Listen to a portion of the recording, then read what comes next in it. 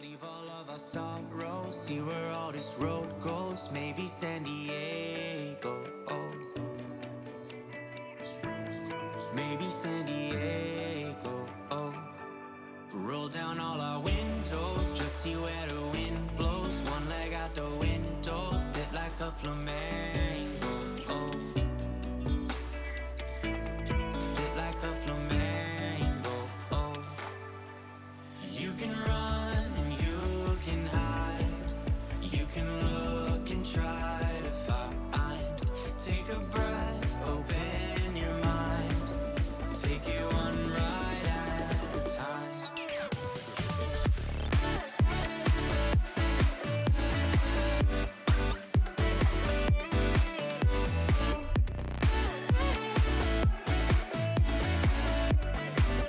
Take it one ride at a time.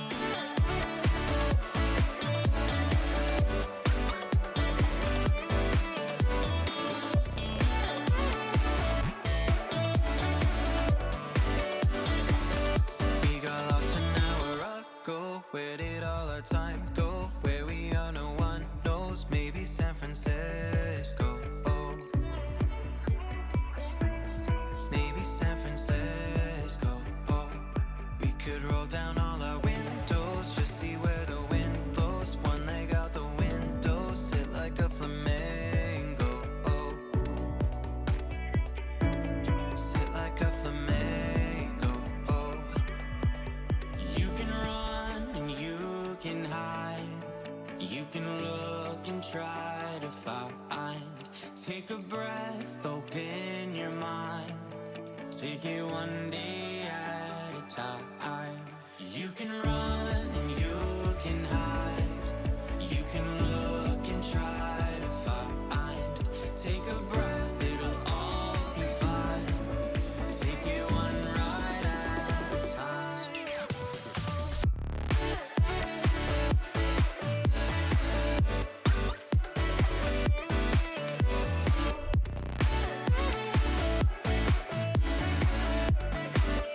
Take it one ride at a time.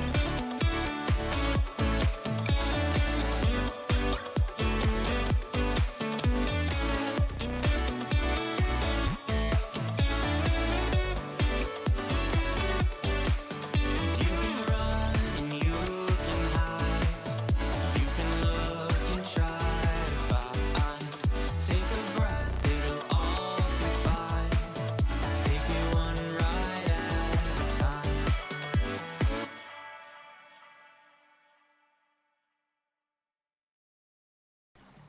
Good morning, all. Good morning, all. You have to bear with me one sec because I haven't had a chance to jump over to Discord yet today. Let me come off the map a sec.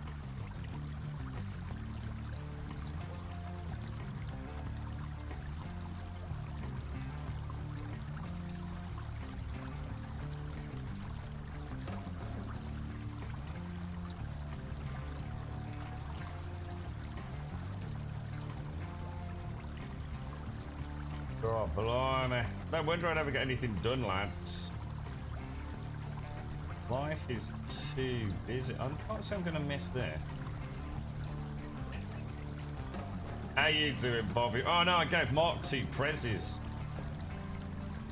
Tell you what, we'll give him an extra slice of cake for the dear Lord. Happy birthday, Mark! Oh, jeez, Louise. How are you doing, Bob? You alright, mate? Right, let's have a look. What were we up to yesterday? Let's have a gander at this. So... Missing a drowned heavy truck. I don't think we've got any chance. Oh. Where? Oh, hang on. Chevrolet Kodiak. Oh, yeah. There's no way we're getting that out of there. That we could barely even get in there, could we? Missing machinery. A truck with a crane. Find and deliver drilling spare parts. This could be interesting. So I need a truck with a crane. Let's recover from there then. Is it better to store these? Morning, Alison! How are we doing? Morning, Alison. Good morning, good morning. You doing alright, Bob? Good, pleased to hear it, mate. You got anything? You ain't playing anything, Bob? Shall we? Shall we?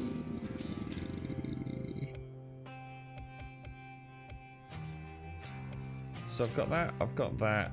I've got that. All right. So if we were to, I'm going to assume I probably want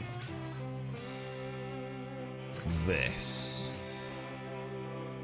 and I probably want to customize. So is it a? Do I need a crane then? A heavy? No, we don't want a big crane because we've got to put it on the back, don't we? Oh wow! Look at all this cool stuff, dude. I've never seen that before. Is that like part of the expansions and things? Logging. We just want a small. Oh, look at this! Oh man, so that means I can actually take. Oh, dudes, that would be so cool.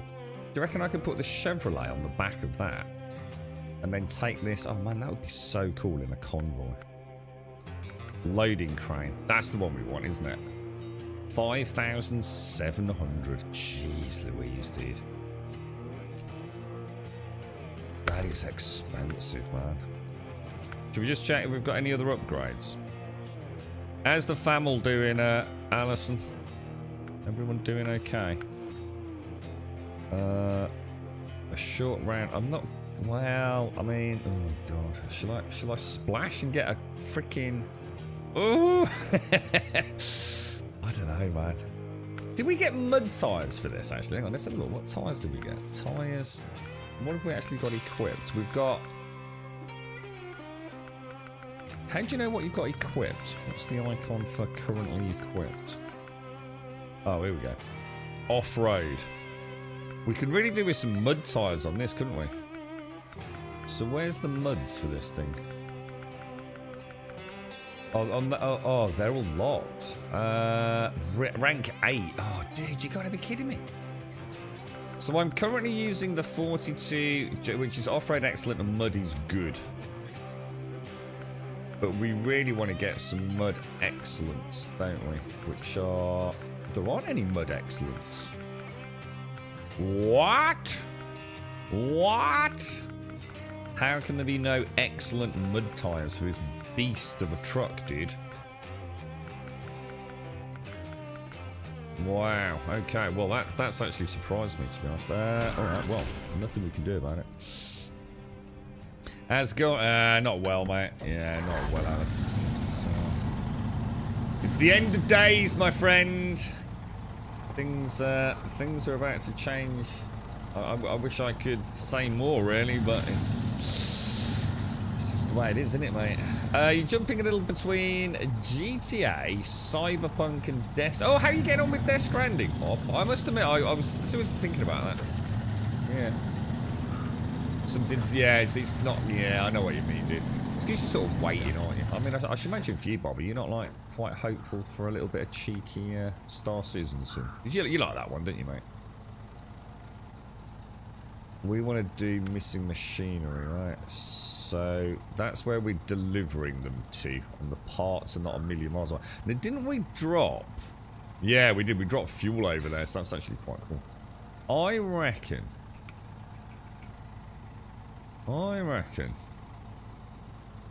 the best route is going to be,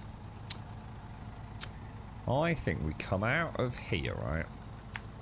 We come down to the fuel station. We come obviously out the fuel station, up to the bridge, around the corner, up to there, into the logging camp, around the bend. Oh, my bad. And, well, yeah, I mean, I suppose technically let's remove that. I mean, at that point, we need to make a decision on how we're going to try and get those spare parts out, right? You know what I think would have been a good idea? Maybe keeping the Chevrolet, maybe knocking the boxes with the Chevrolet down. Don't you think that would have been a smarter idea? Using a little bit of planning. Yeah, you like Star Citizen. Oh, I do, Bob. I just need something. Well, I was gonna say, mate. I need something to do. Actually, I don't need something new to do. I would be happy if the game, as it was, for the next 12 months didn't have a single thing changed or added to it, but just played really well. You know, a really nice, consistent frame rate, no desync, all the AI spawns in, etc. So in other words, I'd be happy with that, dude. I'm not I'm not one demanding server meshing and all the tech that could take some time. I don't care about pyro. Just give me Star Citizen as it is, but as a sort of fully functioning slice of things to come. And I'd play it today, dude. I really would. But because there's nothing new, and because all the bugs have now got a little bit old, and you know I'm desensitized to them so they don't frustrate me, I just feel like I'm just playing a broken game, really. You know, the sense of adventure and fun and discovery is long gone, dude. So I just want to be able to enjoy what I've got. Yeah, and I'm the same. And I think that for me, I've run out of things to find, Bob. You know, I've just run out of interesting stuff to do, to be honest. There is nothing new out there for me to do. You know, I've done it all, really. On stream and off stream. It's a bit like 7 days, you know. I just simply, it's not that the game failed me. In fact, if nothing else, I mean, both games have given me probably my 2 most played games outside of Snowrunner, I should imagine. You feel the same as taping 323 is a step towards it. That's what it's going to be. Yeah, I see. I don't believe it. I don't believe the game's going to be any different in 323, dude. I'm just saying it. I really don't believe that will be the case. I'll just have a look at a couple of things. I really don't, Bob. I don't think it's going to be any different at all. I think we're going to get some new animations, some new heads-up display elements, but I think the game is going to play it. Because otherwise, see, to insinuate otherwise, Bob, so it'd be interesting to ask you why you think all these things are going to happen in 323. What makes you think that suddenly... It's not the whole discussion here, the fact that everything we've just spoken of isn't going to happen until server meshing happens. If that makes sense. You know, well, why are you and I even remotely hopeful that everything we've just discussed that we're going to get a more playable version? You know what I mean? Because it can't, can it? The servers simply do not run that game. The only way those servers will ever run that game is once server meshing is truly implemented. Right? And that's not coming in 323, is it? So are you not falling into the trap of just, you know, confusing hopes and dreams with the reality? A very warm welcome to Gold Sub Dick. Good morning, Dick. How are you? Happy bin day, sir. Morning, Cask. 1 day to go. Dude, there's a really interesting thread up, and I'm trying to think where it is, dude. It might be on Reset Era, about the graphics for Final Fantasy, dude. Apparently there was a post put up yesterday by Square Enix. Because you're right, and I was absolutely right. That game was fucking atrocious, Cask. But apparently Square Enix have put out a statement, Japanese only, but it's been translated to say that the final game is or has just had another pass for performance mode, 60 FPS mode. So it should be a cleaner graphical. Because God, my God, dude, it's bad. It is so bad. So yeah, fingers crossed, man. It'd be nice to see it. I'll keep an eye on it tomorrow, dude. You got a day off, ain't you, mate? What time can you play it? I mean, what time does the well, not the service. What time does the game go live? If that makes sense on PlayStation. How are you, Dick? You all right, dude?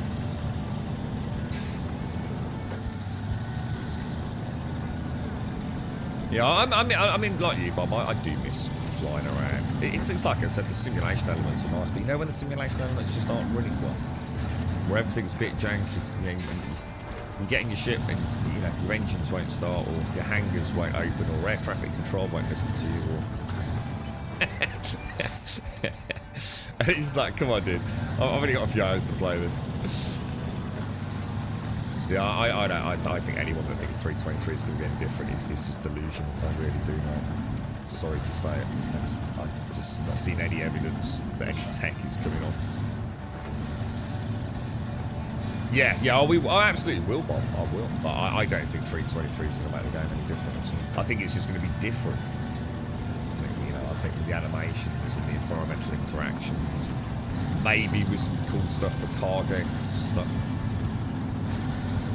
But it's still the same game, isn't it? Performance mode was supposed to be really bad and played it in graphics mode. I played it on both. Graphics mode is terrible because they've completely destroyed their 30 FPS motion blur. So to me, that's actually unplayable because it's so jerky. The performance mode is actually pretty solid. It seems to be a fairly good frame rate. At least within the demo, it seems to be holding that lock 60. But it's a lower resolution than the Switch, as has been proven there. It's fucking awful. I just don't understand it, man. To me, the game doesn't look like it's doing a lot, to be fair. So I don't understand why it's so bad, which gives me hope that tomorrow we're going to get like, you know, it's kind of like, you know, it's like you said, you know, the demo's old. But I still ask the question, why put out a demo that is so bad? Do you know what I mean?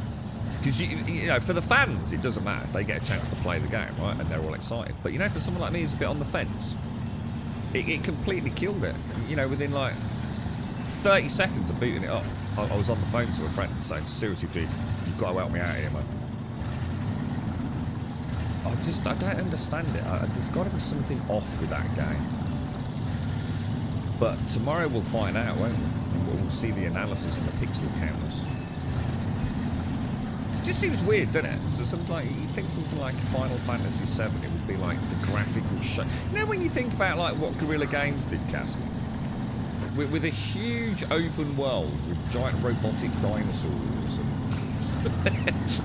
how can Final Fantasy VII literally look like a Switch game? What the fuck, dude? It's just weird to me, that is. But then again, Square Enix are a very strange company, right? Very strange company.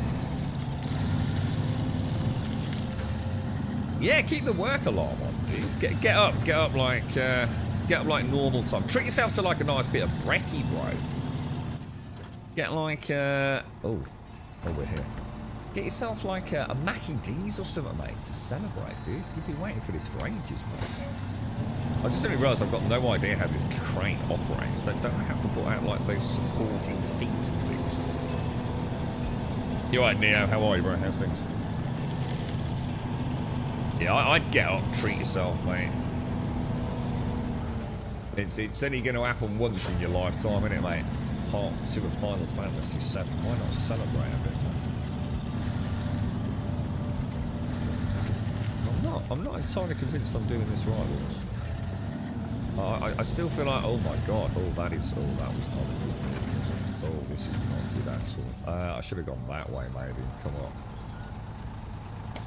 Can I see if it's going to let me reverse? It's one of those dangerous maneuvers, isn't it, where you sort of end up with like a bit of the ground stuck between the front and the rear wheels, and you're kind of rocking. What are you up to today, Neo? You got any plans, bro? I'll tell you what, I really fancy playing that Grim Dawn. I might play Black Flag tomorrow.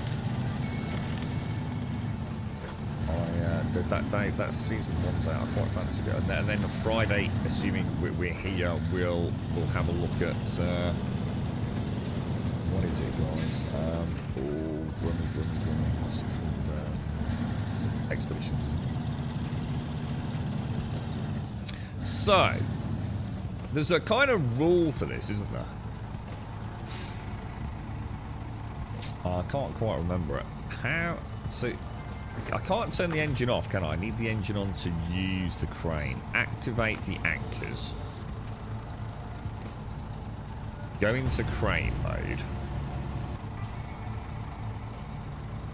Okay, I remember this is not as simple as it sounds, is it? It's kind of like one of those weird things. So this is in and out. But it's also left and right. I remember this being like, it's like patting your head and rubbing your tummy, innit? And up and how'd you go up and down with it? Oh, LB, RB. Okay. And then extend out. Move the camera around. Cross a bit. Out. Attach or detach cargo. Okay. I can raise it. How do you... So... That raises it. But we don't want to have it too far away from the vehicle, or she'll topple, won't we? So we want to keep that pivot distance.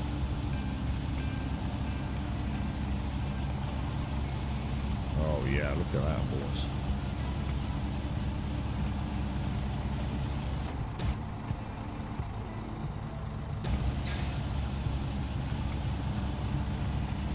Is it better to put the one in the back first, maybe?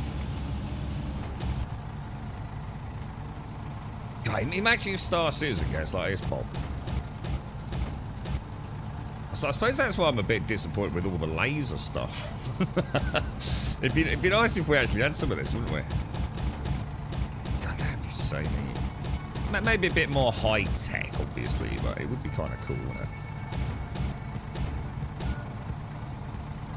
And then I guess just lower it down, right? And then detach it. And then if I wanted to bring it in...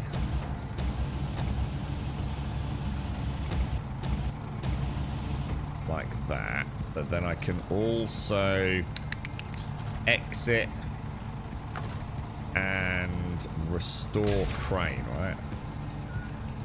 But I have to remember restoring the crane also looks like it removes my side supports, doesn't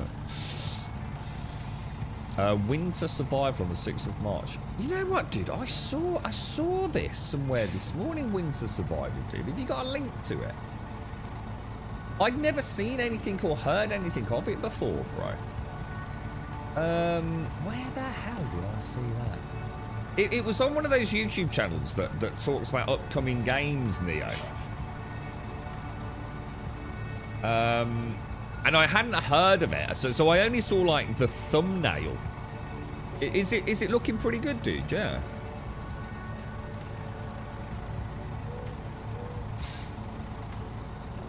Oh, I'm not sure. I don't know if I can click links on this, dude.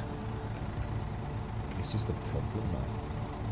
I've got one of these like chat things. Yeah, this is the one, dude. Yeah, this is it. So it comes out on the 6th of March, early access. Dive into the ultimate winter survival experience and see if you can survive long enough for rescue to arrive. Experience. So, I mean, I've never played The Long Dark.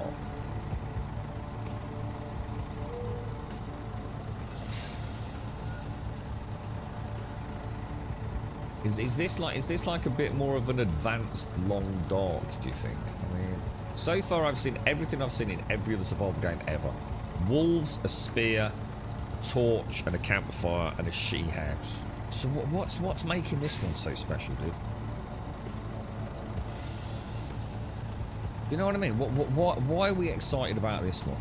I'm not seeing anything that is different to anything we've seen before. In the little trailer. Drago Entertainment. What have they done? Oh my god. So Drago Entertainment so far have done Car Junkyard. Oh my god, they have not got a good track record. I don't know, Nia. I don't know, mate. Yeah, I'm the same there. Yeah, you're right. I mean, after all the hoo-ha with Nightingale, I mean, fucking hell, dude. Hang on, bear with me 1 second.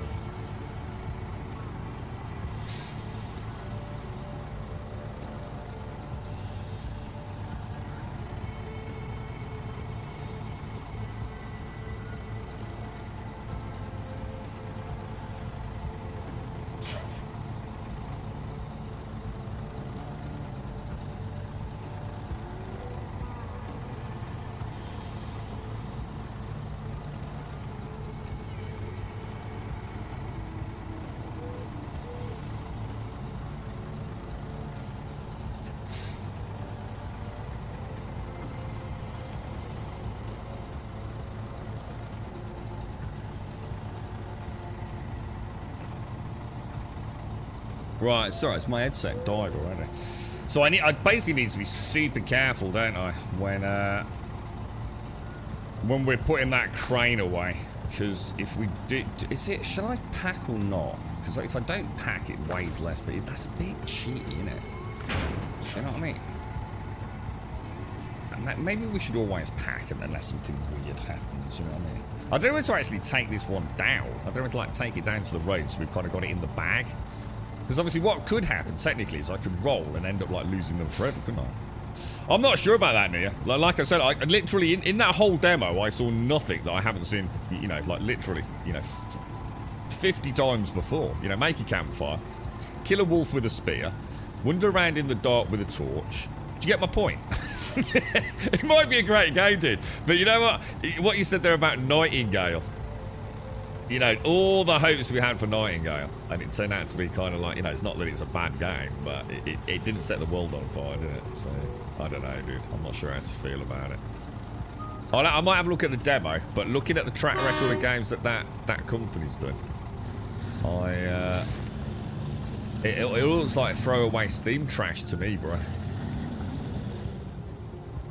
There's just too much money in these, like, you know, it's so easy to sell like a survival game, isn't it, for like 10, 15 quid. It's almost become like disposable money to the survival crowd. Oh my god, this is annoying. This is such a good truck, though, I have to say. But this thing has apps. It only struggled once yesterday, and to be honest, it was trying to pull like a giant oil tanker thing, wasn't it? I reckon if I do that, slam the brake on. What is it? Activate the anchor. I wish doing the crane didn't deploy. Sorry, put away the anchors. I wish that was a separate part. That's a bit annoying. And the question is, have I got enough room in there? We could do a little light on the back as well, couldn't we? Right, restore crane. No. Restore crane. I don't want. Why restore crane? I want to operate crane, right? Activate the anchor. What am I doing wrong here, dudes? Oh, crane mode. Okay, oh my god, I just had a bleep over there. Hang on, let me see what this was.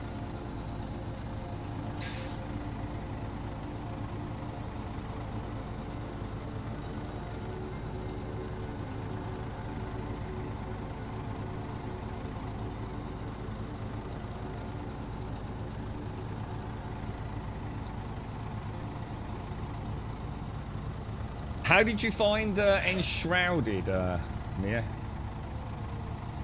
What were your sort of final thoughts on that one? It's kind of weird, isn't it? Because I can't click links in my combined chat, which is annoying. I didn't think that was going to be a problem. I'd have to copy paste it, I think. So after playing Enshrouded Nightingale, oh sorry, yeah, I've read that. Did I secure the cargo? I have now, dear. Yeah, I'm not. It's tempting not to, dude, because it doesn't count as weight, does it? But I just feel like that's a bit. You kind of know you're abusing the mechanics a bit there, don't you? So I might not do that unless like it's absolutely, you know, essential. This here is where we quite often used to find that. The desync really hit us, didn't it? You know, like say SCR or someone was like moving cargo into like say my lorry, and to me it was like, what are you doing, dude? You know, Jesus Christ, mate. You know, you're not even close, bro. But to him, it was like pixel perfect, wasn't it? It'd be interesting to see like how Expeditions handles their sort of co-op network code once we get access to it after launch. Because it was not this game's strong point, but like I said yesterday, I know Czar has played this co-op much more recently, and he said he played really well actually. I do remember having problems getting the boxes in this back. The camera can I like change the camera? Ah, there we go. Look. Oh wow, that. See what? Even the camera on the game is really well done, isn't it? Crane mode. All right, so now I'm too far away. So if I wanted to zoom in a little bit, or is crane mode always the same angle? Oh shit, that's. Oh god, I'll take it back then. Maybe that isn't ideal.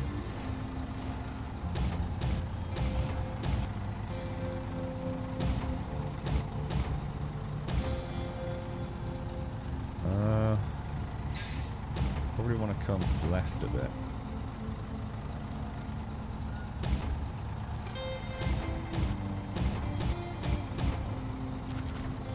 What happened then?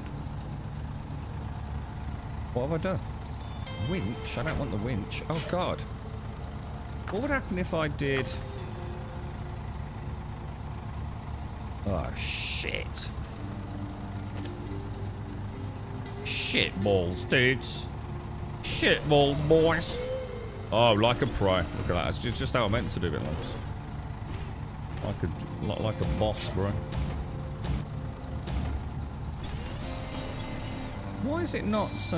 what is it caught on something? God, I don't know whether the camera's good or bad. Doing it in the middle of the tree line is probably not the smartest thing I've ever done. There we go. Beautiful. Absolutely beautiful. I wonder how hard it is to actually operate one of these things like in the real world. I wonder if they're like completely just nightmare fuel. So if I wanted to bring that arm in,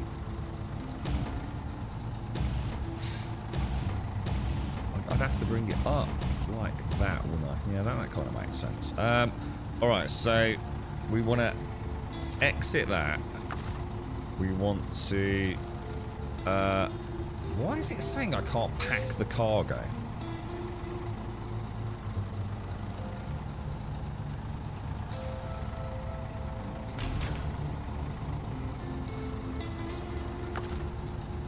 That's weird, isn't it? Why can't I pack that cargo?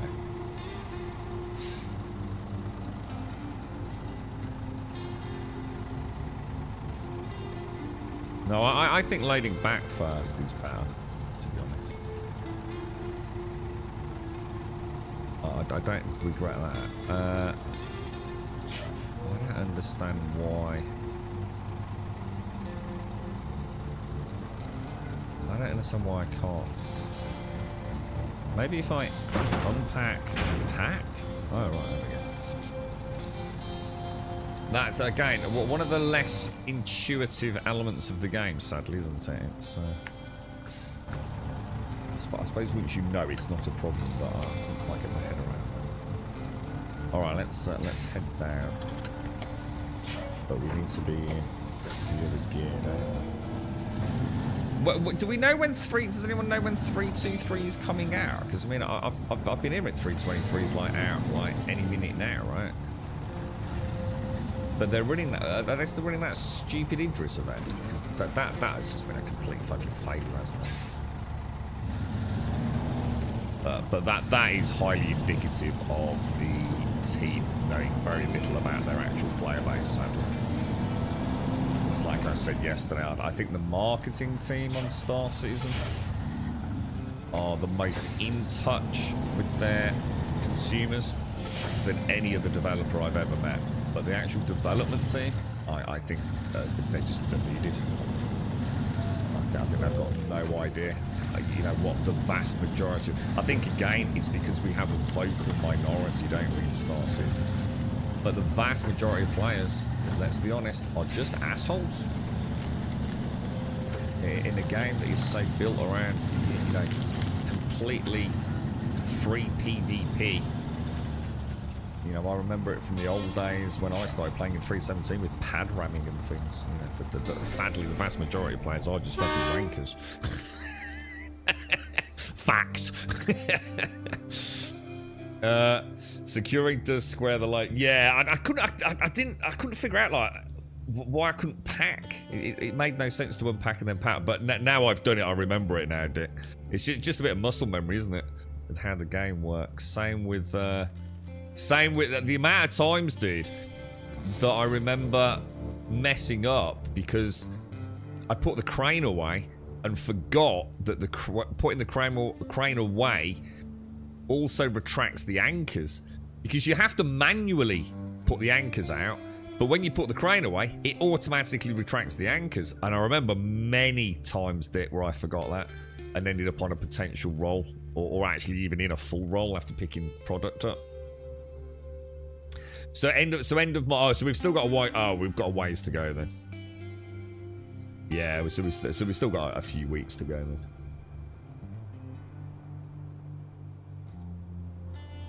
I think end of March is I think it's Dragon's Dogma, isn't it? if I remember correctly. So I guess, because I can only take the 2, I've got 1 or 2 options. I can either take these all the way up to where we're going, which is only just up there. I think we do it. Or I could just drop them on the road to re-pick up, couldn't I? But I think we just toddle on up there. It should be all right. I like this stuff, dude. This is where the game's kind of. This is where the multiplayer shines as well, isn't it? So you can have someone in the truck, or you can both have a truck, couldn't you? And then just load both cargoes in, and it kind of works really nicely for multiplayer then, because you both got something to do, haven't you?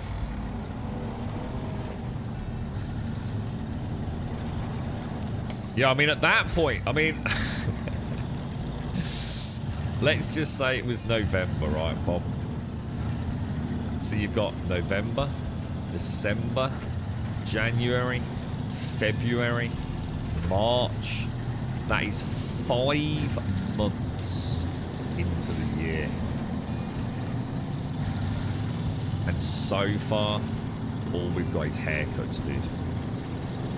Do you know what I mean? I mean, I don't want to be the one in the room, but fuck me, dude. I'm really starting to understand how fast time flies, man. You know, right now, my world is just ablaze, dude. And time is it's going to be 5 months by the time I see 323. Assuming it's on time, like you say. And, you know, back in November, it seemed like a whole year of Star Citizen awesome support and updates.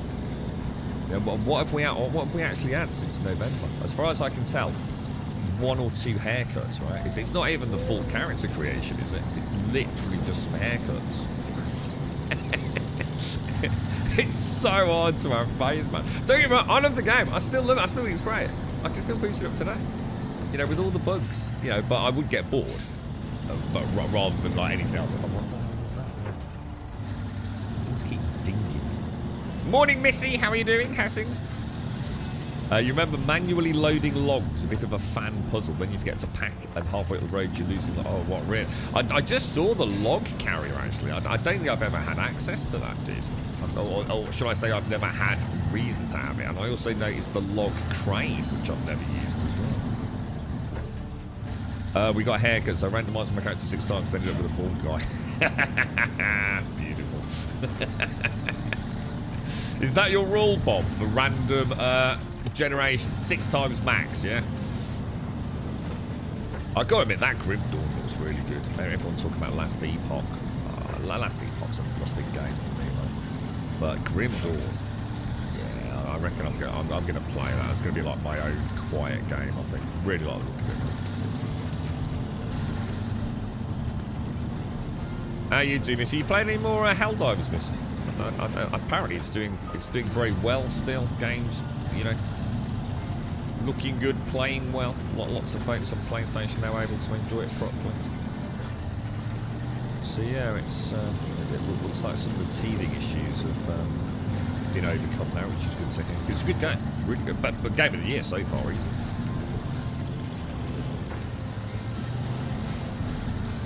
What, have you played much Death Stranding, Bob? Anyone here played Death Stranding? I really do.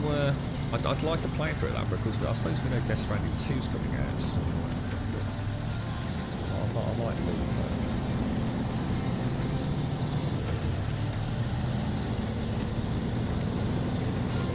What are you playing these days, Dick? I can't remember what you said you were. You're playing something quite intriguing. What are you getting? Alright, I do fancy some Skull and Bones tomorrow. I'm not sure if we've got any sponsorship opportunities, but I would like to play that just to have a quick look. Even if it's just for a couple of hours. Because obviously I know that's Thursday, right? Apparently it's broken some of Ubisoft's internal records, hasn't it? I mean, not from a sales point of view, but from a player engagement. So one of the metrics that's quite often overlooked in the industry, I don't know, Microsoft have always been very cagey about this one, is engagement. So it's all very well saying, let's just say 100 people bought your video game, but how many of them actually played it for any length of time? And that's quite an important metric, to say the least, but often overlooked. And, I mean, Starfield's an interesting one. You know, if you actually look at individuals, because the data is never going to get released by Microsoft, but if you actually look at, you know, boards where people have played Starfield and actually look at how long they played it compared to previous Bethesda games, it is like fucking abysmal statistics, but it's such a small group. You know, because let's be honest, how many people actually actively engage in discussions on gaming boards? It's not a huge amount, right? Relatively speaking, comparatively speaking. But, oh my god, I remember that. Don't we have to transport that thing over there at some point, Bob? Doesn't it have to go through some, like, nasty-ass winding roads? Oh, Jesus Christ. I do remember that thing. Oh, that was it, Pal World. Yeah, I was quite surprised. Miss Group's been playing Pal World as well. I think Juppy said her mum was playing it. Or her aunt or someone. Yeah, but Pal World's really captured people's sort of imaginations, hasn't it? Oh, you've only loaded... let us know when you play it, Bob. I did a 7-hour stream with it. I really enjoyed it. I really, really liked what little I saw of Death Stranding. Yeah, Cyberpunk's great. No Helldivers, I don't like randoms. Sorry, it looks really weird on my chat. Randoms and I have no friends playing right. No, obviously. It's a good game. It's a good game. I've also got a story mode of Red Dead 2. I've only played the online mode. Yeah, I would like to go back and play Red Dead on the PC. I've never played it on PC only. I've only played the multiplayer PC. I'm going to assume we can go either route, so I think we carry on around until we hit essentially there. Right? Bit worried about fuel, dudes. Do you reckon it might be an idea just to...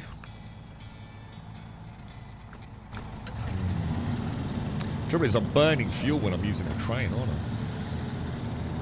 I? Morning, Doc. Morning. Just a bit here and there. Update Snowrunner yesterday.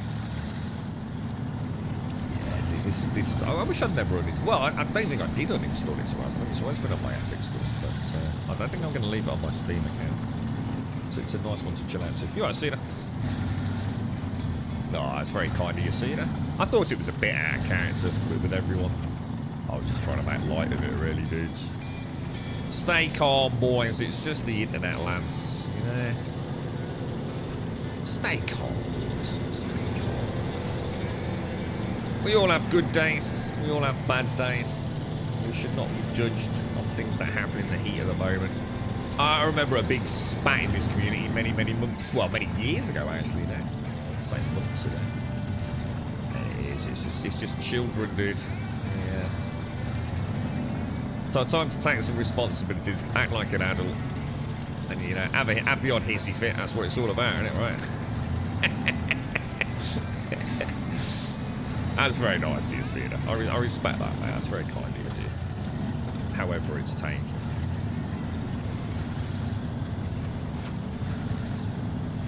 Right, let's see if we can... Is it a right-hand turn up here? You got anything you're eyeing up, Missy, over the coming months?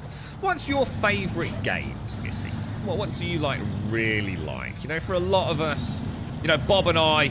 You know, we seem to like our sort of immersive space simulators, no doubt about it. You know, even like something that to a lot of people might seem boring as hell. You know, just being in a spaceship, clicking buttons. You know, Bob and I both kind of really like that. And I must admit, I think the problem for me is there's only 2 games. There's only Elite and there's only Star Citizen. So where else do I go? So of course I've got a lot to say about them both. If there was an alternative, I'd play it today. But there isn't. There is no. You know, it's such a niche genre, isn't it? It's 51 months. Am I mental? If I like battle royale. Refund, you know? Oh, blind! Thank you very much, dude. How are you, mate? How's things? 51 months. Am I mental? Can you ask for a refund? Well, I might have to offer some for anything this month. How are you, mate? How's the drone business going? Are you a Snowrunner player, blind? I swear I remember playing this with you, dude. Well, I could be wrong, bro. I could be wrong. Ding it over there. Why is it not let? Oh, because I'm not attached. So.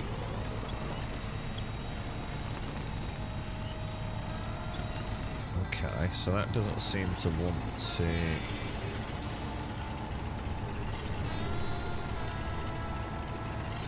Doesn't seem to want to go up on the actual. Oh, is that as high as it goes on the winch cable? Maybe that's as high as it goes. Up.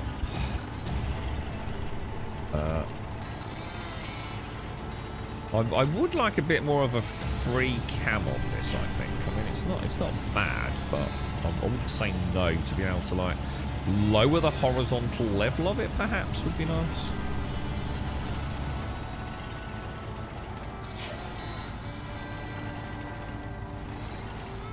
See, this is the... See, if I was to show this to one of the lads, right, they'd be like, no, I don't think so, mate. Not when I've got L Divers 2 sitting there. They'd be like, nah, dude, it's really cool. Like, you drive trucks and, like, put boxes in the back. No, mate. No, I don't think it's so cool. It's like, no, dude, honestly, check it out. It's good fun, bro. Nah, fuck that shit, man.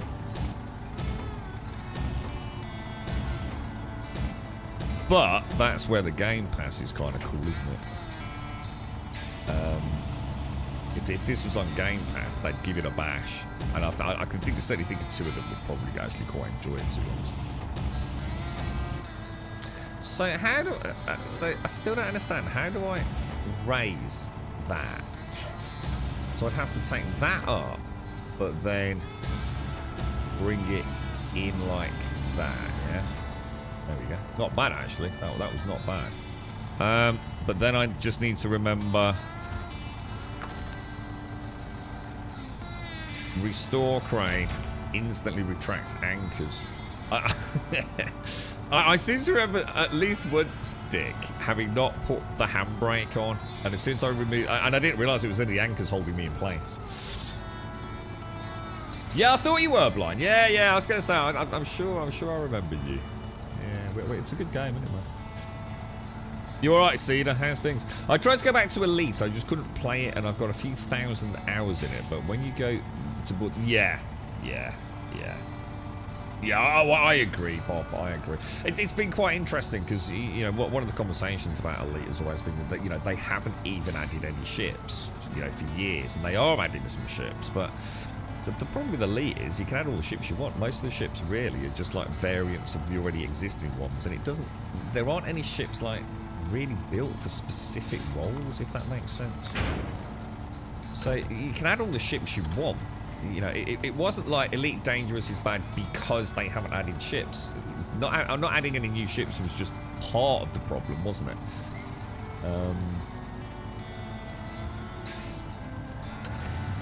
But yeah, I mean, adding some ships now is not going to fundamentally change our enjoyment of the game, is it? Unfortunately. But it is. It's you feel far too restricted, don't you? You feel way too limited in what you can do, right, Bob, in Elite. I mean, you can get out of your ship, but it's just, and I guess that's the problem with Starfield, isn't it? When you really break it down, you know, it isn't one of the things that so many of us loved about Skyrim was the fact that we could mod it. And when you really think about what you modded in Skyrim, it was adding to the sense of immersion, wasn't it? It was updating the stealth, it was updating the combat to make it just more believable.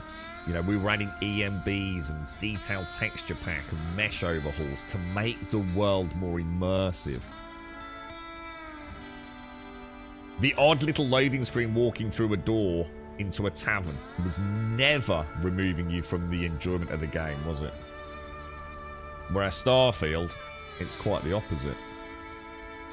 Different games for different moods. An overall game, probably something like Fallout 4. Yeah, Fallout. You enjoyed that. You played that not so long ago, a couple of years back, didn't you, Missy?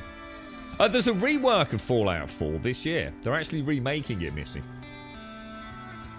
Or I believe they are. It's a full remake of Fallout 4. And also there's a mod called Fallout London So it's a fan-made mod that's been in the works for, I think, many years, to be honest. So this year, you could really have a grand adventure. And as for Skyrim, have you thought about Dragon's Dogma? I think it's a much more hacky, slashy, pew game than Skyrim. But what's Wargrave? I don't know Wargrave. You don't think your perfect game is like that? Yeah, I mean, I suppose, yeah, I mean, I think you're right. I mean, my perfect game sort of is Star Citizen in that space genre. And my happy F around with the lads game would be Grand Theft Auto, I suppose. And anything that's kind of sim-based, like Snowrunner, you know, even if it's light sim or even like Mill Sim. You know, if I play like one of the more complex difficulties in, say, what is it? Ghost Recon. Oh, is this what you meant? Warframe. I think there is a game called Wargrave. That's why I wasn't sure. Yeah, I don't. Yeah, you mentioned that. Yeah. And the other file port of Elite is really clunky. It is. It's really bad. It is. I have to ask Buck. I think Buck said he was going to go back recently to recheck the ground combat to see if it was any better. Oh yeah. Boobs. Yes, of course. Oh, sorry, blind. Yeah, sorry, mate. But jiggly boobs and I mean, look, the boobs are easy, but getting them full jiggly, that's way more complicated. Woodcut, how are you, mate? How's things, bro? That's kind of weird. Nothing's come up in my thingy.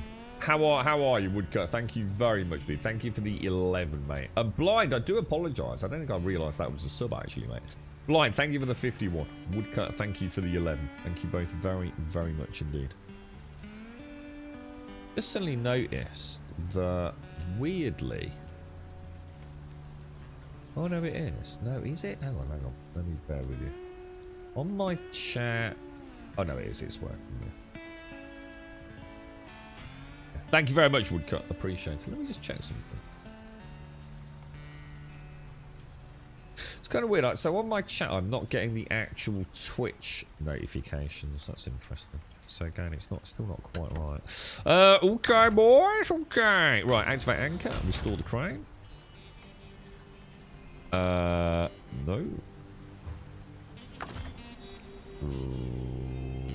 Engine on. Crane mode. Whoa, jeez, Louise. Steady on, bro. Whoa. Alright, hang on. Come out. Handbrake on. Jesus Christ. Everything's going to shit, boys.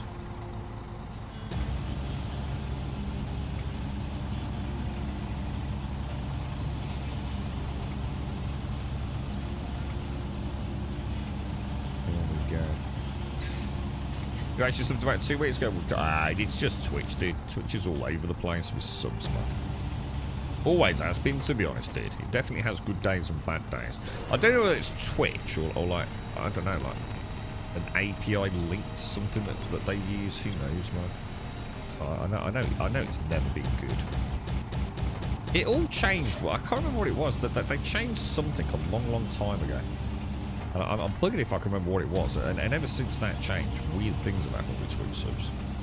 You know, in terms of like when you can show them, or I know there was a massive hoo-ha during that period, wasn't there? Like where people that had been like subbed to certain channels that had been partnered like from really early on, and they'd got something like 5-year sub streaks and stuff, and suddenly, you know, for some bizarre reason, even though money had gone out of accounts and things in some cases. It just hadn't registered. You know, people were fuming, and quite rightly so. You know, it's quite the badge of honour for some folks. You know, so some of those channels that have been around a long time. Okay, so kind of weird because it's saying X to lower, but if I press X, it's oh, it's solved itself. Was it stuck on something? Oh, you son of a gun.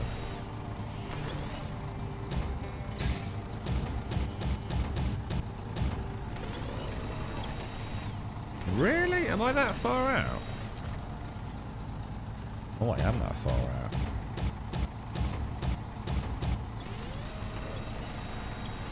Beautiful, boys. Beautiful, beautiful, beautiful. Oh, you can't take it all the way around.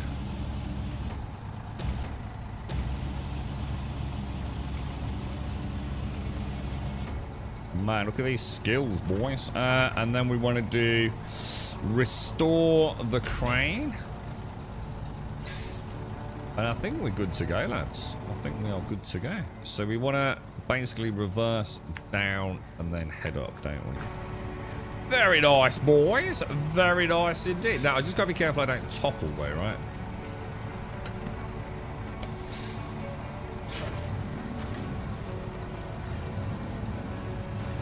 Oh, hold on, let me secure the load, actually. Pack.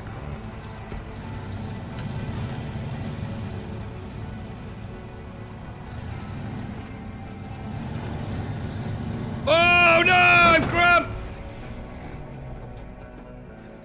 Exactly what I thought was going to happen. My own stupid fault as well.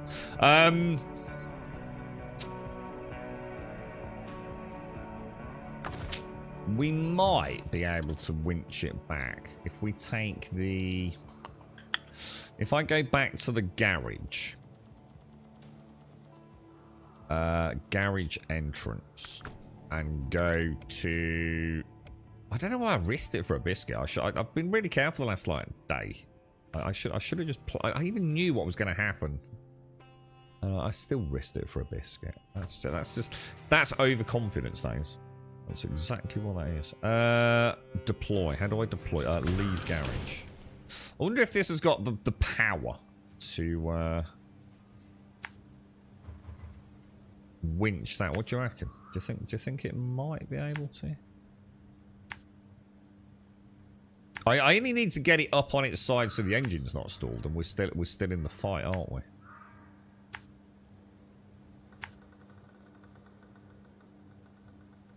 Got some big juicy tires. We'll get up above it. We'll try and jack it. I mean, I could always unpack it and try and knock the actual containers out as well. You know? Because then it'll be a little... Oh my god, this truck is so weird with these mud tires, man.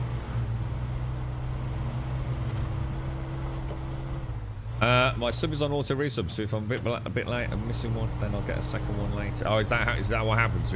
So if it auto subs, you can still manually trigger it, can you? Possibly actually lethal trip. Yeah, you're right. Yeah, we've still got that as an option. Yeah, you're right, dude. Is it on the right side? Or did it topple the wrong way, dude?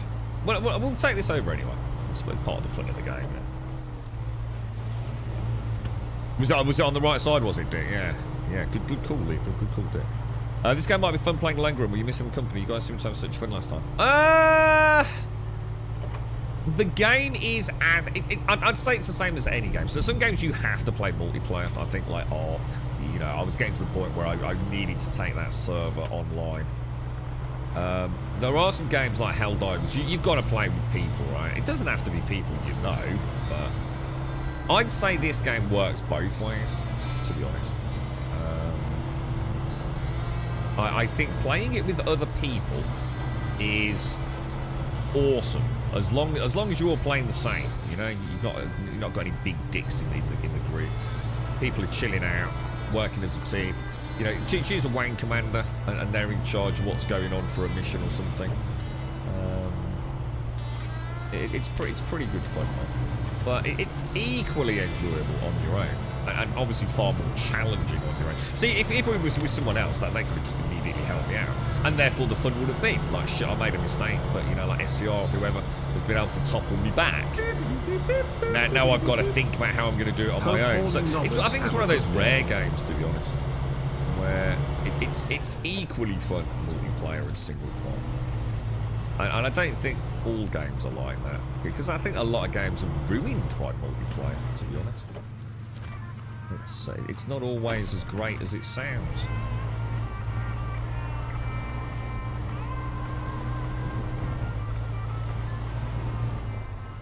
Oh god, I thought you said morning Simpsy though. I was going to say, what's Simpsy doing in chat? You're right, Tim. Tim, thank you very much for the 70 and the tier 3, bro. Thank you very, very much. That's very kind of you, Tim. How are you, man? How's things?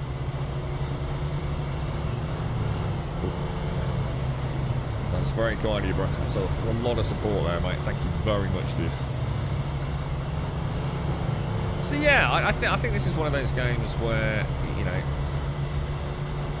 a little bit of dual co-op definitely would be a really fun way to play it. And as we have done. I mean, we played it. I think he played to 4. I'm sure we had up to 4. Ooh.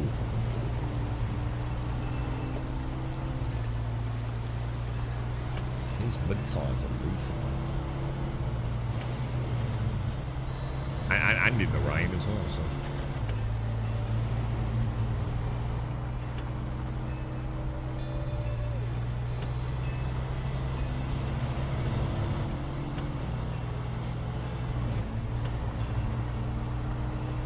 Nice and steady balls. I think Chicks chose some good tyres on this. What are you up to, TM? You gaming with anything, TM, these days? Because you used to play a lot of Scum, didn't you? Anything so good? Has anyone played Scum? Anyone been back to that recently? I mean, they've added a lot to the game, but I still don't think they've added anything that necessarily brings the PvE hugely alive, does it? Because they got taken over, didn't they? That they were bought out by, I'm trying to think who it was. It was a pretty big company, wasn't it?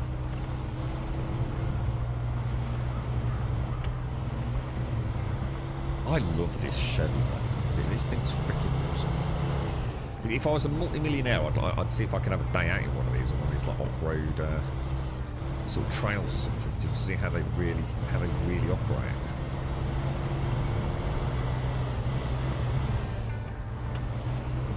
Yeah.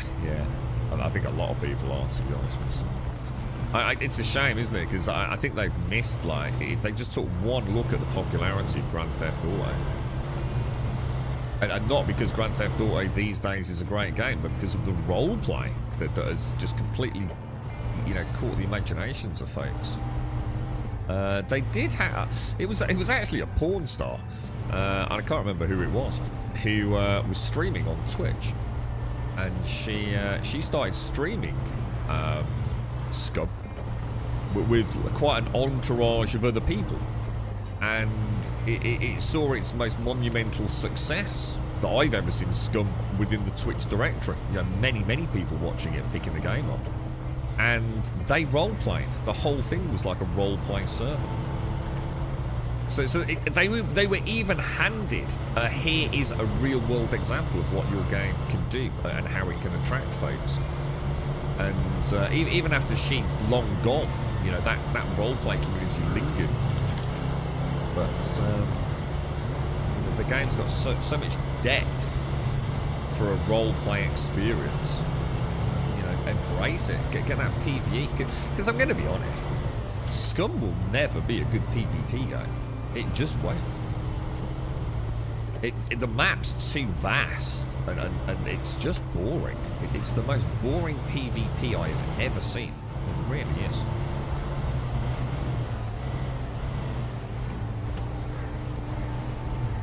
You know, so it was not really my thing with the changes. So what have they done? What do you mean they're not? So what have they done that you?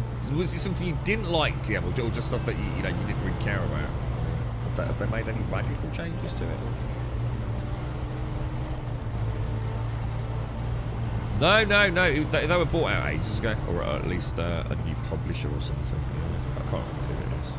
But like, it's changed the direction of the game. I genuinely don't know. It's still the same operational development team, but it's someone else pulling the purse strings, I guess.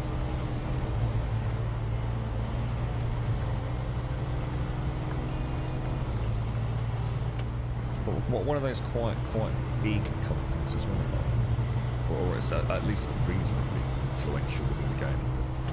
So the thing is, it's a good game. I'm not surprised someone's picked it up. I mean, how long's Scum been out? Is it still classed as an early access game? That's a good question, actually. I'm not entirely sure it isn't. Right, do you reckon this bad boy's got enough juice in that winch? Oh yeah, because the crane is on the right side. Yeah, you were right, sure. Yeah. Let's just see. Let's just see if we can... I'll try and get... Maybe the mud will work to my advantage. Okay, attach a winch. We're going to put it on. Let's put it on the front. Oh, what? I can't winch to... Oh, I thought I'd be able to winch to the top of the bed or something.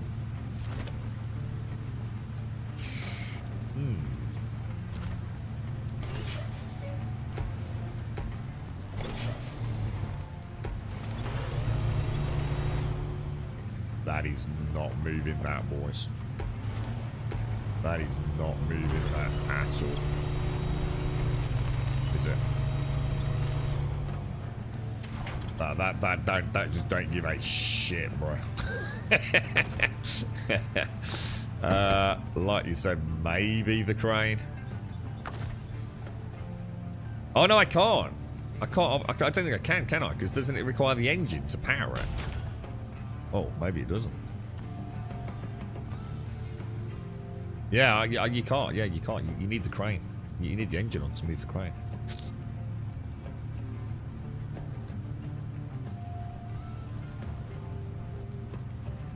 That winch is definitely not gonna yank that though, man. I am, yeah. It's my. You know what it's like? You know when it's going to happen. I even said like I've got to be careful I don't roll it here as I reversed out. And I thought there's a better angle of approach. I thought, nah, I'll risk it, and I did, and it got me, dude, like it always does. Snowrunner is always just like 1 second away, innit? From destroying you.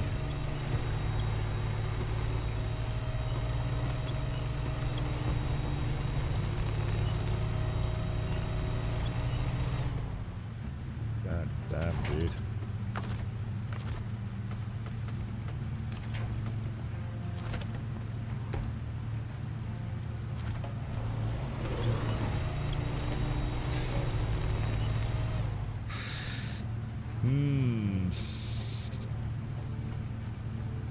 The only other option I've got is to ram it, isn't it? Unless anyone's got any other ideas. Very much on the side, Zar. Very much on the side. Or unpack the cargo. Or is the cargo already unpacked? Oh, the cargo's already unpacked. Oh, wow. Well, that actually has surprised me.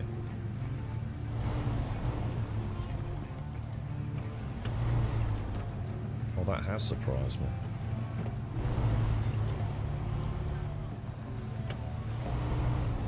I'm going to assume I can't winch onto the boxes now.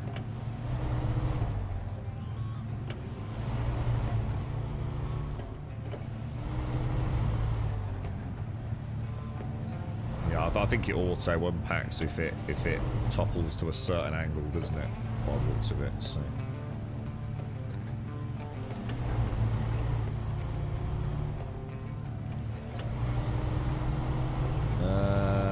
Jesus, man.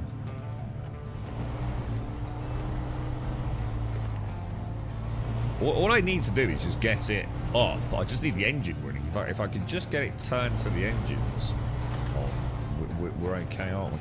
Might have to bring the other truck to Fleet Star. I wonder if the winch on that will be enough, you know?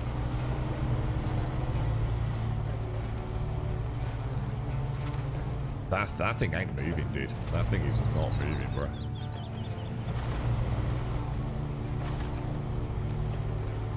Is it?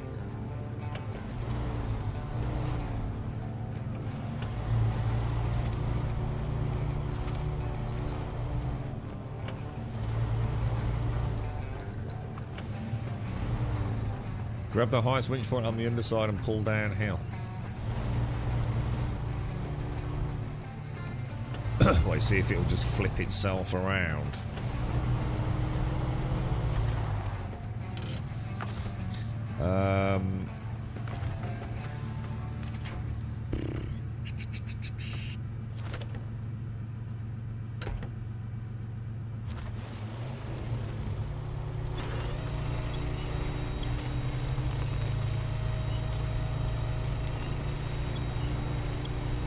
Morning, Swazzer. If we could just get it away from the boxes, wouldn't be a bad start, would it?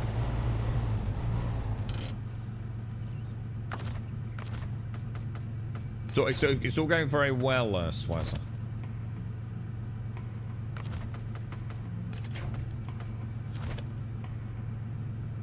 Why is it not attaching to that?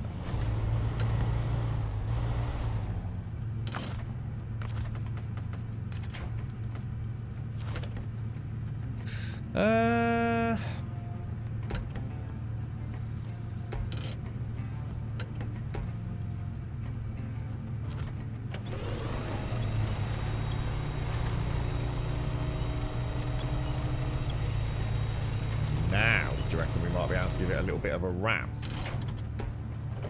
Maybe, or even a tow. What do you reckon? I'll try ramming it. Have you done this before? I must admit, the way I felt about this, it was like I've seen this all before, right?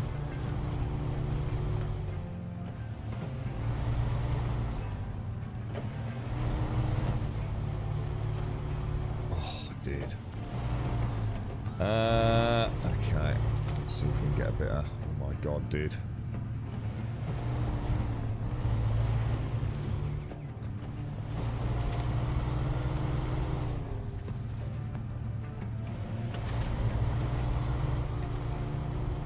Oh, you can just feel like it was someone else on the other side winching you, you know? You can just sort of like...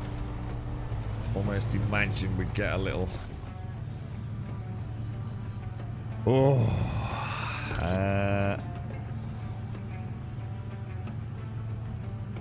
I could try dragging it like as if we're sort of. So I could try dragging it further. Imagine almost say I drag it in say this direction here to try and. Do you know what I mean? If I sort of drag it that way to give it even more of a roll angle. The only problem is it could end up rolling all the way down.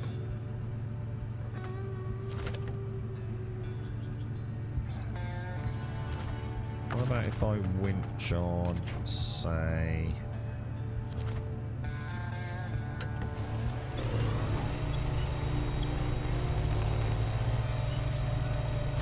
Oh.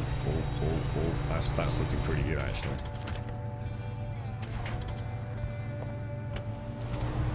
Can I wedge myself behind a rock? Well, the problem I can sort of. The only problem is the winch itself isn't that powerful. But yeah, you can. You absolutely can. But so sometimes, you know, with a bit of throttle and a bit of handbrake on, you sort of know if you've already reached that like maximum sort of torque on it, I suppose.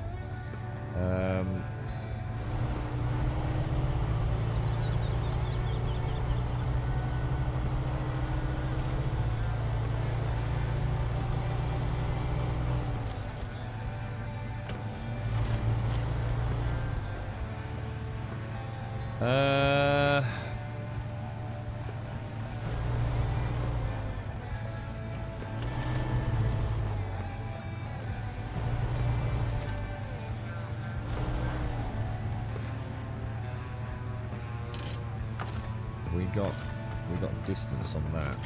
Ooh.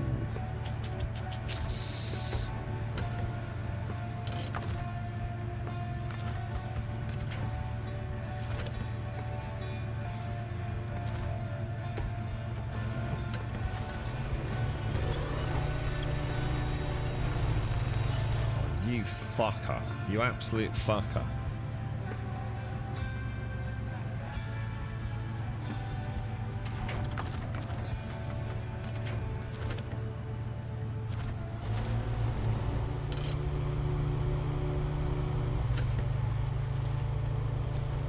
If like a little ram now might get it to... Oh, dude.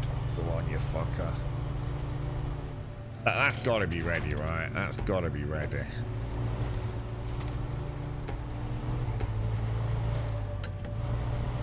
Oh! Careful. No, dude. No, dude. No. We don't want to push it that way, boy. Yeah, but a bit of sideways there. So first major catastrophe, actually, dude, and it's quite a good one. I'm in a bit of a bind here, bro. What have happened if you were here, SCR?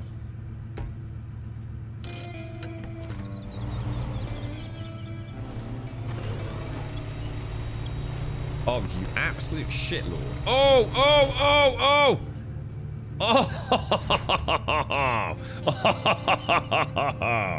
Oh! Oh, it is so satisfying. Oh, that is beautiful, dude. That is beautiful.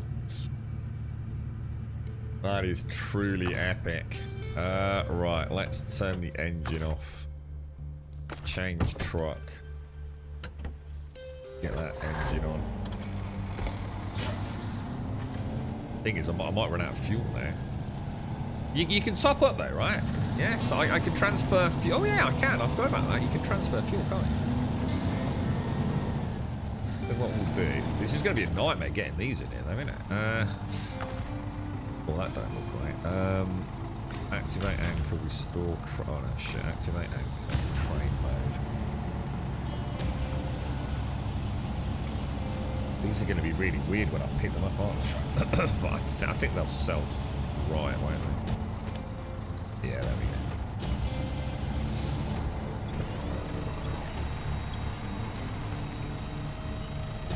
Beautiful, boys. Beautiful. Obviously, we are professional Snowrunner drivers. Nothing stopping this train, lads.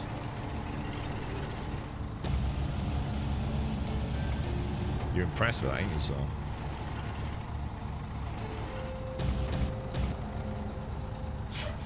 You getting are you a Final Fantasy player, are you getting it tomorrow, dude? Quite a lot of buzz around that one, mate.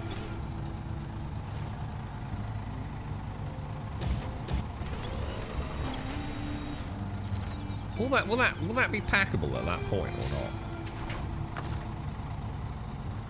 not? Yes, it will. Nice. Crane mode.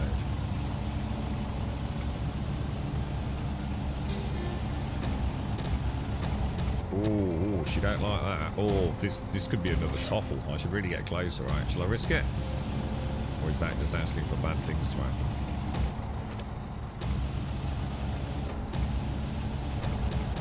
Bring her in. Bring her a bit closer.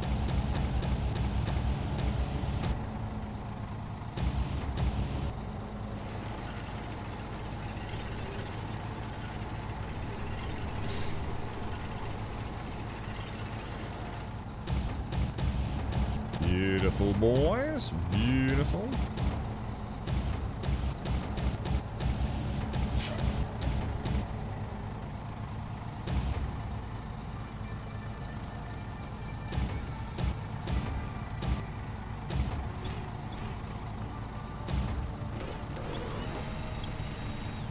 God damn, dude.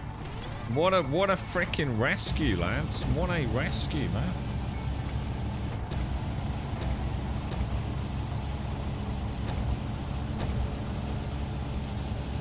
This game likes rotating that. It's like I'm having to really fight at a time. Right, so we will... Handbrake is on, restore crane, unpack pack cargo, out of there, and into the map. We're going to come down, up, around, and that's pretty much it, right? Wagon Expeditions. Did you buy the Big Cheese editions, huh? Because I think it's available tomorrow evening at 6 o'clock, if I remember correctly. Morning, Valiant. How are you, bro?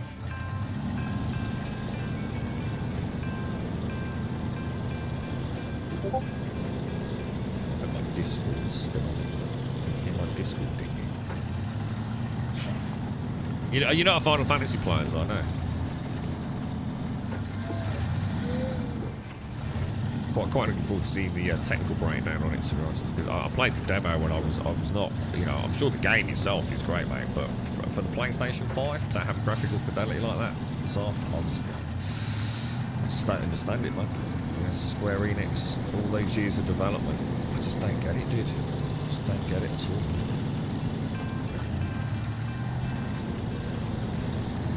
But Square Enix did put out like a bit of a press release yesterday, a Japanese one, which has been translated, which is like suggesting that there have been some improvements to the performance mode, for example. So I'll see. I quite fancy playing it this week, so I really thought about jumping in and then, you know, maybe going into Rebirth, sort of like back end of the weekend, perhaps. But the demo just I actually couldn't play the demo, dude. The 30 FPS mode was so choppy because they haven't introduced any kind of like fancy motion blur or anything with it, just to soften the clunkiness of it. And the performance mode, although the frame rate's lovely, it's like they've said pixel count on it. It's not native resolution on the Switch, dude. Which blown up on a big TV screen. Oh my god, dude, it does not look pretty, bro.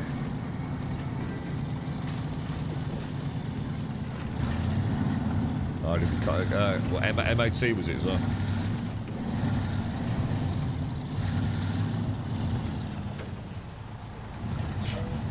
You got someone on Discord that's added me with your server in common messages asking if I'm okay, am I a streamer? Oh, it's probably someone trying to sell you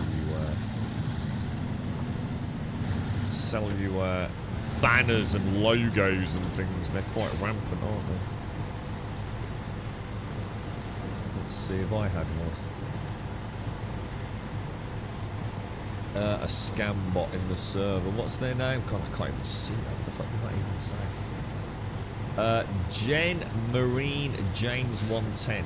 I'm a professional graphics designer at the Cheers Valley, an animator. I was wondering if you needed anything done like emotes, overlays, PFP, 2D, 3D models, furry art.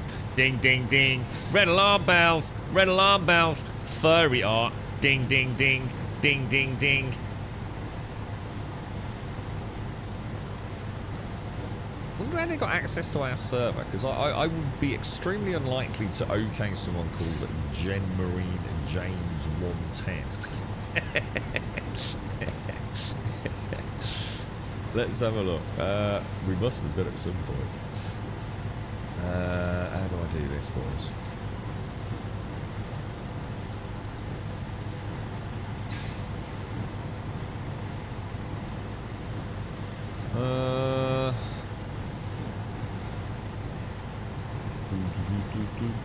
Members.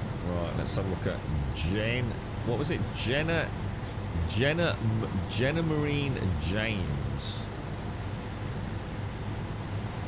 You have now been member since 18 days ago, so we must have invited them in. We are going to ban Jenna Marine James, and we're going to put it as other illicit.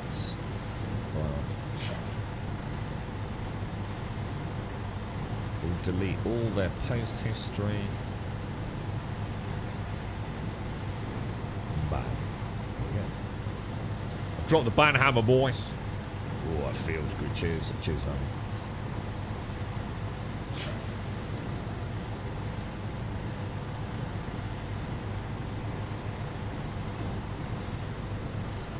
They tried to friend me yesterday and I saw they not even have any, like, join role on the server. Yeah, because they're probably in via introductions, you see. So we haven't actually invited them. They've just popped in, joined the server, not posted anything in introductions. So they don't have access to the actual channel, you see.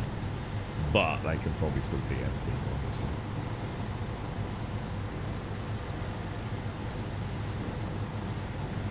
Ah, they're not a hassle, dude. And it's just part of it. They're everywhere, dude. We've got hundreds of the fucking things all the time. It's just part of the game, innit, really? Don't bother me, mate. Okay. It's like I said, people need to take some responsibility for things as well, don't it? You know, people getting like, oh, I'm so sorry, I accidentally reported your Steam account, and oh no, they're going to ban you unless you contact Steam. Right, where are we, boys? Missing machinery. We've just got to drop these parts off, haven't we? And then we are done. Nice bit of cash, actually. And we've got like we spent a bit of money on tyres. So I think we've only got the drowned heavy truck, which I honestly don't think we can get out. I really don't think I've got a vehicle that's going to get that out of there. I don't think it's possible without a lot of heartache. Pipe dream is deliver to the factory the heavy fuel tanker semi-trailer. We could probably do that, right? So, have I got enough fuel to get there? Probably not, right? But it is a fuel station, so I suppose if I was to get a wriggle on. I mean, it's all road as well, so we might make it. 45 litres. Well, it's not looking good. Oi, wakey wakey, knobber. You never get any funds, but they know not to mess with you, Bob. That's why, dude. They know not to mess with you, dude.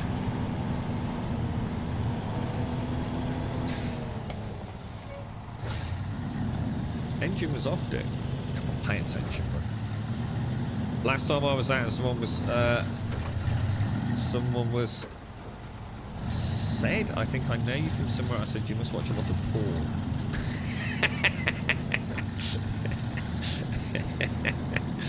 I'll have to remember that one. I don't know what's worse, the bots or the scams or the people who fall for them, at least their account, they get added to the bot pool. Yeah. We've had a couple of members that got, I think Tony got hit once, didn't he? And the whole Discord got spammed. I don't know what, I don't think I ever saw what he got spammed with. There are some quite good ones out there, to be fair.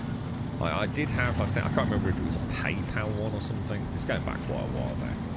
And I've got to admit, it was very well done. It wasn't actually asking really for any information. It was all very perfectly sort of articulate, grammatically correct. Logos, the actual address itself actually didn't look like a spam one. It was as good as I've ever seen that. But ultimately, it still comes down to clicking something or opening a PDF, doesn't it? But I've got to admit, I was quite surprised by that one. You know, normally it's so obvious that it's ridiculous, isn't it? It's hard to even comprehend how someone can be so silly. But that one, seriously, you know, I could say if someone that I knew got hit by that one, you know, to just a silly little quick click because it looked so legit, I wouldn't have been surprised by it.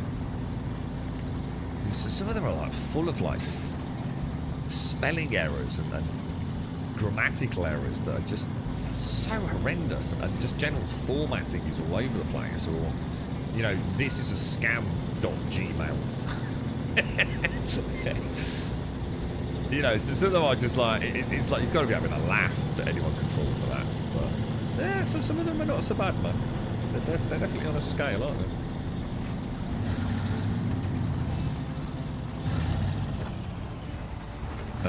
I got asked by my bank to stop reporting their messages as phishing, and I told them to get good. Got 50 quid compensation. What was it? What were they legit emails? Yeah, but they were like really bad.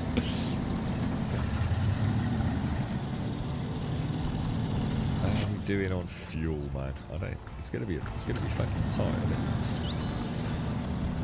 I can always bring the Chevy, though, you see. We've got a Chevy over it, so if it does run out of fuel, we can bring the Chevy over and top it up with a couple of litres, and we'll probably make it.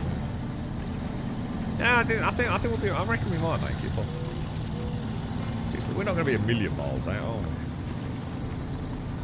we? I've got the all-wheel drive off. It's all road. I think we'll be all right. Morning, Gimmer. Flat, what's that? Videos of flat earthers debunked on YouTube a few days ago. What about the earth curvature, ships vanishing down on the horizon? Yes, they are mirages. let me get up here. The space repair video showed 3 suns because of 2 glass reflectors. I'd like to see those. I've spent an amazing amount of time looking at flat Earth. sort of documentation, theory crafting, hypotheses, and just generally, I'm amazed at the amount of effort that goes into it. You know, it really is quite impressive in many ways. It's quite bizarre, isn't it? Quite bizarre indeed.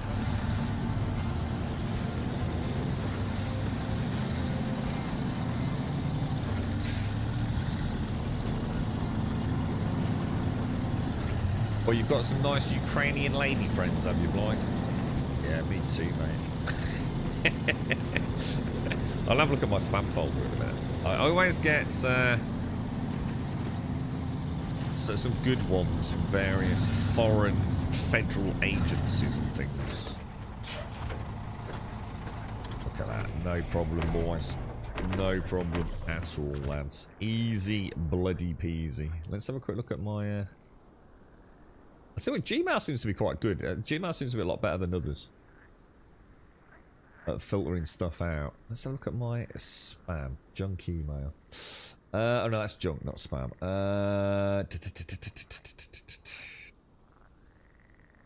Oh, where's... I've got... What's Cialis? I've got Viagra / Cialis. Something about why should I get screened? Something to do with Treaty's offer at tangu.shop, whatever the hell that is. Something that says suitable for hot sleepers. Miracle sheets. Amazon Web Service always ends up in here. Sex dating. 100 ways how the hottest pussy... Oh, hang on, open that. What the... 100 ways. 100 ways how the hottest pussy can make you better. I'm sure it can. Avril Haines. Urgent action needed. Oh, this is a good one. From the desk of Honourable Avril Haines, Director of National Intelligence, Officer of the Director of National Intelligence, Washington, D.C. Oh, wow. Apparently I,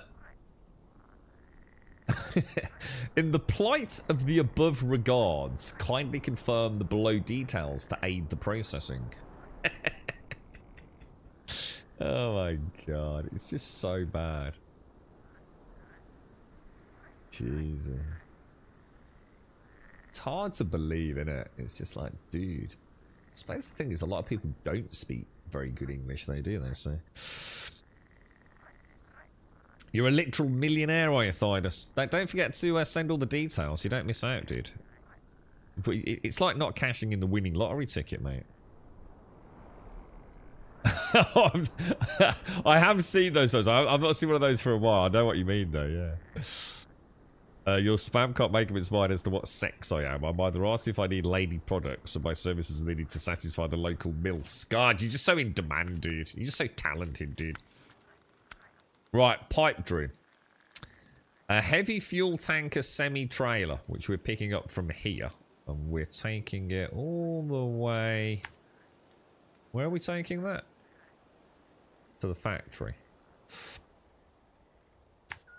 Hopefully this won't be too problematic. It's getting it around the bloody corners, isn't it, I think? Pop one there. Pop one in there. So day one expeditions then, Zar, yeah? Looking forward to it. Well, I've already got access to it yet. I've actually played it. But only the very beginning of the tutorial, just to make sure. Because it's basically it's the same as this, the same engine, so... This has actually got a couple of weird quirks. I don't know if anyone notices it. Where the camera kind of keeps like snapping a little bit, and it makes it look like it's an in-game stutter, but it's not. If you look at your frame pacings and general sort of render times, it's not. It's actually a camera snap. But I've got a workaround for that. So. Oh, actually, I've not had any coffee yet. It's a good call. Let's have a swig.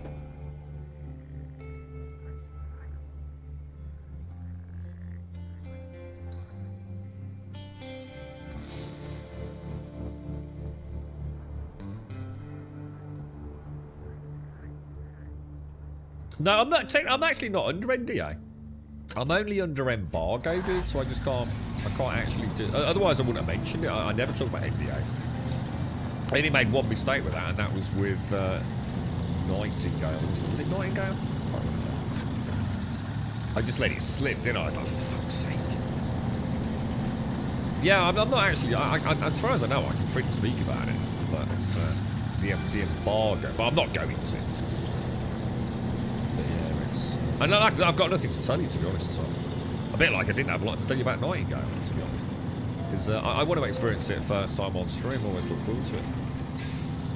I've just played like the very first like couple of 3 segments of what is essentially the tutorial. It just lets me make sure I'm. Oh! I was not looking where we were going. Yeah, just to see how the game's actually running. Does it play well? Yes. If Snowrunner plays well, at least in that tutorial section, you won't have any issues, dude. Maxed out, like everything maxed out. Even with NSAA 8 times, which is just ridiculous, to be honest. And that's a native 4K with no super sampling or anything. So pure native, full screen. Yeah. Very, very nice. But to be honest, I'm playing it on. I would expect it to. You know, to be fair. On the rig that I've got. So, to take that into account. That's why I always get pretty frustrated when games don't run well on this. Because if you don't run well on this, I dread to think what other people are suffering with it.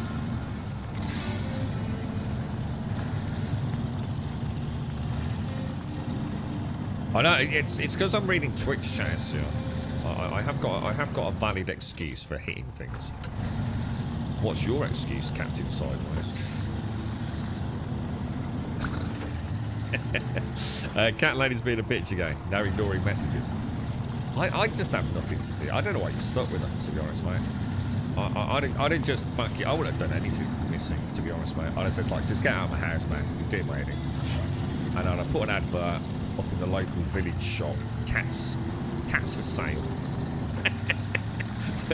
£1 each. Pedigree cats.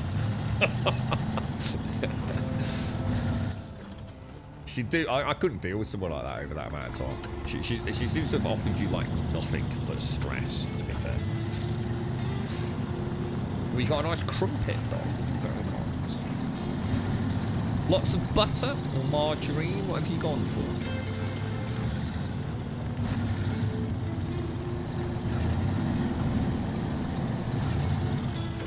Where is the tank you're supposed to take to the factory? Oh shit! Oh shit! I didn't pick it up. I've just suddenly realised I didn't actually put it on, did I? It's actually at the freaking fuel station. What a dumbass! I blame Missy. I was drinking my tea or my coffee.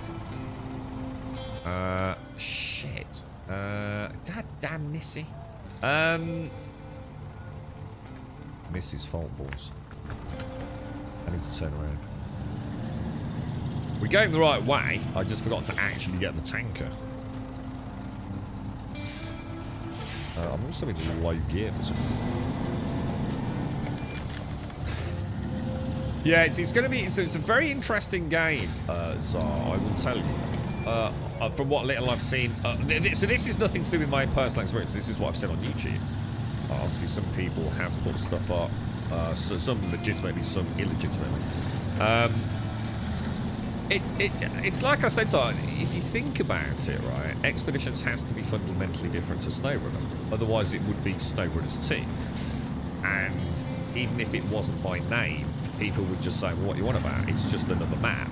You know, this is clearly no more than DLC.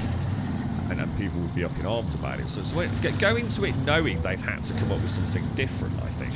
Now, the beauty of it is that's only the start. You know, I mean, for example, even co-op's not there day one.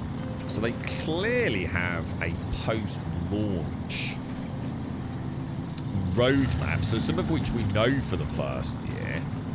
But, you know, Snowrunners, I think someone was saying this game's been out, what, 3, possibly 4 years? And it was still getting, like, significant DLC, like, as little as 1 month ago. So I don't know whether they're going to, like, keep Snowrunner and Expeditions running, or whether or not over time expeditions will simply come to replace Snowrunner, you know. But I think everything is in the name. If you go and look at the kind of, I suppose, the vibe of what they put out. So if you go and look at like the Indiana Jones trailer that they've essentially done for expeditions, you'll get an idea of what they're going for. So it'll be interesting, because I must admit, some of the best fun in this game is, you know, hitting a new map and going out in your little scout vehicle, isn't it?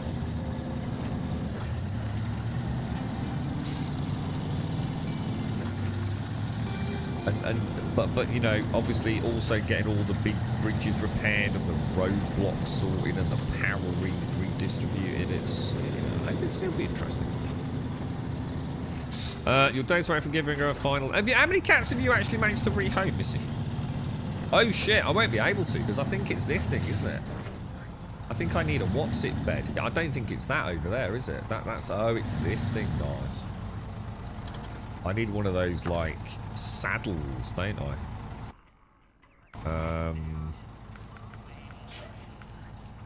Dyson travel pipe dream. Heavy fuel tanker semi-trailer. Yeah. What sort of saddle do I need for that, then? Do we know? Oh, saddle high is required. We could always do the bricks first. Well, I'm pretty close to the garage. Oh no, let's just hop back to the garage. Customize. We want to put a high saddle on, don't we? Saddle high. Purchase. Do I want to take the crane or not?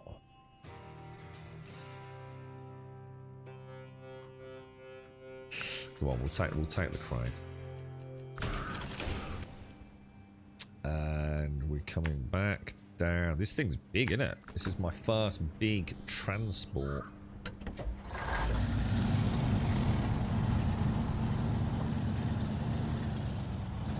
Your days away from giving her a final date where she has to pick them up, Grump. Only reason I can is because she's paying the bill and not she's doing something.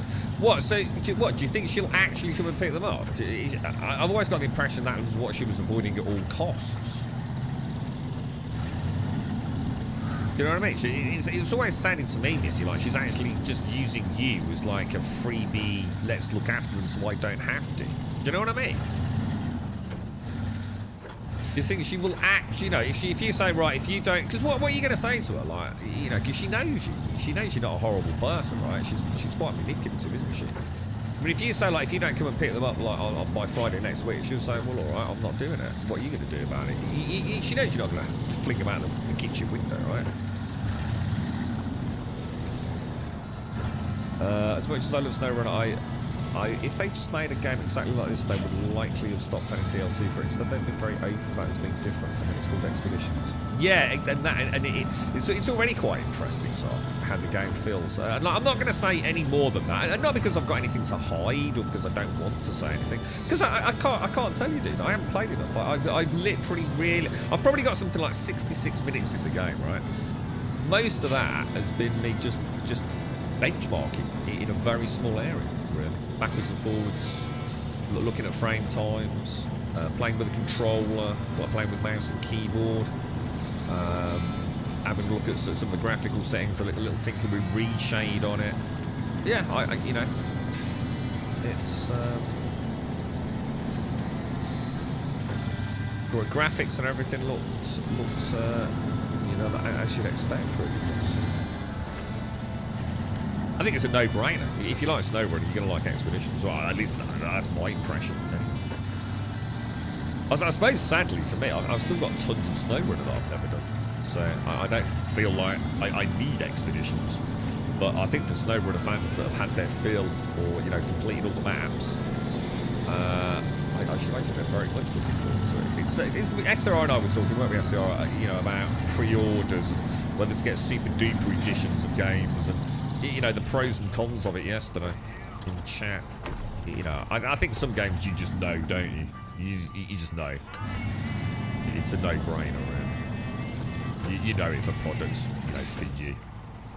And of course, the only downside is, is it going to run? When it comes to PC games, that's the problem in it. Is the game going to run on your hardware? And that's one that only you are going to be able to answer, sadly. So I assume we just do that. Oh my god, this thing's beastly, man. I should have switched to road tyres, really, shouldn't I?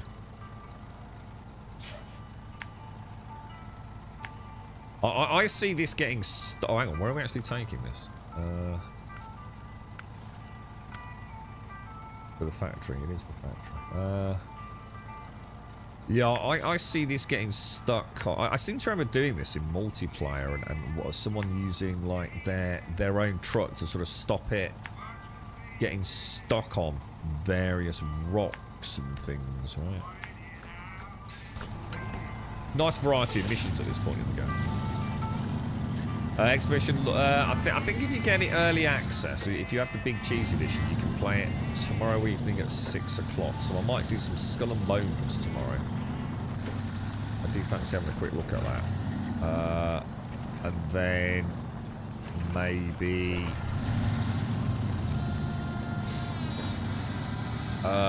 Friday stream for oh wow, she's struggling, man. Friday stream for Expeditions near well, assuming we're on.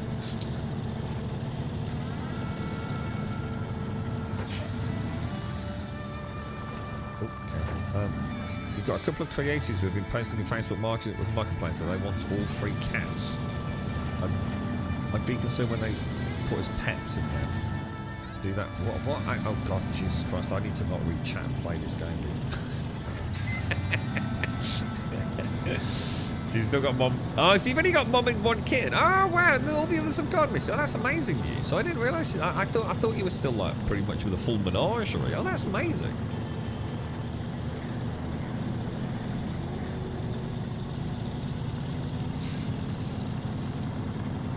She knows nothing about me. I know how to look like an asshole without actually being one. Yeah, but she no, yeah. She you're missing the point, Missy. If someone's gone to all the trouble that they've already gone to, like you have, Missy, right? She knows that you're not going to just throw those cats out. It doesn't matter if she knows you or not. You see, she does know you. You literally tried to help cats. She already knows you way better than you think. You know, she knows that if you say you've got no threat at all, have you? She knows that. I'm not saying like you can't have other avenues of resolution, but be under no illusions that if you were to say if you don't pick these cats up on Friday, you know what's the threat? What are you gonna do, Missy? And she knows you're not going to be horrible. You're not going to put them in a bag and drown them. And then this is the problem. These people. She's a weird one, isn't she? She's just a weird lady. A weird cat lady.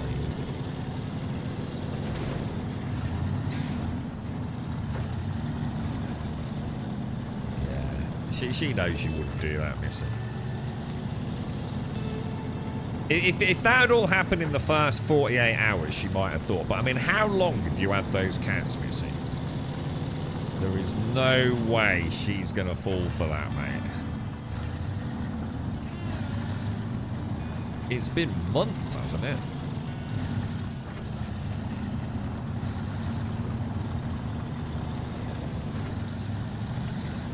Did I tell you about the cat that we had? I think I did, didn't I? We had a cat that decided to spend. It was basically 3 days, just literally. Every time we looked out the window, it was freaking there. A certain person in our house had decided to feed it some smoked cheese and mini sausages and God knows what else. And then the girlfriend was all over. She said, "Oh, I need to ring the vet. I'm going to take it to the vet." I said, "What the fuck is the vet going to do?" "It might be chips." I said, "It's not even got a collar, so it's very unlikely to be fucking chips. And even if it is, what the fuck? How are you going to get it in the car?" So I ain't picking the fucking thing up. And I said, like, seriously, there's nothing the matter with that cat, man. It was like a portly cat. Let's put it this way. The fur was absolutely glistening. It was doing the classic, like, oh, help me meow, help me meow. Oh, I'm going to. Oh, look at me, I'm so cute. Fuck off, cat. You've already got 14 homes in the same fucking village, right? But I'll tell you what, it was persistent. I didn't say it, did I? I left the freaking window open in the little bit where the washing machine is. The fucking jumped in. Sat there on the fucking chair. Cheeky fucker.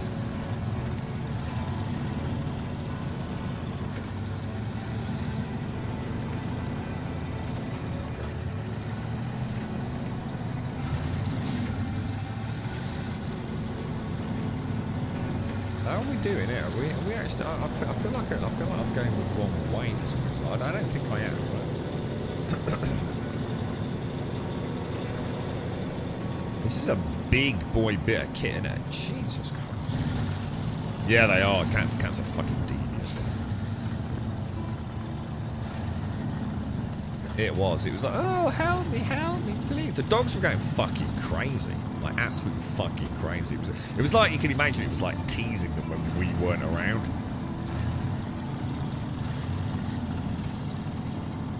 Beautiful cat, though. It was one of those, like, I always call them like, sort of like the black and green cats. They're like very hard to describe the colour of the fur. Like a multitude of different colours, but, you know, got this, like, weird, like, green and golden tint to it. Like, really beautiful fur. And it did have the cutest little meow. It really did. Just sit there, like, one head to one side. Meow. Oh, fuck off.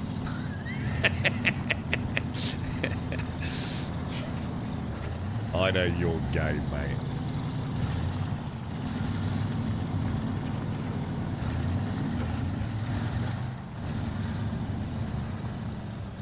Oh, I don't like that warm turn.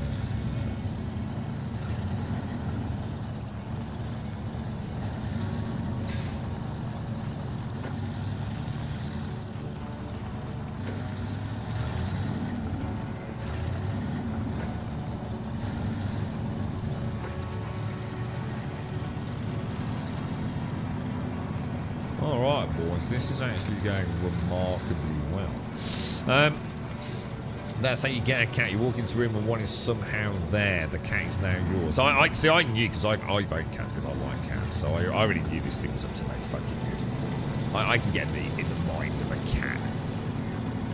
I'm not a naive, non-cat person. I knew exactly what that fucker was up to.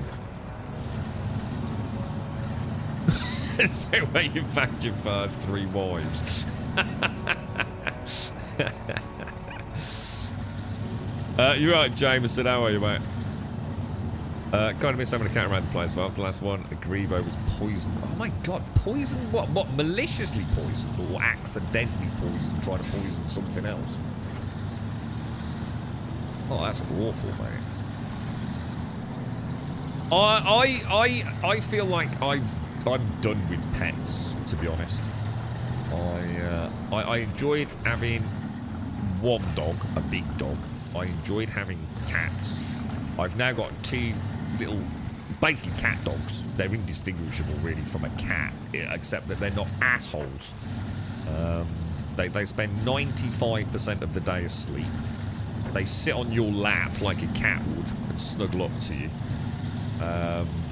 They're basically a cat without any maliciousness. Oh my god, have I gone the wrong way? Is this not where I'm delivering it? Oh my god, you've got to be kidding me.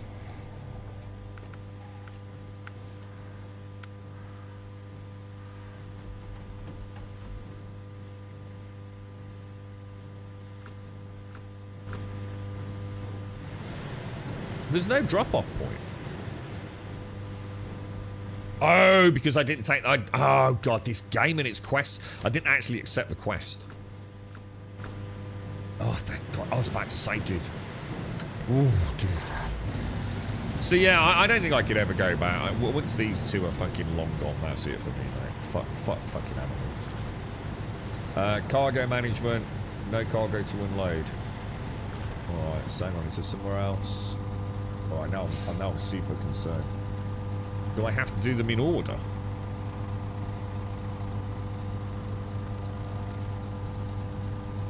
We are doing this right, yeah?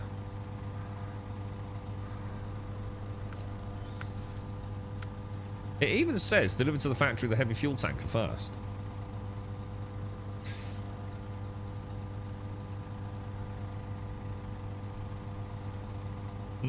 Anyone got any ideas about that? Cargo management. Shall I get it a little bit more in, maybe?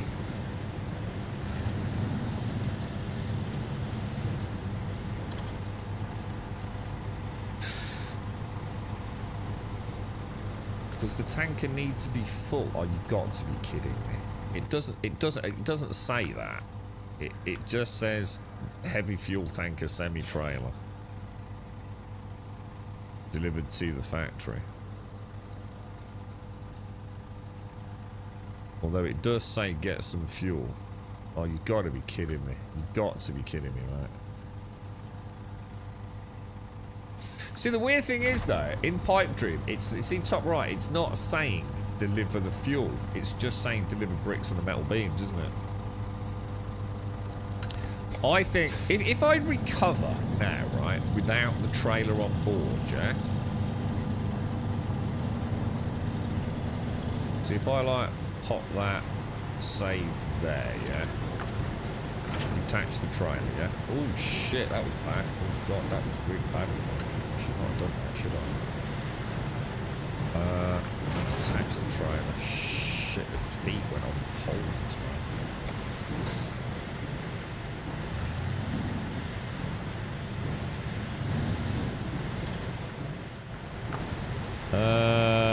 Detached trailer.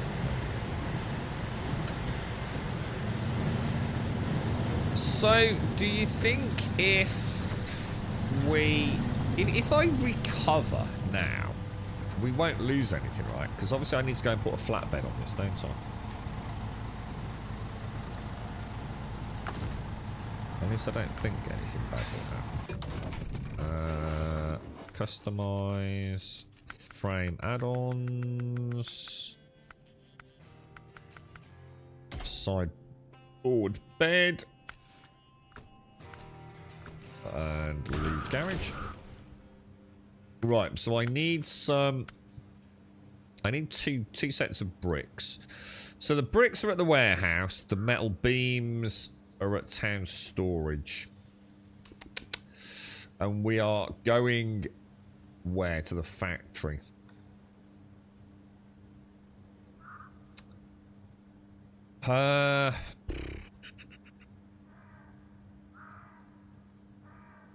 Let's go and pick up 2 sets of bricks from over there. We can always get a... Yeah, no, that'll do us.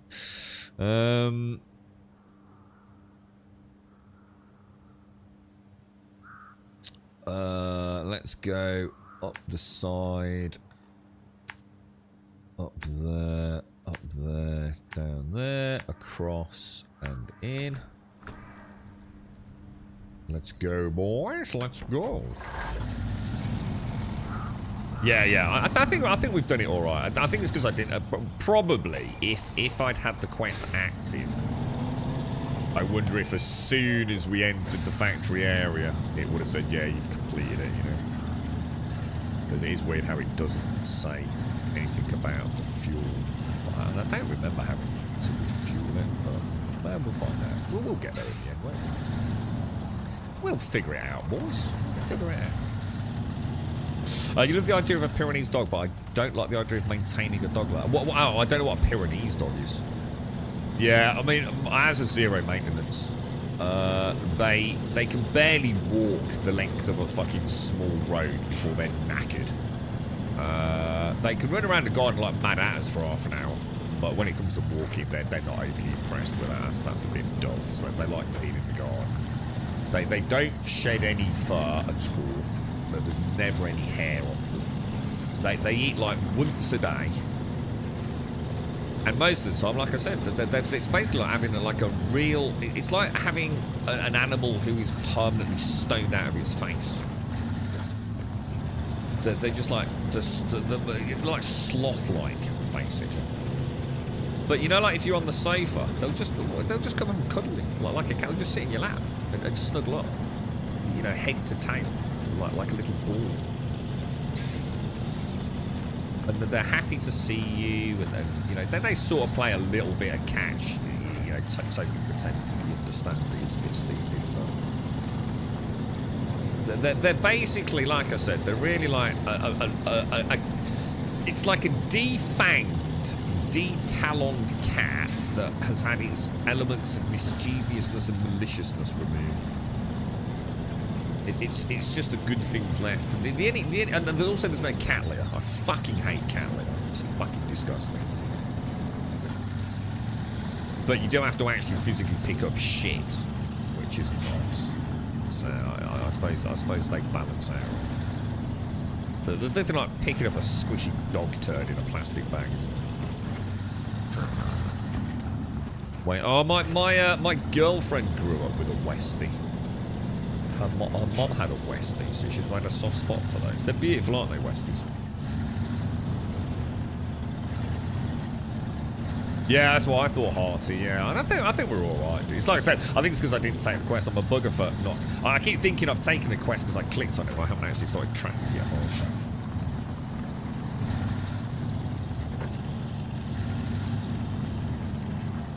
This is a pyramid. Oh, that has a. Oh, it's because the links don't work on this chat thing. Oh my god, fuck that for a game of Souls. There's absolutely fucking no way. Fuck that. Oh no, I could never have a big dog. I had a big dog in the sense it was a powerful dog. I had a Staffy. I would never have a big dog. Not in a million fucking years, dude. Absolutely not. Little yappers are great proximity alarms too, but I'm afraid if I had one, I'd use them for punting practice. No, I don't think they're kind of cute. So Toby talks to you. I think that's the problem. See, Cody don't say a lot, but Toby likes to talk. But he's an idiot. He's an actual idiot dog. Like, actual proper idiot. Like, proper dog, man.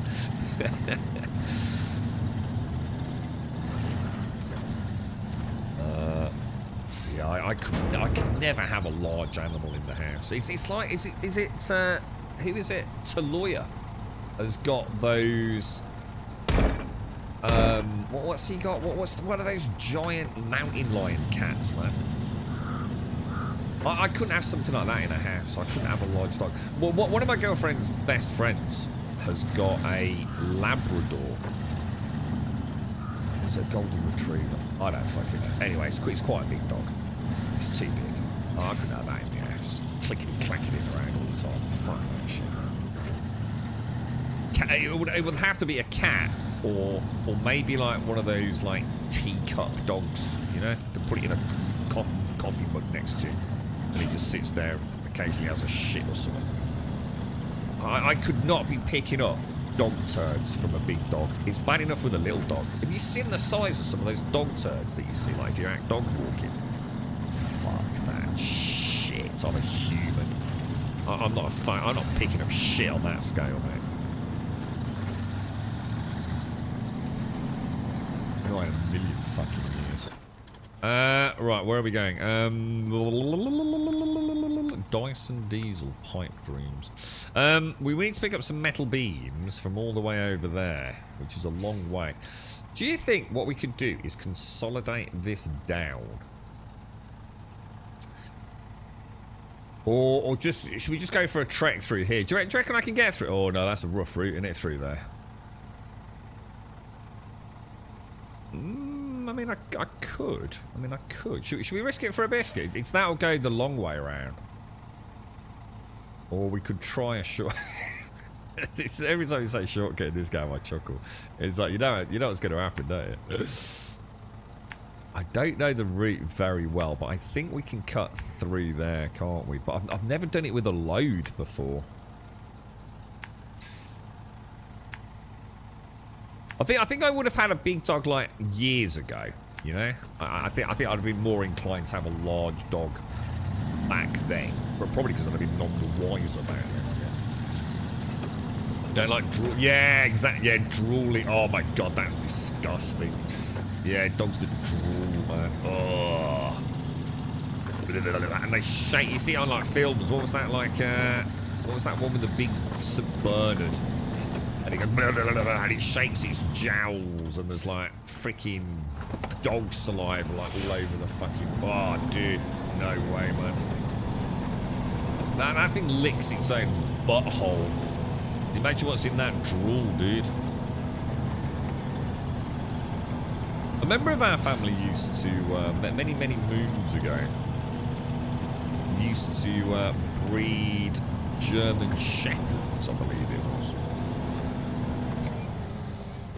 And they had these huge pens in their back garden. We used to visit a cat. They were like one of those like family members that like we were like the poor peasant side of the family, and they were sort of like distant relatives. They actually owned an ice cream company. I won't say any more than that. They were very wealthy, but like we were like we're a very distant part of the family. Was it Turner and Hooch? Was it? Yeah, no, whatever. Yeah, I forgot about dog. Yeah, horrible, mate. Beethoven, yeah, that's the one. What are they called? Subverted. I'd love to have a pit again with Oratoire, but wanker world and insurance makes it hard to find a place that accepts them. What, a pit bull? A pit bull. I was told his roof couldn't be insured due to his Sermon Shepherd. What? Hang on. What? What? You can't insure your roof because of a German Shepherd. When they kept right there, wonderful. I really do love them. Well, hang on. What's that, Joshua? Sorry. Two Pyrenees. Yeah. See, keeping Pyrenees would be a job. It would be like you'd have to, like you say, you'd have to have. It's like you'd almost have to have them just as a vacation, really. They need so much attention and so much room. It's not the kind of thing you can't have a Pyrenees, right, and go to work 9 to 5, can you? It'd be for people that don't have anything to do, you know, and that they can spend all their time looking after giant fucking hounds, you know. It's the kind of thing you might have like later on in life, or you know, retirement perhaps, or a family, you know, a family that is around all the time, kind of thing, or having it as a working dog perhaps. But yeah, having that as a pet in a normal, like, I don't know, detached or semi-detached house in the UK, you'd have to be bark raving fucking mad. So it's not fair to the dog, is it? Mine two don't care. They literally don't care. You almost have to drag them out if it's cold or raining. So you go for a walk, you little shit. I don't feel like it. It's fucking cold out there. So I don't give a shit, mate. You still go for a walk.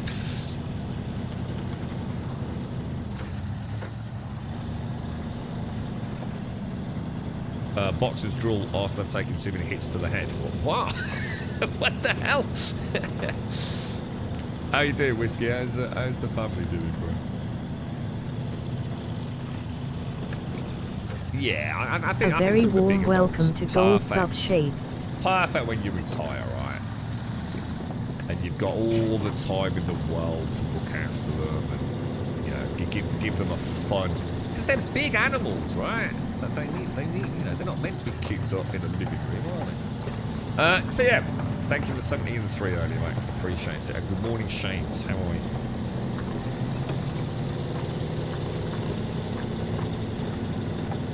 I wonder what you meant there, Whiskey. I thought there was a bit of animal abuse.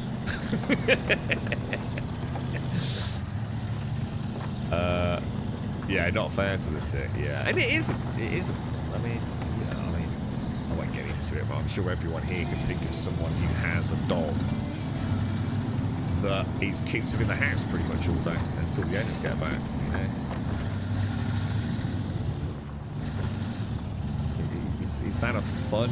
Is that a fun way for a dog to have a life? You know, for 7, 8, 9 hours of the day to be all alone living in a human house. I don't know. I suppose it depends on the breed of the dog, right? But too many people get animals for all the wrong reasons, don't they?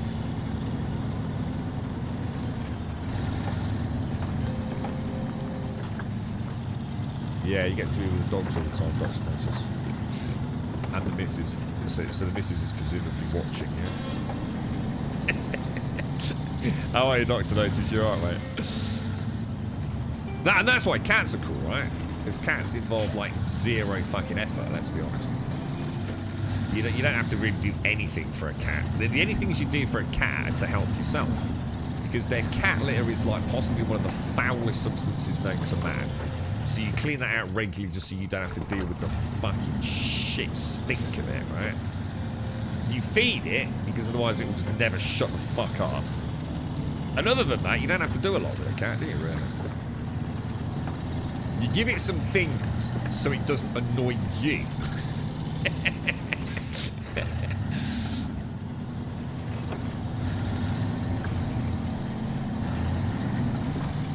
Alright, the bricks have been delivered, I think, boys. The bricks have been delivered.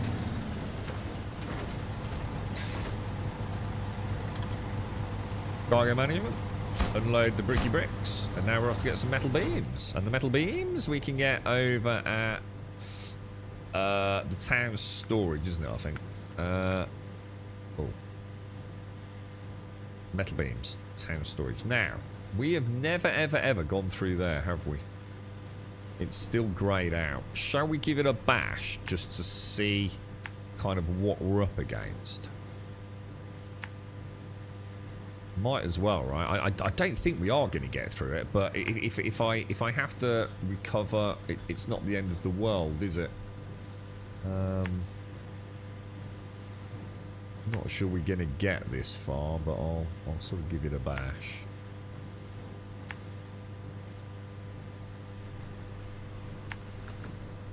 What do you reckon? When you move to a forest where the dog can just run freely around the house until the cat... Yeah, exactly. Yeah, and that's the right way to do it as well. I work from home to spend all day with the dogs, and that's why I drink.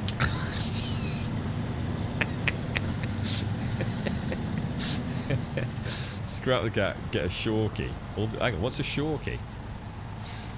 Why did someone spend a time outside? Hang on, what's a shorkie? Is this a dog? You just described exactly what mine are like. They go outside to piss and shit, right? You feed them once a day. They always have access to water. And, yeah, they just sit on your lap and keep you warm. They make, like, zero noise as well, apart from Toby if something, like, unexpected happens, in which case he won't shut up, to be honest. But that's separation anxiety, mainly, from the girlfriend. So, say, for example, if I walk in the house or a friend walks into the house, Toby won't say shit. He's just like, happy to see you, and he jumps around a little bit. But if the girlfriend walks in, he goes fucking crazy. Absolutely crazy. It's a shorkie. So mine is shit nuggets, which is a cross between a shih tzu. What have I got? Shit nuggets. What am I? Are they shy poos? What the hell's that? A cross between what? A shit and a fucking... A shit? A shy poo? My dog's a cross between a turd and a turd. What the hell, dude? Shih tzu. Mine's a shih tzu. No, what am I?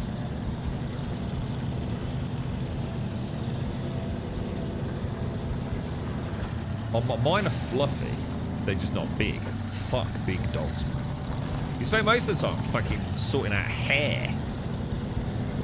Like laid into your carpet. Or your fucking... Fuck dog. I can't... That's one of the reasons I would never have a cat again, actually. I cannot stand animal hair. It's fucking disgusting.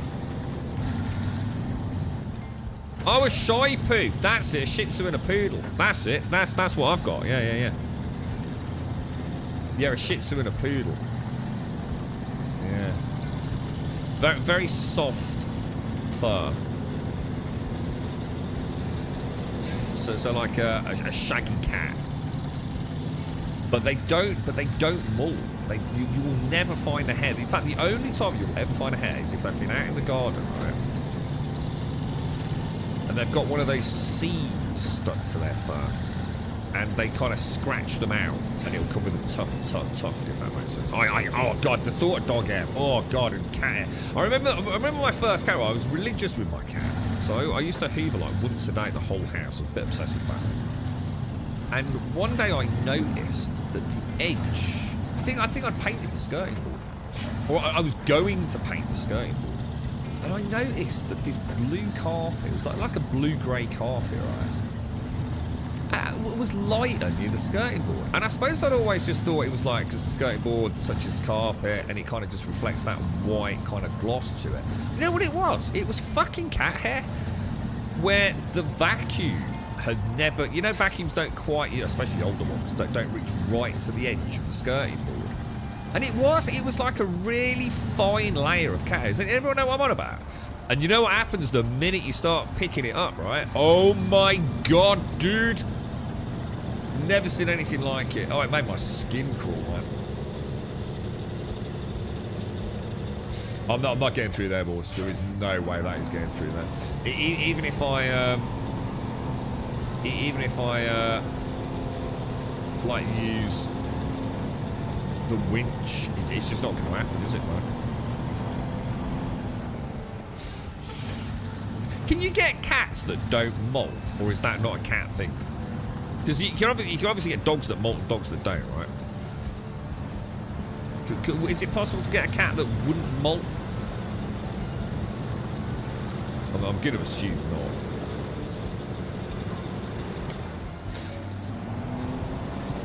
There's no way we're getting through there, bro.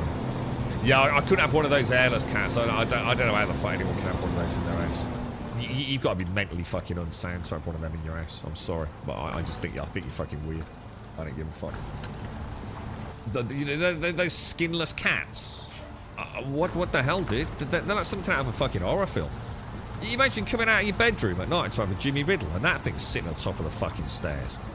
It's like freaking darkness incarnate, man. Fuck that shit. You've got to be batshit crazy to have one of them. I'm sorry, but there's something not right with you, mate. You've literally got to have some sort of serious disorder, man.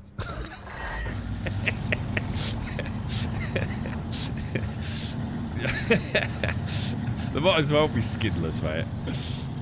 Oh yeah, oh god, no. They're hideous. They're absolutely hideous. Even a wet cat don't look right, does it? You know when a cat gets wet, and let's be honest, it's not often you'll see that because cats are quite smart, aren't they? But yeah, a wet cat. They look like something out of like some Egyptian, you know, pharaoh-esque, mummy-esque horror film, don't they?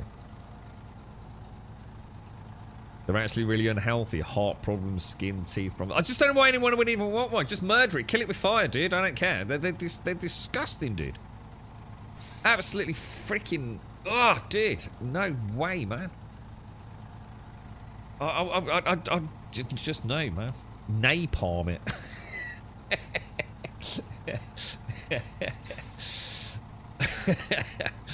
I couldn't be near one. It'd give me the eebly-jeeblies, bro. Right, okay. Let's go, boys. I suppose everyone's got... I don't know. I mean, I suppose at least it's different, innit, as well. Do you have to do anything different? Do they get cold? Do you have to... I think for me, the smaller... A hamster, maybe, would be enough for me. A small hamster. Actually, I had... What was it? What did we get? Was it a Russian hamster? It was basically a mouse, really. And it was nocturnal. And it was like quiet all day, and then at night, all night, it'd be on a wheel. Oh, endless, man. Mr. Bigglesworth. I mean, I suppose this. Is that what they're called? The Sphinx cats. I mean, I think the problem is unless you've seen one in the real, I bet they feel nice. Do you know, like, I bet it's the same as, you know, to the ill-educated like I am. Do you know, like, say, a snake? So a lot of people think a snake is going to be like almost slimy or something, right? And as someone that's obviously kept snakes, nothing could be further from the truth. So I wonder if we'll just call them sphinx cats because I should imagine there's all sorts of different types, right? I bet they feel really. You've got to think they probably feel really nice, right? I mean, is there hair on them, but it's like really fine, maybe? Like a really fine, almost like, say, like a silk. So not necessarily actual hairs, but like a. Leon Berger, Pioneer, Bernese Mountain Dog, Newfoundland Dog. Any of those will do to him. Are they all big dogs? Are they? So yeah. Your mum has a cavapuchon. It's extremely cute. It looks like a teddy bear and it's the size of a cat. What's a cavapuchon? What is that? You had a hamster called Tony Turbo who'd run non-stop through the night, never stopped. Yeah, they're all the same. All those things and those nocturnal assholes, dude. My buddy had a newfie. It loved putting him down the road on a skateboard. That's cool. Like, see, as a kid, you see, as a kid, all this is awesome, right? Yeah. So we are definitely not going through that shortcut because that's not happening without proper mud tires, is it? So what do we need? We still need to get the metal beams from the factory, which is basically just. Oh. No, it's the metal beams we'll get from. It's the town hall, isn't it? Tank storage. We kind of know the route. Let's go, boys. Get a turtle rabbit. Then let's do. Yeah, I think that's probably where I fit into this. You know what? You know the cats we're talking about. Going back to the Sphinx cats or whatever they're called. I bet you anything, right? That when I had my first cat. If those, because mine were both rescues, but I bet you anything, thinking about how my brain works, I bet you anything if I'd had access, because it would have been different, you see. So, like, I for example, I kept, like, a variety of snakes up to the biggest sort of size that I had was a royal python. But I also kept Mexican red meat tarantulas. So, weirdly enough, I suppose as I've got older, the thought of seeing a scary cat on the landing overrides my desire to be different. Whereas when I was a young gentleman who was fairly frivolous, I guess something like that, or even a big dog, because that's why I ended up with a staffy. There's no way I should have had a staffy, to be honest. I did not know what I was getting into. I really didn't.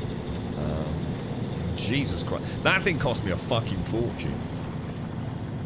I actually had to go to a leather worker and have a full body harness crafted for it. It cost me a fucking mint, and it was awesome. It was freaking awesome. It was a work of freaking art, man. And people would stop, not just to look at the dog, but also to, oh my god, where did you get the harness? And it was like a handcrafted one.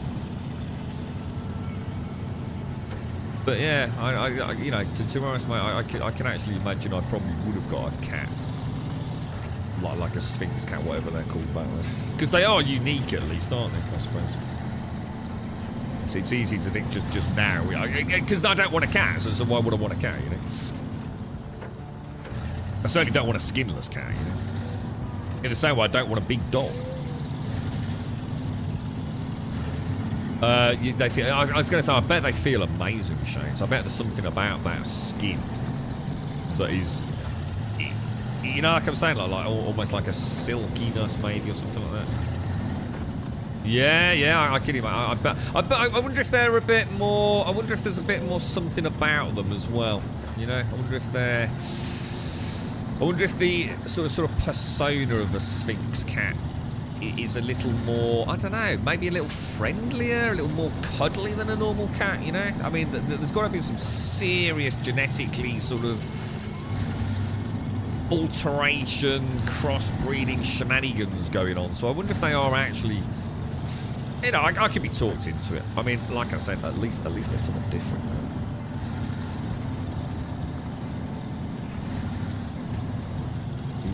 miss your white German Shepherd. Yeah, but like I said, a family member used to. What's the difference between a German Shepherd and what I know as an Alsatian? Are they very similar? Am I getting confused?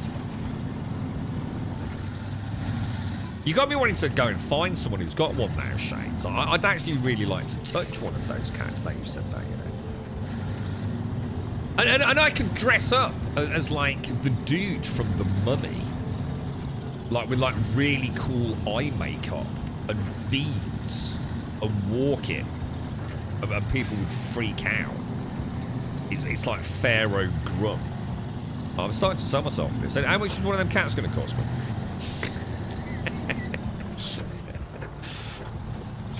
You love huskies. Aren't huskies one of the most... Don't ever have a husky. Ever. Unless you know exactly what the hell you're doing with dogs. Aren't huskies like so dominant, so alpha, that most people would just be the worst dog owners in the history of dogs? Huskies are like absolutely... A very warm welcome to Gold Sub Maglashan. On another level, aren't they? You know, no one should own a husky unless you have been through some sort of like freaking husky training course, right? How do I turn the engine on? Oh, it's because I've got that one. TM. Oh, no, was that TM? TM, thank you for that. Thank you for the sub earlier. Maglashan, good morning. Good morning, Maglashan. How are you, dude? Grim wants to touch the pussy. What? the shaven, hairless pussy. The shaven haven. Absolutely. Yes, that's exactly what we're talking about. You sold me on Sphinx cats, you know. I was only having a laugh about them being evil. Now I want one. I don't know anyone who's got one. The mother is a granddaughter of my boy. Alsatian is German. I thought so. I didn't know if there was a slight distinguishing difference, you know. Like one's got, you know, what they do with bloody dogs. They lock bloody tails off some of them, don't they, for God's sake. For years I saw my dog was unique. She looked like an Alsatian, but her fur colour was blonde. You need to train them right, yes, and you need to know what you are doing with them. Yeah, I've heard like huskies like can completely dominate a household, can't they? And like I said, if you know what you're doing, different story, right? Yeah, a husky is basically you're bringing a wolf into your house, basically, aren't you? It's about as close as you can get to just bringing in a wild fucking wolf.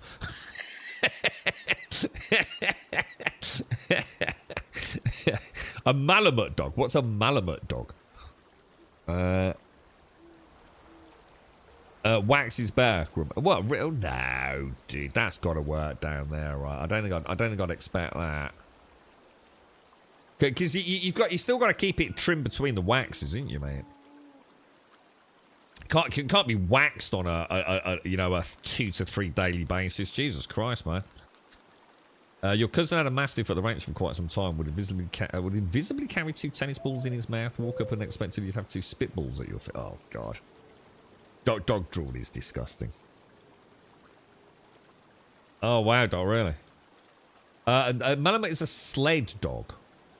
So what makes that like a husky then? What's are they like dangerous? Are they? Are they wild? Are they? Or I'm not seeing any discussion about them. Just tell me what it is. My stepsister's ex have a husky, and it's the most loving dog I've met, and I'm scared of dogs. Doesn't mean anything though. Yeah. See, this is the problem. You know, a good owner of a husky can make you think that a husky's like any other dog, and they're fucking not, are they? Cane Corso. What are all these dogs that you're talking about? Some Malamutes and Cane Corsos. Why are you all saying they're dogs you shouldn't mess with? I was under the impression that all dogs are fine if they've actually been brought up correctly. It's the same with Staffies, right? Staffies are some of the most family-focused dogs ever, right? That they fit into a family unit, they're protective, and they would never hurt a fly on your head, right? But isn't it only bad owners make bad dogs? And that's why huskies get a bad reputation, because there's so many bad husky owners. And it's the same with Staffies. You know, bad staffy owners. You know, dudes that get them for the gangster life and beat them with sticks to make them aggressive and angry all the time and feed them dog steroids. I mean, are not all dogs perfectly really okay as long as you treat them with respect and an owner that knows how to deal with them. You know what I mean?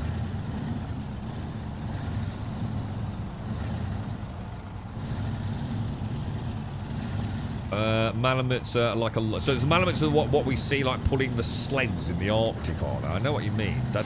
See, I suppose it's interesting, isn't it? Because you don't think of them as being like... maybe... Well, I don't know. I suppose I've never... The problem with that is my only experience with them is seeing them pulling sleds. I've never seen one, you know, like one-to-one, you know? So I don't really know like how big they are even, because I don't know how big those sleds are. They could be a lot bigger than they look, right? I mean, they've got to have some serious endurance. There's no doubt about that, right? So there must be a hell of a... I mean, it's not the kind of dog you're going to walk for 2 minutes a day, is it? Yeah, that's what I'm getting at. But, you know, all this talk about, you know, don't mess with dogs. I mean, just don't mess with stupid owners, I think would be a better way of looking at it. Huskies have a great reputation and Staffies have a bad rep. Staffies have got a really bad rep in the UK. Really bad rep. Greenland dogs are not considered pets. What's a Greenland dog? Is that like a type of dog, or is that what you mean, like a Malamute or something? Malamute is the deer. Has anyone got a picture of a Malamute? Like a normal Malamute? I'd like to see one this one. Have you been around them, Snorks? I mean, have you like grown up with one or something, dude? A Malamute. Is that what they're called? A Malamute. So if I see like a dog pulling a sled in a film, like James Bond, that is a Malamute, is it? I quite like the name as well.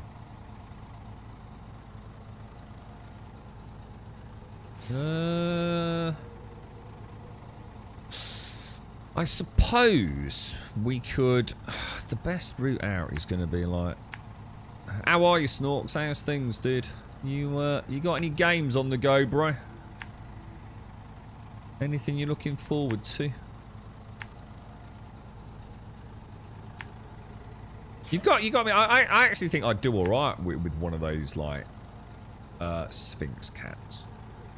I think I've come full circle on that. I think it would be weird. I think I would be like scared, but like you said, I bet there's something quite. I don't know. Is it? Would it not? I mean, is there any reason to take that route when this route is just going to be actually faster and less dangerous? I think this is the problem, isn't it? Sometimes you choose a route, realize like I was taking a shortcut, but actually it's nothing like a bloody shortcut, isn't it? I think this game lulls you into this full sense of like you can kind of do anything. Be a bit different in multiplayer because we'd get a get out of jail sort of card, wouldn't we? But I think solo I need to be a bit more careful. Don't listen to you. I don't know what I'm doing. Asked Dykoi. Oh, I thought you said you knew about Malamutes. Oh, let's have a look. Let's see. Has anyone got a link to one? We found this comparison. What's this missing? A husky and an Alaskan. Oh my god! I mean, they're very similar, aren't they? I mean, they're incredibly similar. So that's a husky and that's a Malamute. So they're basically very, very similar dogs, at least in physical appearance.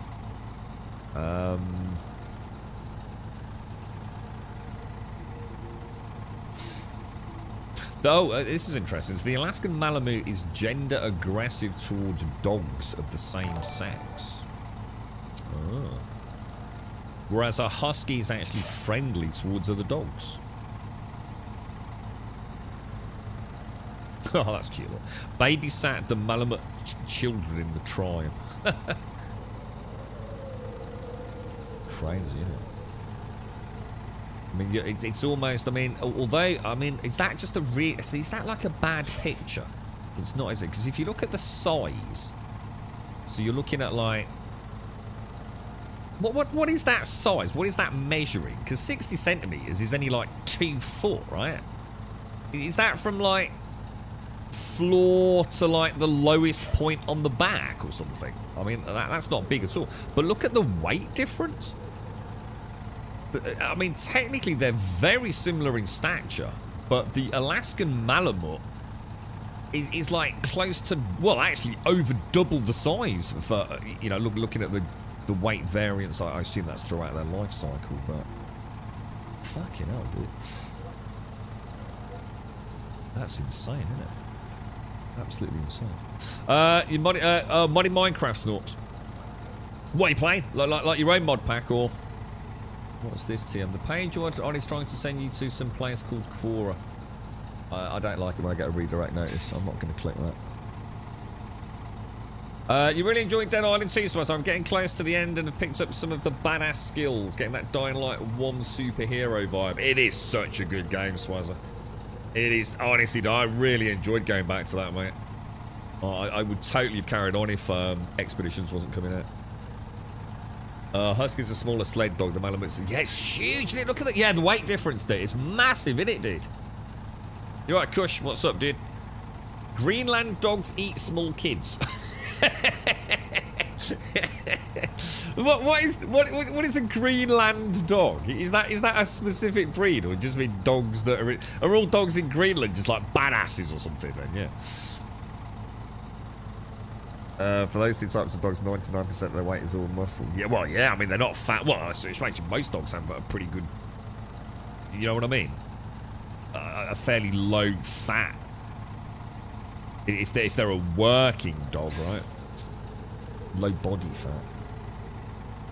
Although I suppose actually, that's strictly speaking, that's not true though, is it? Because the fat would be part of insulation and things as well, wouldn't it, McGlashan, actually? So you know, that would not actually be accurate. I suppose that something like a corgi that's running around all day probably has a very low body fat, doesn't it? Doesn't need to be warm as such, but once you enter the realms of the Arctic, who knows how much body fat they have on them. So what is it? So do you know about Malamutes then, Snorks, or was that just because you've heard of them? And Greenland dogs aren't considered pets. You were both talking about. What's this Greenland? Has anyone got a picture of a Greenland dog, or is this just what we're talking about? These kind of working dogs.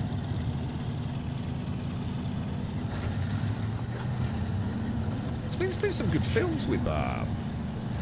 I seem to remember a film that was about a sledding gentleman, and it was all about the relationship with the pack. And I can't think what it was. I don't think the whole film was specifically about that. I think it was like a survival-esque film, you know. So some disaster had occurred, but the guy had a sled and some of the, you know, the husky pack, and it was quite a good film actually. My mum used to talk about how the dogs in Greenland was like when she was a kid. So basically, if you go to Greenland, you want to stay well away from the dogs then, yeah? You see, you just completely shattered the image there of Greenland for me. Well, I think these. What was that film? Was it a Stephen King film, or a Stephen King book that was made into a film? And it was, wasn't it? I can't remember what sort of dog. It basically had rabies, didn't it? Do you remember? And I think someone was trapped in a car. And it was going freaking bonkers, wasn't it? Well, I'm sure I remember a film like that. Was that Cujo? Was that the name of the dog? Was it? Called Direwolf 20. My mate's messing around with high-tech stuff. I'm doing magic research. Oh, I remember Direwolf. That was like... what did we play? I think Doc and a few of us played that years ago. That was all part of like... Was it like... It doesn't Direwolf like have a load of different mods associated with it? Or back when this is years ago, man. And it was like... It was part of like an installation process. And it was known as Direwolf something. I can't quite remember. But you know, like it was like a launcher for Minecraft. It had like about 40 different drop downs, and like Direwolf was like an integral part of. I don't know if that was like maybe like the base mod pack or something, and then there were like loads of add-ons to it. But I kind of remember that. But it was like a really nice way to install a really cool mod pack for Minecraft, you know, without having to fanny about too much. It was all kind of like just download it and it installs all the files and off you go kind of thing. The good old, I love Minecraft's so cool. Minecraft's a good solid game, man. If you're tiny and weak like a baby, then yes, don't go near a pack of Greenland dogs. What do you actually mean, like, even if you are smaller physical stature? Are you just having a laugh, or is this, like, real? Like, so, say you were a skinny man.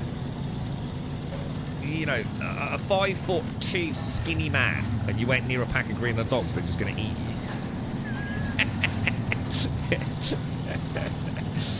Yeah, they got their own look. Yeah, I see. Yeah. I was going to say, I remember the name Direwolf 20. Yeah, multi-MC's the one that I've used more recently, but I don't know if they're comparable or even if they do the same things. Let's have a look, Michael. So this is a Greenland dog, is it? So what do Greenland dogs... When you say Greenland dogs, are we just talking about any dog that can be a sledding dog, are we? God, they look beautiful, they don't they? Greenlandic sled dogs waiting to work in Tassaline. God, they look beautiful, don't they? Beautiful, but hidden horrors, right? They've been bred for stamina, hardiness, and intelligence.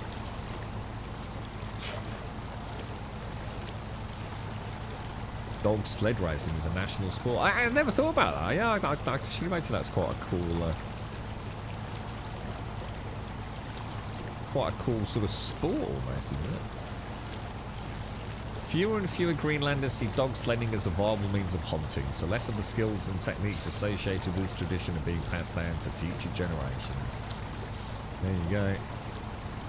It has now reached a point where some prominent hunters and mushers have called for the government to embed this cornerstone of Greenlandic culture into the education of young people. And it may end up being tourists looking for an authentic Arctic experience who save the sled dog and this heritage. Goes to show, doesn't it? All things. That's another one I remember. Well, the name at least. Snorks. Yeah. It's Overwolf, Direwolf. What was the one you said? Multi-MC. What was one that I think I used much more recently?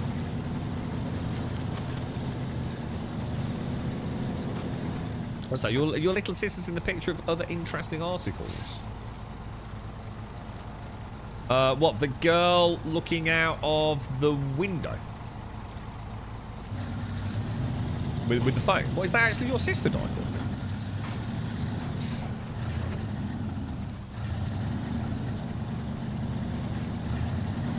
Sled dogs look like a cool sport. Yeah, it does. Sled racing looks like that'd be fucking awesome to watch that. Oh no! Oh, I wasn't. See what happens. See what happens when I'm listening. I'm fucking reading chat. God damn it, dude. Unbelievable, bro. You lot are just fucking a problem in my life, man. Well, that's a fucking problem, boys. That is a fucking problem, boys. That's a big problem, actually, because I don't see how we're writing that at all. Maybe with the other truck. Maybe with the other truck. The Fleet Star. No, the GMC, which isn't here. Can the GMC even get over here? I'm not sure it can. Let's have a look. Garage entrance. Go in there. Truck storage. We know the Chevy cannot move it. We've tried, haven't we? Well, we did, but we had the advantage of gravity on our side last time, didn't we? Let's take that out. Jeez Louise, dudes.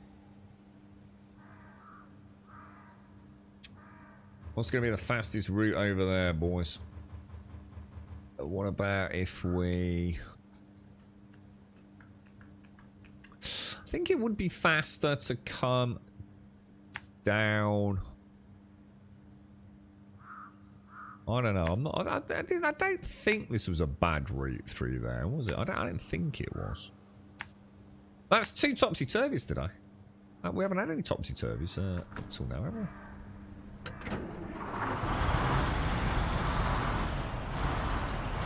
Yeah. So, Captain Sideways returns.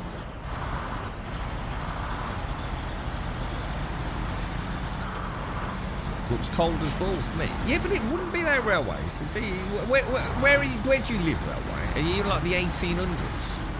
If you were to go to like Greenland, right, you would be wearing clothes that would be like walking around on a sunny beach in Miami, right? You wouldn't even know it was cold, dude.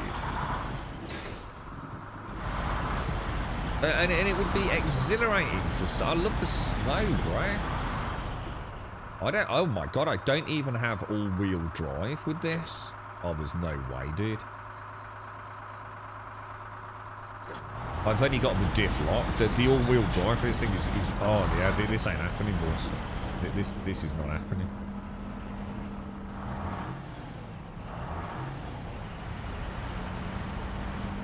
That is not going to happen. Recover, yes. That thing's utterly useless to me right now. Local map, Chevy. How far's the Chevy for a rescue mission?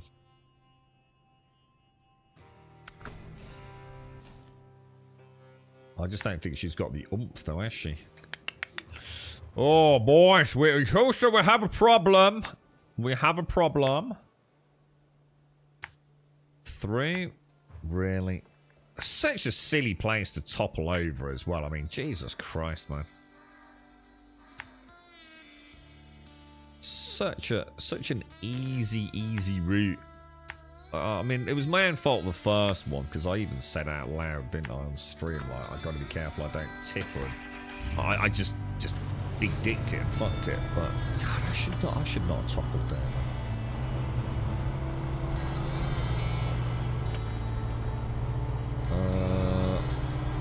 You work out of that, dude. I'm sorry, man. I disagree. I just disagree. That's you and your weak genetic DNA, dude. I literally ride a mountain bike in the UK in the snow, dude. And yes, I'm cold, but it doesn't bother me, dude. You certainly don't. In order for you to be accurate here, you'd have to say that no one could live in the Arctic or Greenland, where people literally do, dude. You know what I mean? Bob, is Bob in chat? How old is Bob's like literally regularly in minus 46 degree temperatures, right? You probably don't even know cold, railway. There's cold, and then there's like... And there's hot, you know? And there's hot where you can't do anything, you're going to die and you're suffering, and the elements are out there and you're dehydrated and you're close to death. And then there's the same with cold, but the human body is pretty cool when it comes to it. There's a difference between being a pussy, right? And just say, yeah, it's cold, but it ain't that cold, mate.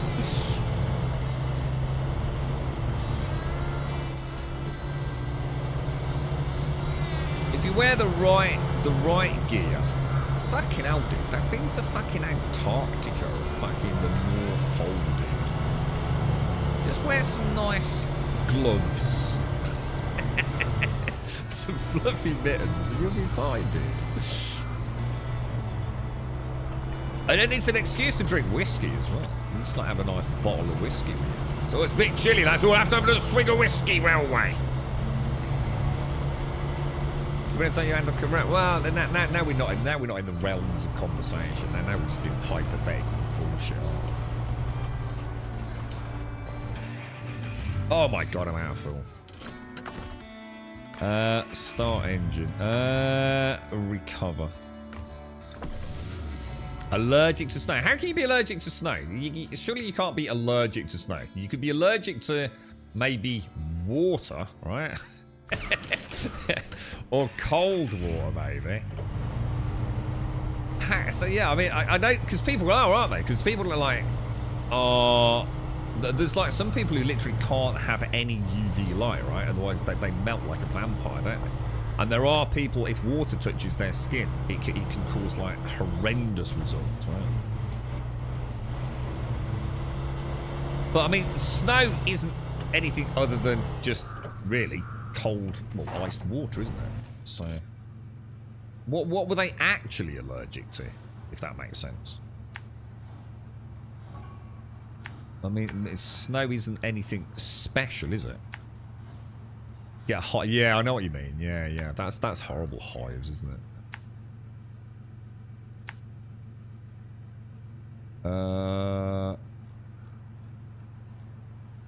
Oh, well, hang on. We're actually a lot closer. I probably should have done that anyway, right?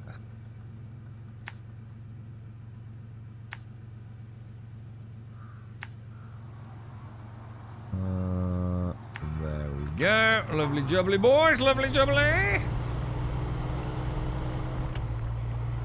Try to warm me down. Yeah, I should have just come back anyway.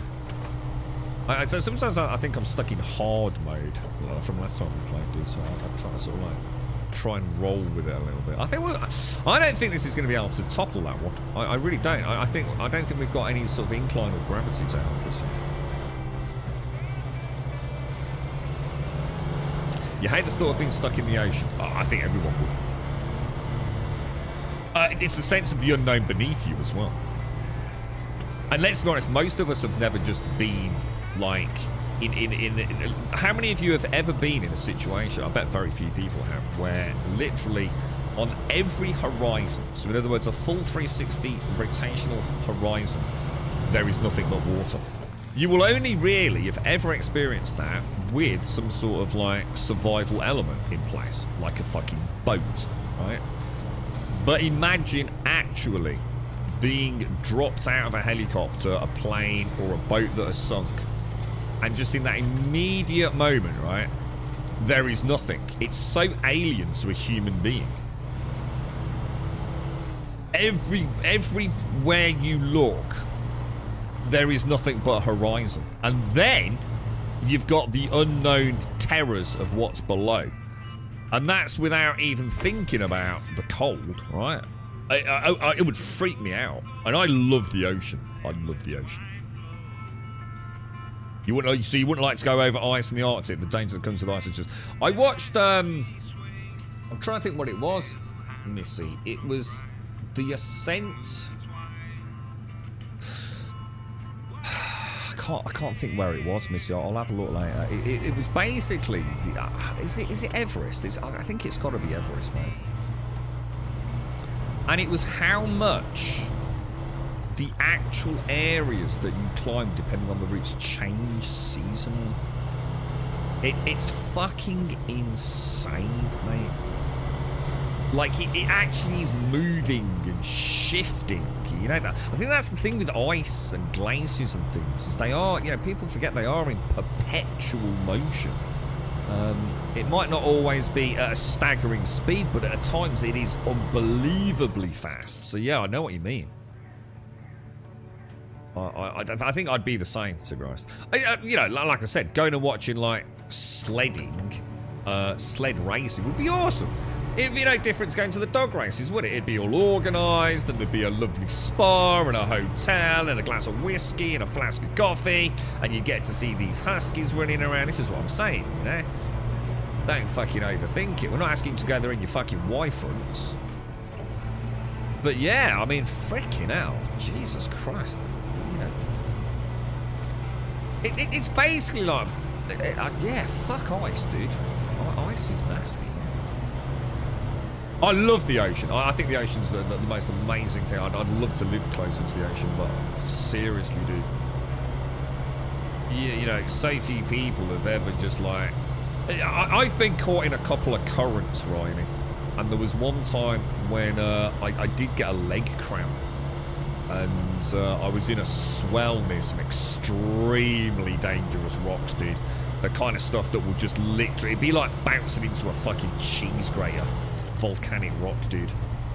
And I got a leg cramp. Oh my god, dude. I have never shat myself so much in my life, dude. The pain of the leg cramp was like so all-consuming. And I meant I lost all kind of... The pain was so intense, I couldn't really focus on anything. But I knew just another 10 meters away, I'd be dead, dude. I'd have been lashed against the rocks, dude. That was one of the worst experiences I ever had, man. In the water. It really shook me, dude. Like genuinely did shake me. I was alright, I mean, it didn't stop me getting back in the water, but, you know, in the heat of the moment, it was that dawning reality of just, have you ever got caught in, like, an actual current as well? You know, like when you've got these beaches where it's saying, like, absolutely under no circumstances should you go in this water today, but you're an idiot and you do. And you're actually told that, like, just another 4 meters away, and that would have been it. You'd never have fucking made it back, man. Has anyone ever been in that situation? I mean, I've been in it a few times, and it has to be, no matter how many times you experience it. If you ever swam, right, but been making zero progress, it is the weirdest sensation in the world. The human brain seems to handle that, or at least my brain does, in a very, very bad way. The panic sets in. Wonderfully, the panic sets in, and I think you get the adrenaline hit, and I think that's what can make the difference. But that adrenaline hit and that physical stamina and strength doesn't last for long, you know what I mean? And you really have got that one chance, haven't you? But it is the power of currents, even just, you know, a few meters out on some shorelines, coastlines, are absolutely insane, man.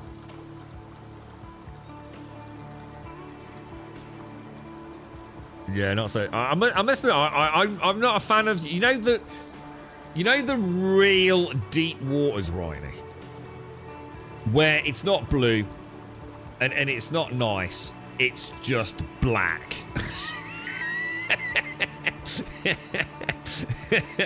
I don't like that. I don't like mega depth, man. I've got way too much of an active imagination. Way too much, man. One of your recurring nightmares is swimming in water by a huge chain and just being able to see something possibly huge swimming around that chain. Oh, Jesus, man, that sounds nasty. That was nothing, right? Yeah, the mud is. This thing's pretty good, actually.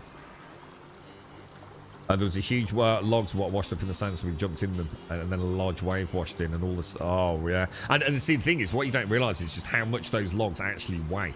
So you get caught between two of those logs in a nasty swell, they will fuck you up, dude, right? I nearly lost an entire leg to a boat. I was trying to stop a boat nudging up against a jetty, so I put my foot out. And of course, I'm trying to stop what's probably like a 5-ton boat, right? With my foot, and my foot slipped. So you can imagine the pressure. Like my toe was coming up towards my calf, dude. And I was so lucky, dude. So lucky. I managed to twist it and it slips out. But oh my god, it hurt like a mofo, dude. It would have crushed my whole lower leg. You've been stuck. It's awful, isn't it, McGlashan? Yeah, it is terrifying, dude. Yeah. You got lost under a cover and oh my god. That we literally just watched the film. I said to the girlfriend, like, that's one of the things. I think it was a Bruce Willis film. Does anyone remember the Bruce Willis film? Where he was I think his only weakness was the pool or water or something, wasn't it? And you know, when we literally watched a film called Night Swim. And there's that like plastic cover on the pool. It's not a proper one. It's literally just like a tarpaulin. You've just been sitting there floating, and there's all leaves and shit in it. And let's just say a person falls into it, and of course they sink, and then all that plastic wraps around them. That gives me the heebly-jeeblies, missing. The absolute heebly-jeeblies.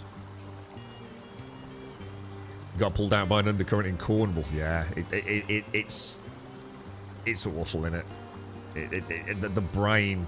The panic. Yeah, it could have been crushed city. Yeah, definitely. Riptides on our beaches. We talked to. That's it. Sideways. The McGlashan said that, didn't he? Yes, swim sideways. Yeah, I don't like that, Riley.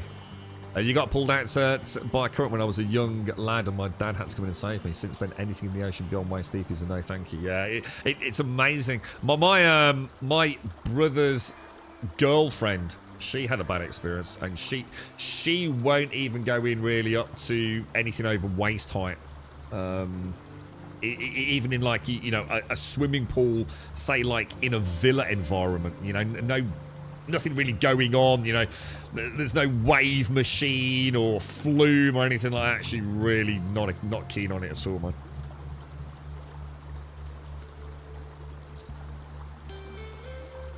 Yeah, it's horrible, isn't it? Yeah, those plastic covers on pools are a death trap for kids, aren't they? Scary stuff, man. Really fucking scary stuff, dude. Right, let's go see if we can get this thing sorted. The thing is, I love the water, though. I love swimming, and I love the ocean. Everything about it, you know. I'm not a fisherman, but, you know, get me near the ocean, and I'll fish. You know, I have a bash at it, but, you know, it's not something I'm a massive fan of. There's no way we're getting that back up, dude.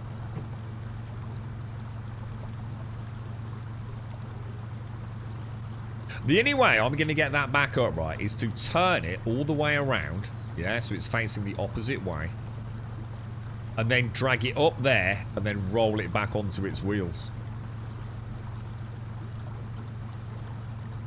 It's the only way we're going to move that. Because it's too heavy for this to pull over, as we know.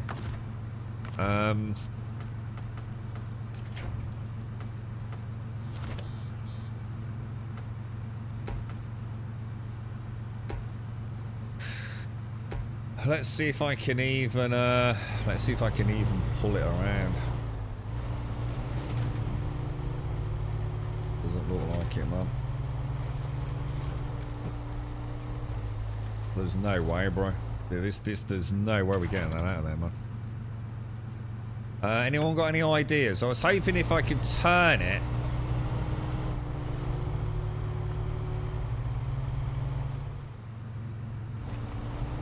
Oh.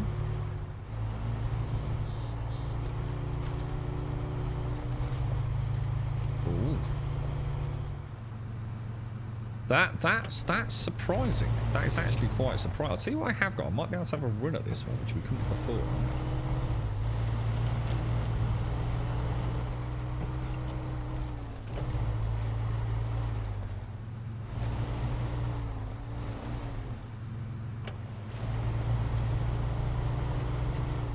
Oh God, excuse me.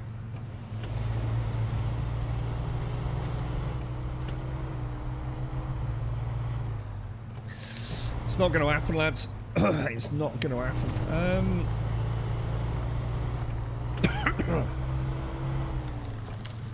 I can't imagine that's...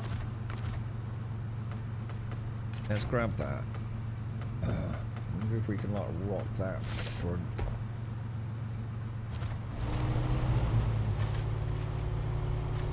Ah! Oh, go on! There's something stuck in my throat. Shit! Oh, God.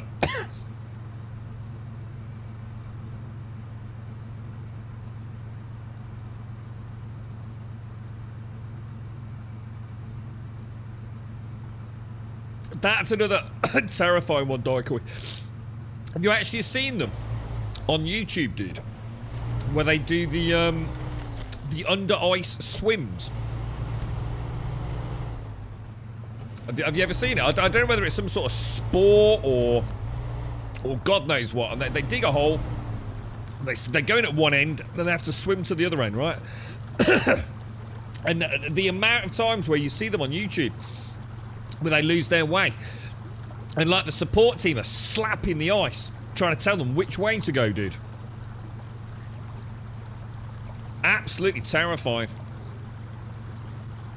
Absolutely, because people forget, don't they? If you've got frozen water on top of a river, the river is still fucking flowing underneath it, mate.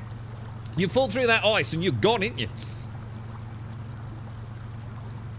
Yeah, it must be like a sport, because I see it's quite often on my recommended cycle, because I have watched quite a few of them.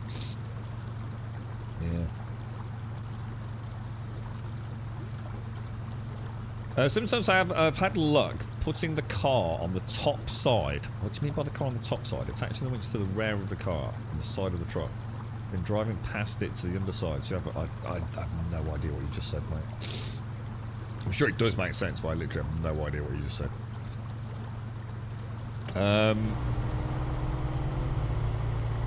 Most of them have like the red line, don't they, Daikoi?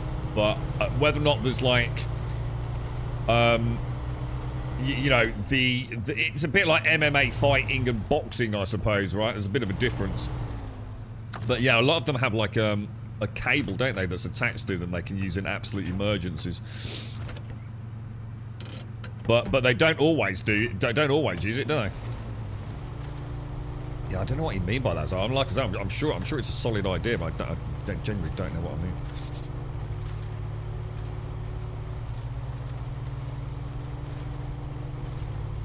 I think one of the problems I've got is that log there. That log. We always know in this game logs are weird. Logs affect things in a very strange and terrifying way, don't they? Let me just see if I can crush that log into the ground a little bit. Not sure if it's actually... Trouble is, there's no way we're going to tip it from there. I definitely need to bring it out more. Let's see if I can drag it down a smidge. Attach winch.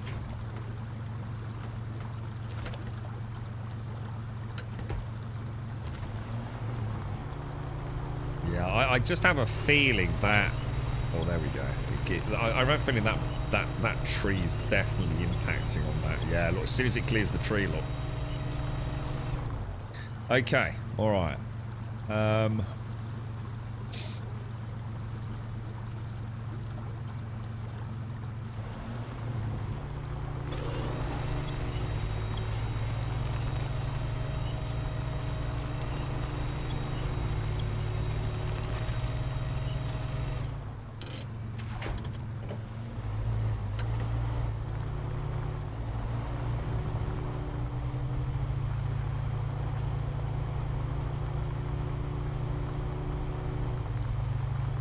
We could just have like a cable on that top just to nudge it over, man. Not gonna happen, man.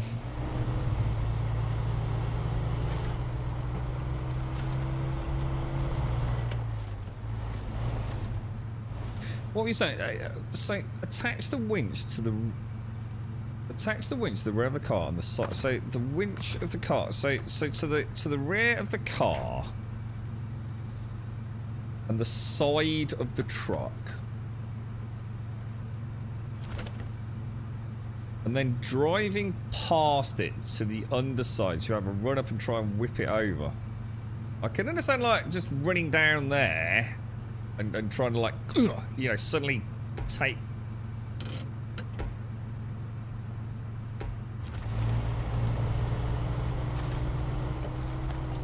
And like using...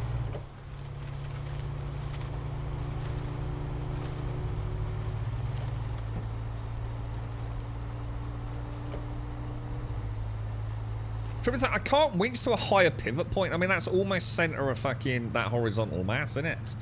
There is nowhere else for me to... It's a shame I can't, like, winch onto the, You know, there's nowhere higher for me to winch to, is there?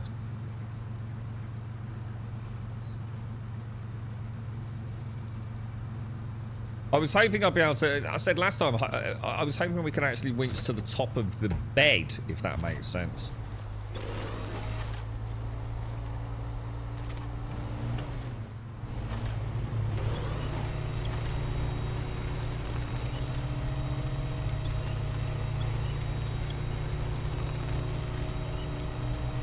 God damn it, dude. You can't winch to the truck bed. Yeah, that's what I'm saying. The only winch points are on the main chassis.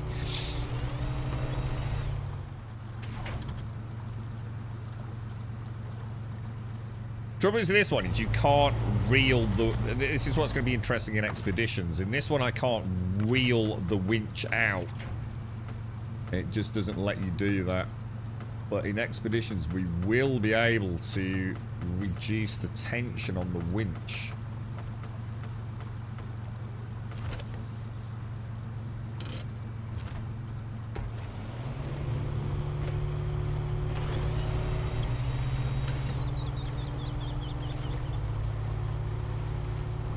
slopes, is it? It's because we haven't got the... I can't even drag it up, sadly.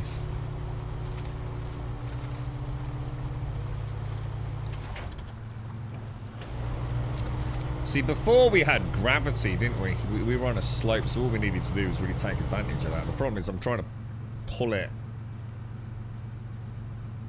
onto the slope. It's just never going to have it because I can't get a high enough attachment point. I just can't think of any other way. I mean, I could try ramming it, but this thing don't really get speed. And I don't think I can. I don't think my other truck can make it over here. So.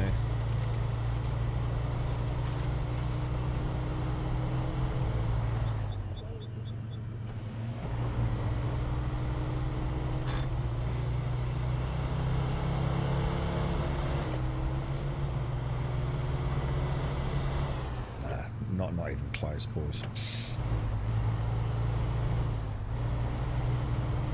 Can you attach a winch from the truck?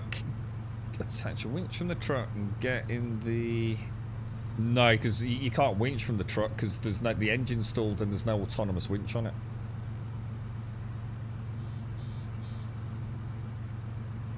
That's what I mean. All we need to do is get power to the truck, even if it was still stuck, and then we've got options for winches and the crane.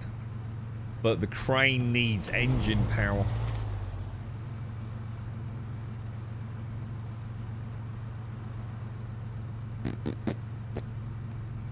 Oh, jeez, Louise, dudes. I think she might be a lost cause. I mean, it's not a problem. It's the metal's here, so I could easily recover her. It just feels like.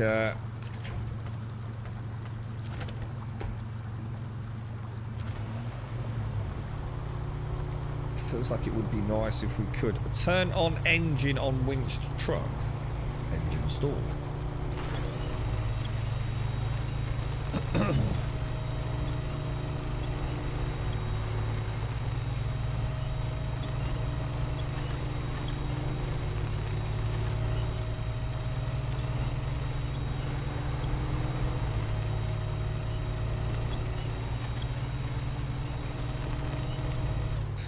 I don't see this moving. I really don't see that getting out of there. I think we might have to admit defeat on this one.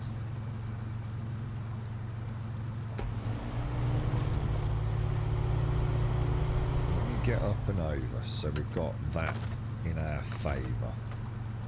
Let's winch to the front of that.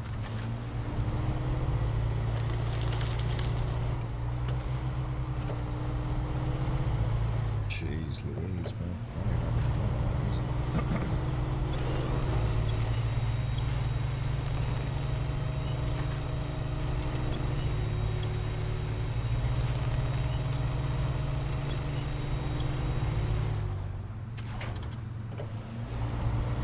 Okay, you're going to the middle. Yeah, the middle ain't making any difference, dude. I think we've got a slightly better option. I think if I can rock it, we might get past that pivot point there.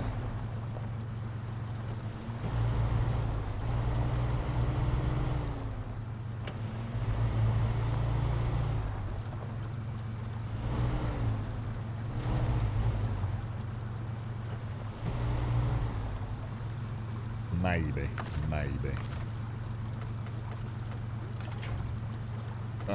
Should we try and hit that?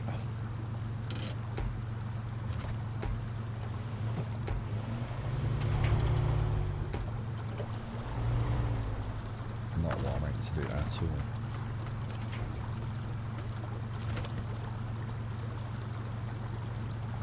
Not really any lower than that, are we?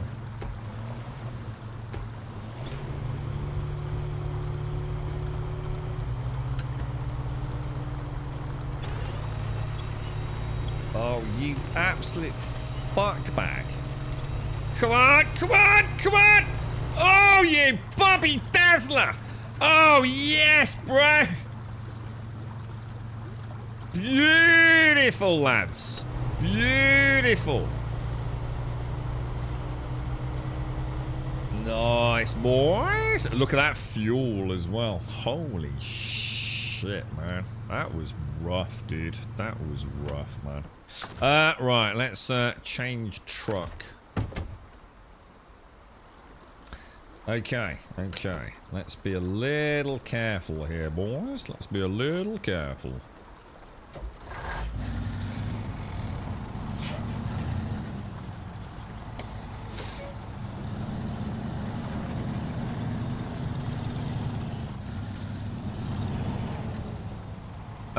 We are going to need to pull up alongside that. There's no way that crane's going to... Should we go on that side of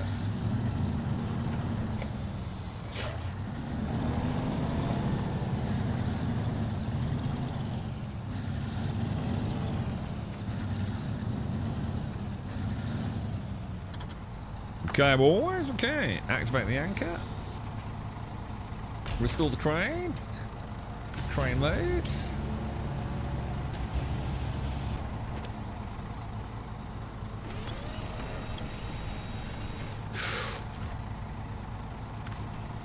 Okay.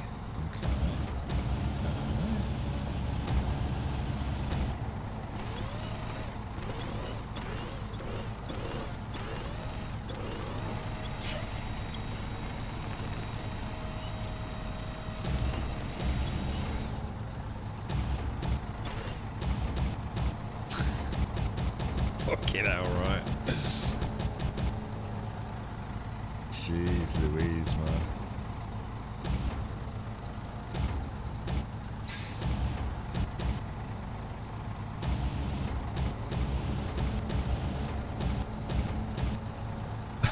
First try, see it. It is. It's always so tempting to give up. I did think we'd had it at one point there. Then I just spotted that at the bottom of that. So on like the caravan side, I noticed we were a little lower than where the truck was. If we could have just turned it around, we would have been able to do it a lot easier. But I think where the load had come off was not helping us either, was it? Why is it doing that? What? That is not what I meant to do, to be honest. But I will absolutely take that. All right. Jeez Louise, man. Where are we actually going with this?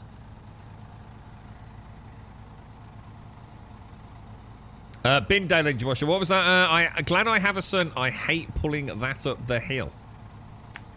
Do you have a long way to take your bins? It's bin day for me today as well. We're on a full household refuse today, dude. And I must admit, I'm well in front of it at the moment, mate. My recycling bin's looking good. The general waste is looking good. The garden waste is looking good, Joshua. I've been a good boy, mate. I tell you, I've been a very good boy.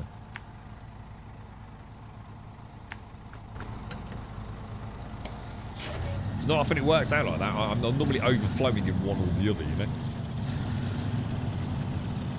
I'm pretty chuffed with that, boys. I'm very happy with that. I thought she was a bit of a goner. I mean, it would have been all right. At least we've got the load most of the way, haven't we? So we only really needed to get a recovery in and bring her back.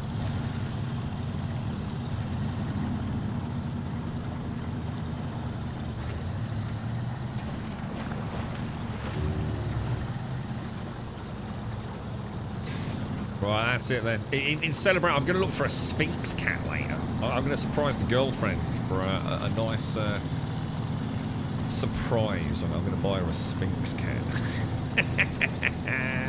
It's not for her really, but I'm going to say it is, and then I'm going to have it as my own personal pet. What, really? You have to take your bins a couple of 100 feet uphill? Jesus Christ, Joshua. Can't you? I'm surprised someone like you hasn't come up with like a really cool way to like automate that bit. You know, like using zip lines or like Minecraftian redstone tech or something. You know what I mean? So what they're called? Anassinians. We were just calling them Sphinx cats.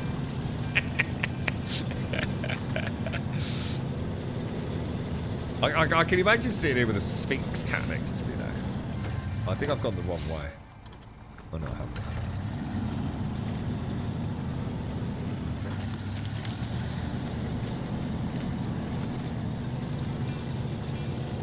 Some fuel in the pickup. Oh, I couldn't, could I? Because it was. We didn't go back to base, did we? We won't be needing that again. That's just going to get recovered. That the Chevy was still out from the original rescue of this.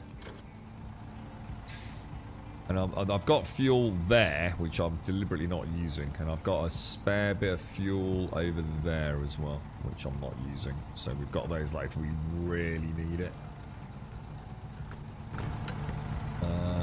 This looks weird. This does not look like the route we normally take. They have long, lanky paws. I think that was the one thing I actually liked about them. I think the overall look of them would be a little bit scary. Oh my god!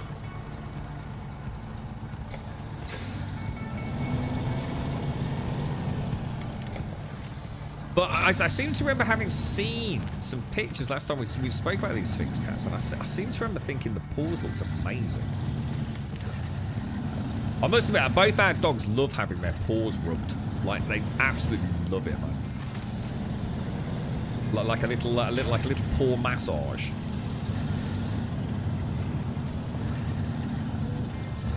Four-legged ball sack with teeth. You can always get a female one if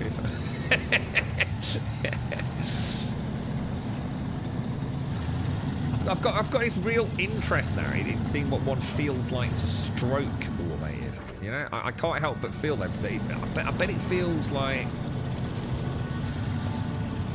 you know, like say you've worn like nasty ass Y-fronts, you know, and then the discovery of boxer shorts, and like the difference between like say cotton and silk, or polyester and silk. Actually, I bet the skin of those things is like really warm, like weirdly warm to the touch, you know. Because a lot of the pets you have are furry, aren't they? So there's quite a gap between the fur and the skin. And I think that's one of the things that's quite cool about rubbing a dog's paws is you've got the skin, haven't you? So you kind of feel their actual body heat a little bit. So I should imagine a cat like that, one of these Sphinx cats. I bet it's quite novel. I was talking about like snakes earlier. It's you know, a lot of people that have never touched a snake, you know, would still, you know, without having read about them, think that a snake was almost like wet or moist or even slimy to the touch. But you know, nothing can be further from the truth.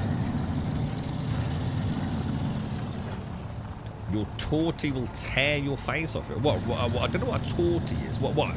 Is that because something bad happened to the paws? You know, just... There's two things the Shih Tzus love. Is it Shih Tzu? Shit nugget, whatever it is. And that is, apparently they have problems with their ears. Hairs in their ears, which can irritate them a little bit. So they absolutely love having their ears, like, rubbed or massaged, and they'll literally just like lie on their side and like stretch their paws out if you just give them like a little massage. They have a reddish oil all over them. Whoa, really?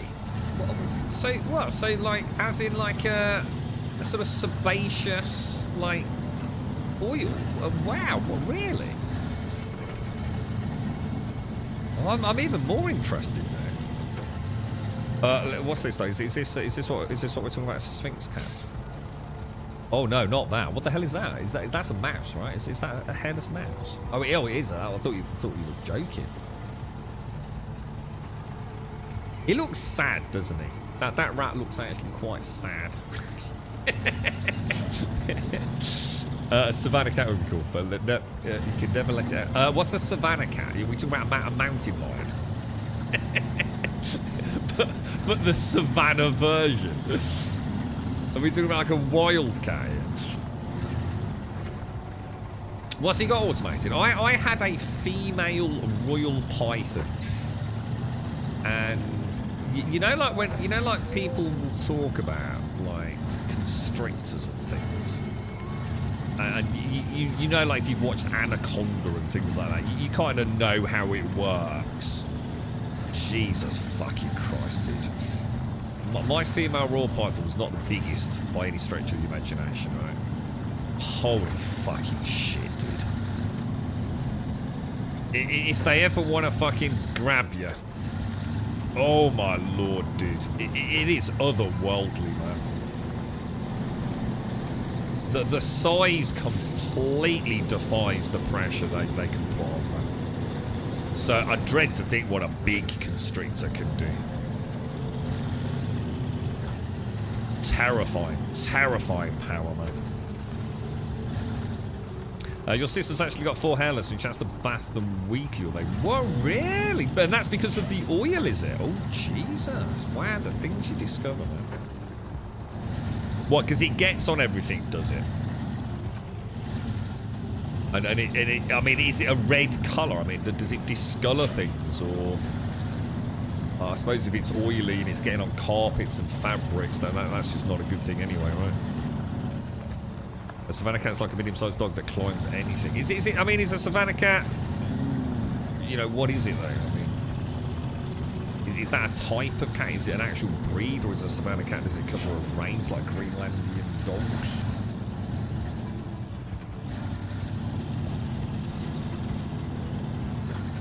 It's that, yeah. I didn't actually see. That's interesting to see. It's discovering. She's actually got 4 of them. Holy wow. I take it they can't be let outside. They're not like a cat that roams around, are they? Are they even cats? I mean, are they cats? They're not like some weird offshoot, right?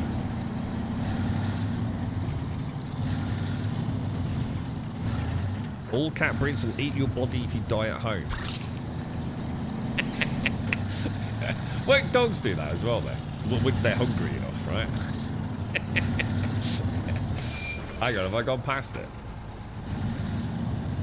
Won't anything eat you if it's given a chance, you know, if it's at a point of the survival instinct kicking in? Do you know what I mean? I'm not sure. I should imagine maybe some dogs, I should imagine some dogs are a bit smarter than others, right? Or a bit more emotional, perhaps. Right, let's see if the actual oil fuel tank counted then. No cargo to unload. Oh, is it because I didn't pack the cargo? We did it. It did. So it did count. 3,850 smackaroonies, dudes. That's a good haul, that is. That's a good haul.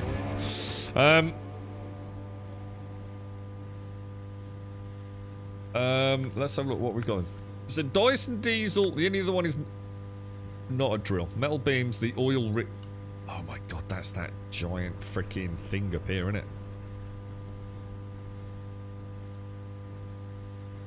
Oh no, it's not. Delivered to the drilling site. Oh, delivered to the drilling site in Smithville Dam. Well, that's the drilling site. The oil rig drill is somewhere in Smithville. Oh, we're not doing that then. What about Husky forwarding? Delivered to, oh, we can do this. We can do this. 3,800 quid as well. So the bricks are at the warehouse. The planks are over there. And the metal beams are over there. Easy. So if we start with the... Where are we? We're actually... Yeah, if we go and pick up the bricks from there, we'll be good to go, won't we? Lovely jubbly, lovely jubbly. We kind of know this route, don't we? Not the easiest route, but...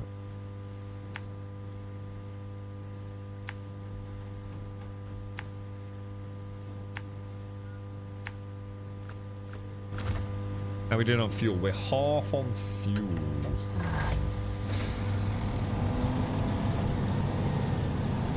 yeah, I was gonna say. So, once the I was gonna say, I should imagine any animal once the survival instinct. If it's a case of eating you or dying. I mean, again, like all of these things, I get tired of having to sort of like preamble everything with not all the time. There's always going to be exceptions to everything. It's probably the worst part of fucking talking on stream, to be honest. But yeah, I mean, I should imagine there are some dogs that will literally just pine and die with you, right? They're that mortally heartbroken if their owner dies. But I'm sure equally, just as likely, there are dogs out there, cats out there, or anything that can consume meat, that if it comes to the point where, like, they can't live, they're going into absolute survival mode, they'd eat you, right? It's a core instinct. It would be very hard to override. Even humans have cannibalized other humans in those scenarios, right? I think it'd be a bit of a push to think, a dopey dog would do it. When push comes to shove.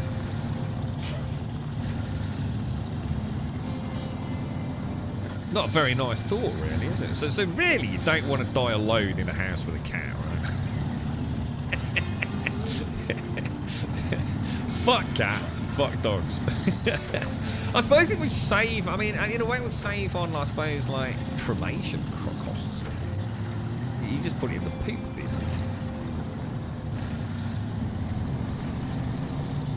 That's what happened to Auntie Doris. Fuck knows, man. Cat's looking fucking alright, isn't it? Better than bugs. Well, I don't know.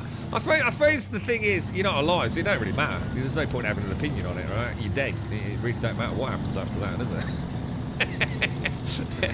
I should imagine most people don't like the idea of being consumed by their own pets, So something that you've loved and nurtured and treasured, taken out on long walks, comforted when it's poorly, and then it's, fuck you, I'm going to eat you, mate.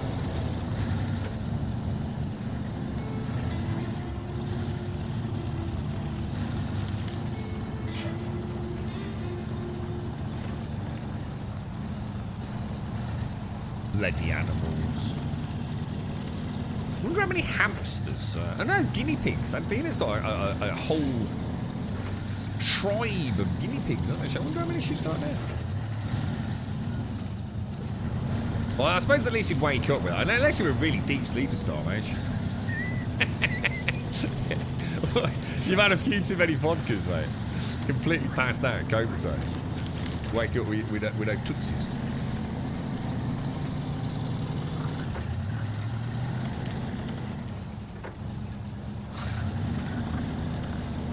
I think I'd be all right with Toby. He's got an underbite, one of our dogs, like a really bad underbite. So he really struggles to chew things. He tends to sort of like, unless it's something very soft. So it's quite a shame, really, because we sort of have to be careful what we buy, because you can't buy something that Cody can chew on and Toby can't. And of course that has a bit of an impact on his teeth as well. So he has actually lost one of his front teeth.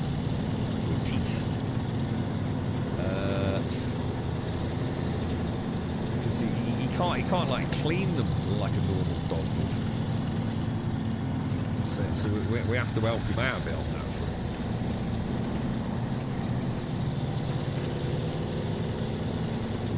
Yeah, to be honest, this truck's pretty beefy for this map, Rhinix. So we're only on the Black River map. There's very little this Fleet Star can't handle. We've got quite nicely upgraded at the minute, dude. She's got a nice raised suspension, all-wheel drive and diff lock. She's got the flatbed and the crane, obviously. She's all right, man. She's got advanced low gear if we're really in a push.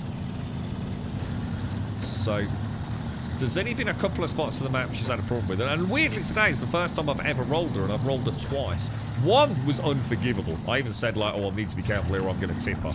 And I literally just got lazy and thought, I'll be all right. And she rolled. And then that one there, there's no way I should have rolled that. That wasn't even a precarious route. I just completely boffed it, to be honest.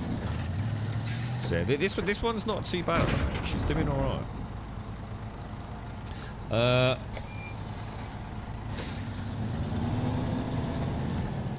What's that? What's that, Maglashan?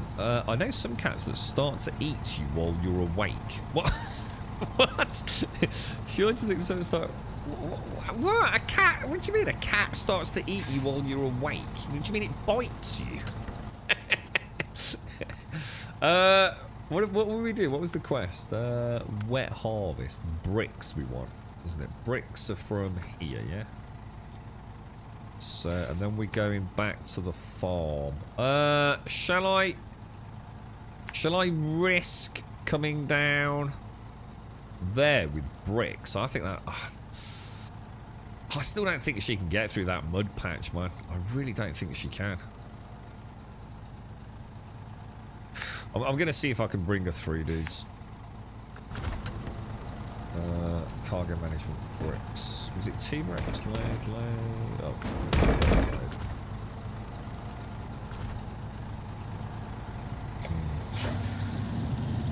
I was going to say, I know cats, I mean dogs and cats, and they'll all have like a little bit of a nibble and a lick, won't they? There's a bit of a difference between that and actually beginning to consume. I don't think it'd be a pet in your ass for long if it took a chunk out of your fucking hand, would it? I've had some very bad experiences with cats, but mainly because their claws are just like, they're just so razor sharp, aren't they? It's like cat claws really are something else, man. And they leave horrible... It's like the animal equivalent of a paper cut, isn't it? They're like really nasty, man.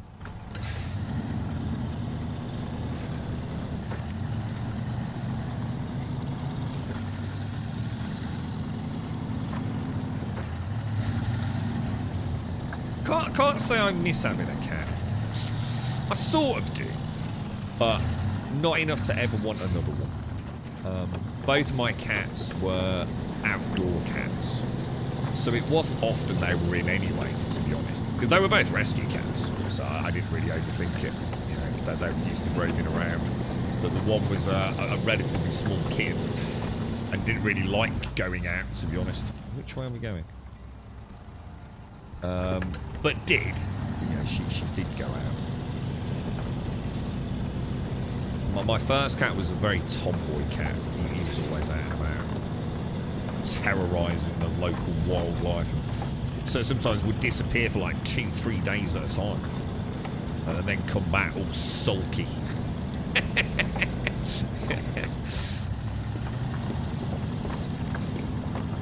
Yeah, I enjoyed having a cat, but I couldn't go back to having a cat. Because it's like I said, I don't like the idea of having a house cat, one that's stuck in the house all day. So I very rarely saw my cats, you know, in the bigger picture. You know, it's only for a short duration each day, really, and then late of an evening. They tend to come back late-ish evening and then sort of curl up next to you or on your lap. I just wouldn't have the time these days for a cat. Or a dog, to be honest. The two we've got are already a bit of a handful, and they require nothing, like nothing at all. They're just like a couple of walks a day, and even then they're not exactly over the moon, because they tend to hop around in the garden a bit if they really want to run around. But... Right, so this is the tricky bit then. This is where we decide to try. The trouble is we've got the rain suspension now, which is why she's so topsy-turvy around. This is the right approach, boys. This is the right approach.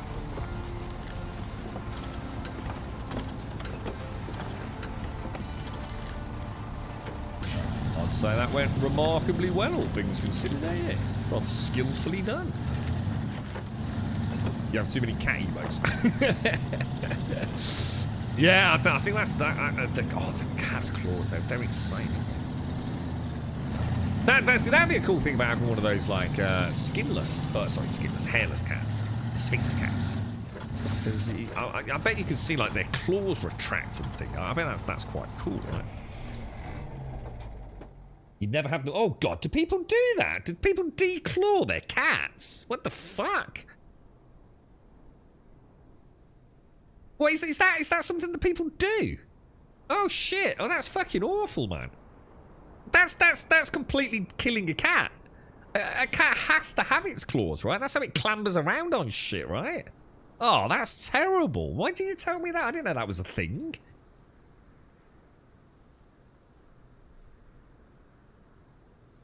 Yeah, I couldn't have an indoor cat, Castle, yeah. Because I think that was the fun. It was actually the fun. You never knew if he was going to be around. You didn't take him for granted, to be honest.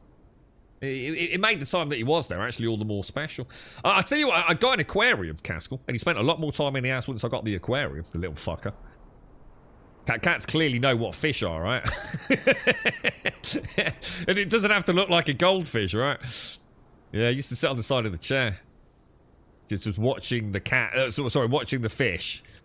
And it was always quite amusing, because like, every time you come back into the room, he would have moved. But while you were in the room, he wouldn't move an inch.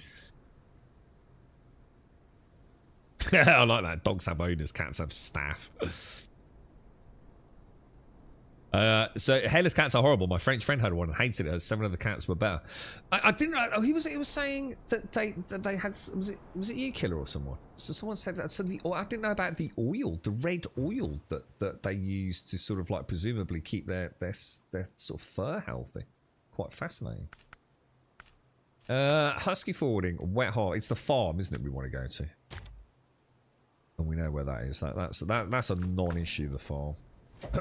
This thing should be pretty good for that. I do need to refuel. I think what we'll do is we'll go to the farm, drop this off, and then recover, get the fuel back, and then head over to the town and the lumber mill. Now, you've got me thinking now for retirement, a hairless cat. I've gone complete 180 now. I only sort of meant it as a joke, really. Like many things I say on the street. Can you just imagine that hairless cat just standing on the landing? It's like KIs in the darkness. It's terrifying, wouldn't it? You'd be absolutely terrified, man. I'm starting to come round to the idea. I don't think it would ever happen. I assume they're really expensive anyway. Not long to go now, Castle. Not long, boy. We had a fish tank and tropical fish, and a cat who liked to doze on the wooden list of the fish tank. Yeah, that's what mine did actually. Though I had, it was a very nice fish tank actually. It was one of the ones that had like a proper lid, like a hinged lid, with a feeder, UV light, normal light, built-in filtration system. It was pretty swanky actually, dude. Digital LCD readout for a bunch of monitoring, you know, whether you've got pH stuff in there or just temperature. Wasn't even that expensive, dude. I actually picked it up from a place called, what was it called? Shirley Aquatics in Birmingham.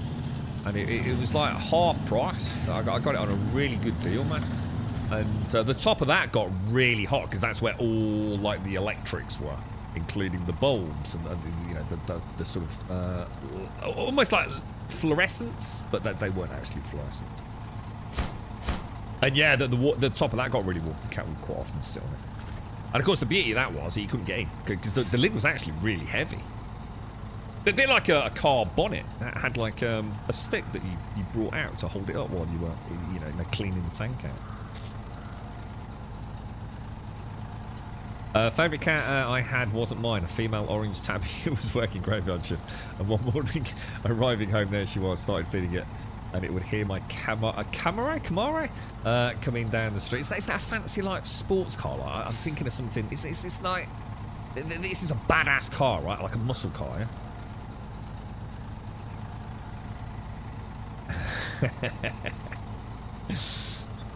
I had the bonus of watching the fish below and giving the tank a whack if the fish came too close. Yeah, I used to watch. What was it? I think it was on Dave or something. The Star Trek Next Generation. While I cleaned the fish tank, it was every Sunday. It was part of my routine on Sunday morning or Sunday afternoon, most of the time.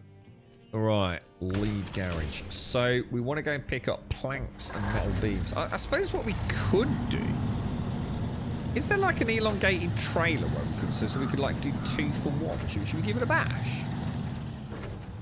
What about if we take, right, you see these 2 oh, are they metal beams in there? Well, they are.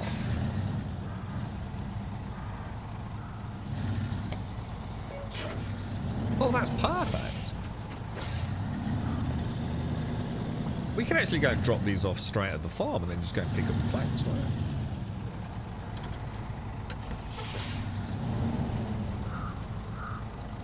Perfect, boys. Perfect. Attack the train.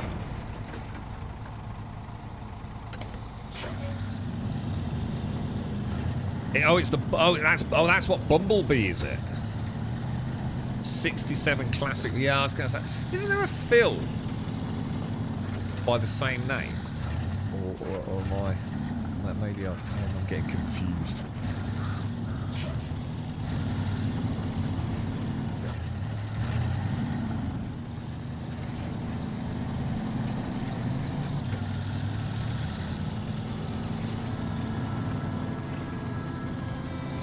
Yeah, I'm just trying to think back, because a lot of cats would bring like gifts home, weren't they? I'm just trying to think. I can't really remember mine doing that. I know my second cat was very.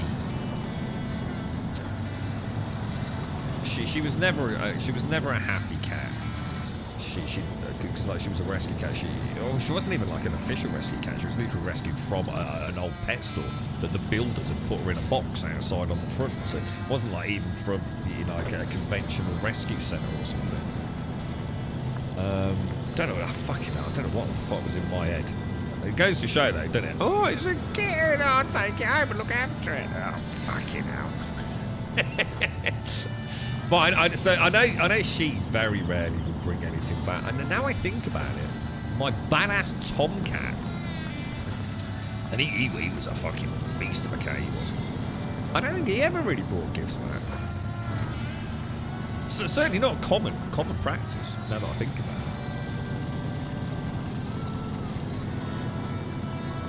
Your current one spends all night. I think the difference was, I think my cat, he used to want and eat it. He wasn't interested in bringing it back as a present.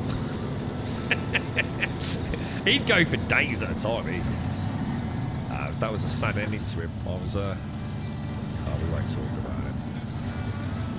about it. Manx cat has no tail, more of a dog than a cat. A Manx cat. I'm not sure I can picture a Manx cat. So is it? I mean, interesting. So is a Manx cat is still technically a cat, though, right? Yeah, I think that's what my little buddy did.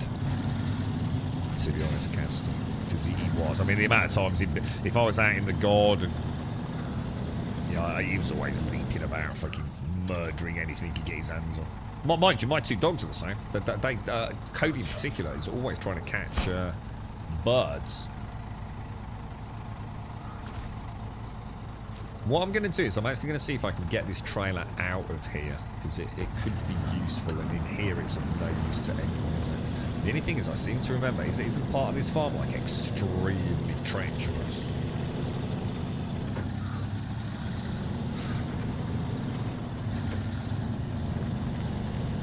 God, can you imagine if we actually, God, there's got to be, the future of gaming, man. Can you imagine a survival game, like with this level of, like a couple of you are off, like in a little Chevy, like killing zombies, and we're back at the farm, doing all this sort of stuff. I wonder at what point all these, because at the minute it still feels like a lot of games are like genre-centric, and that's the way the industry's always been, right? But as these new Unreal Engine-esque platforms get ever more advanced, there's going to be a point where, all this isn't just a genre. You've got a game with a truck in it, and it's like, it's just like having Snowrunner, man. The all-singing, dancing simulator. Gaming's mad, man. Gaming's just like incredible, really. All this terrain deformation, it's just damn, dude. Very lucky to be around playing this sort of stuff.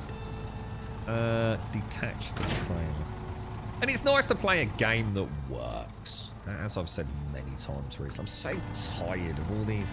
The next big thing, Nightingale, Enshrouded, Pacific Drive.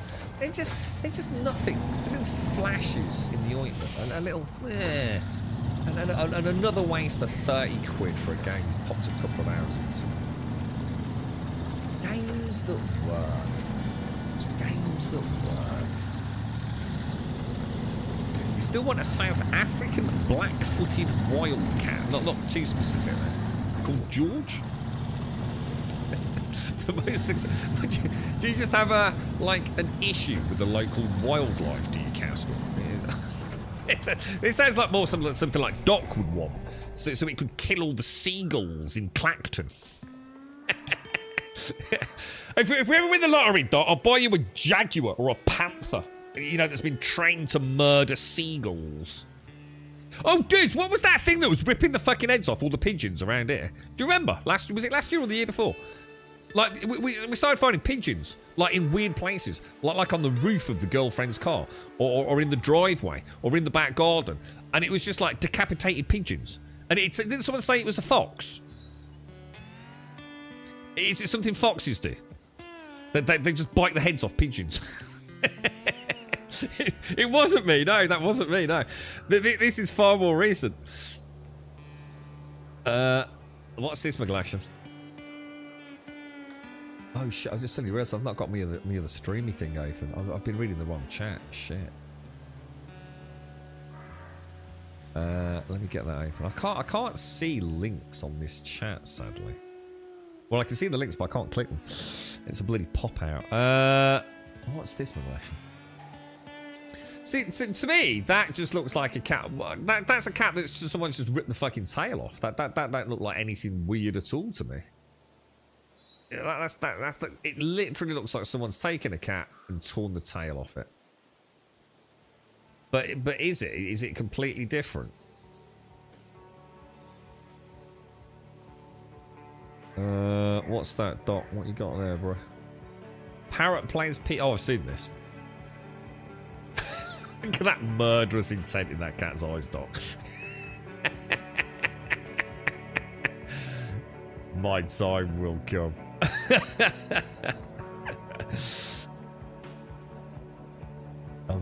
think I saw that on Twitter. Someone had linked it. Yeah, what the hell are they? Is that an actual like breed of cat, or is it someone, because they do it with some dogs, don't they? They cut the tails off. Yeah, I think they all do, to be honest, Michael. You can move the flatbed off. I've had it on and off this a few times. To be honest, weight isn't normally an option, because don't forget the weight thing's completely broken in this game. Because even if you've got cargo and you unstrap it down, it doesn't count as any weight.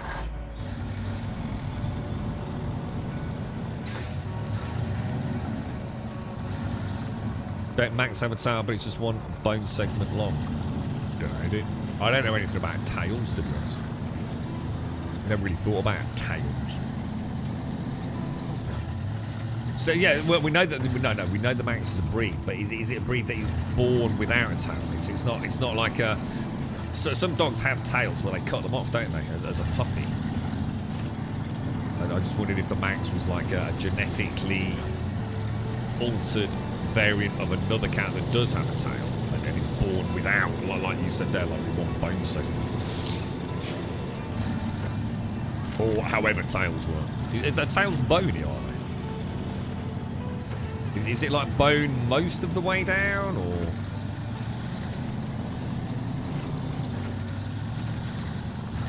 It's a mutation that shortens the tail. Many Manx have a small stub of a tail, but Manx cats are best known as being entirely tailless. It's kind of weird. It don't look right to me.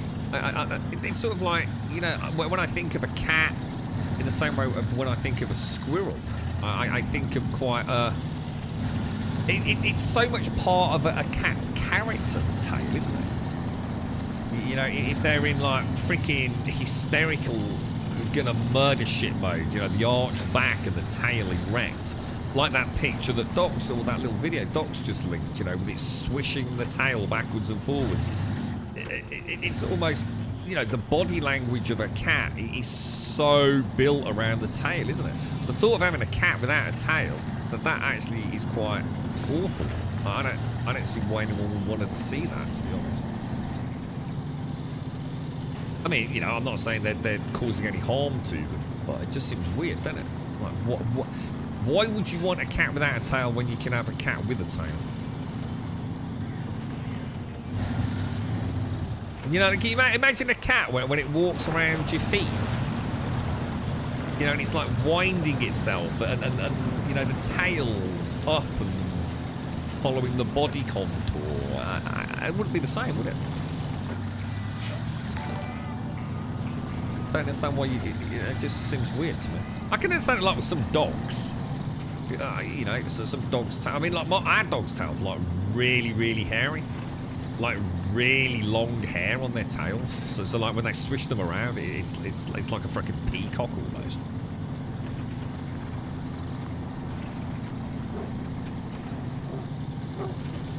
It seems a weird thing, doesn't it? Because for all intents and purposes, it looks identical to a normal household cat, doesn't it?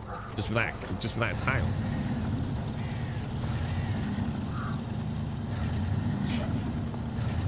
Is that what you were thinking of, Shades? Is that what it is, the Isle of Man? Am I on the right way to get in?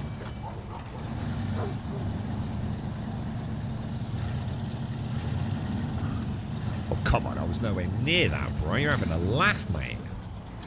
You're having an oh, wrong bit. What do we want? We want to... Oh, I went to the wrong place. We've already got the beams, haven't we? It's only down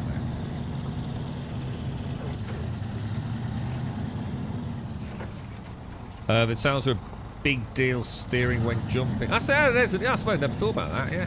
I suppose it would affect their acrobatic skills.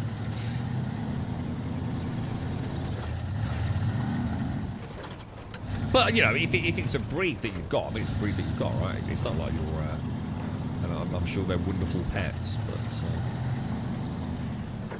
I don't think I'd personally choose one that hasn't got a tail over one that has. I suppose you don't get a choice necessarily. It's like I said, both my cats were rescue cats, so.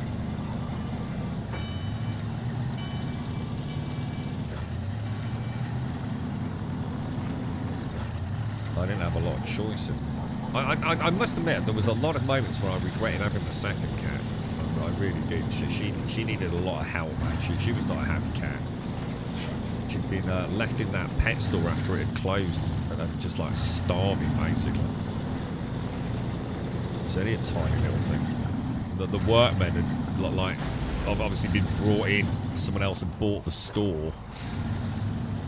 And, you know, they'd whitewashed all the windows and they were just like stripping it, you know, stripping the whole place out. And they'd found this cat in the back. And shoved it in like a box out on the front, you know, free cat. I can't remember, and I mean this I can't remember whether I was walking out of the pub over the road. Because there was a pub. I didn't go in that pub very often because we were a bit well known around there. You didn't go in that pub if you were on your own. And I must admit, I'm just sitting here wondering if I had actually been in that pub that day. I might have had a little couple of beers, you know. Thought, and getting a cat seemed like a really good idea at the time. It sounds like that's probably what happened, to be fair. So back to the farm then.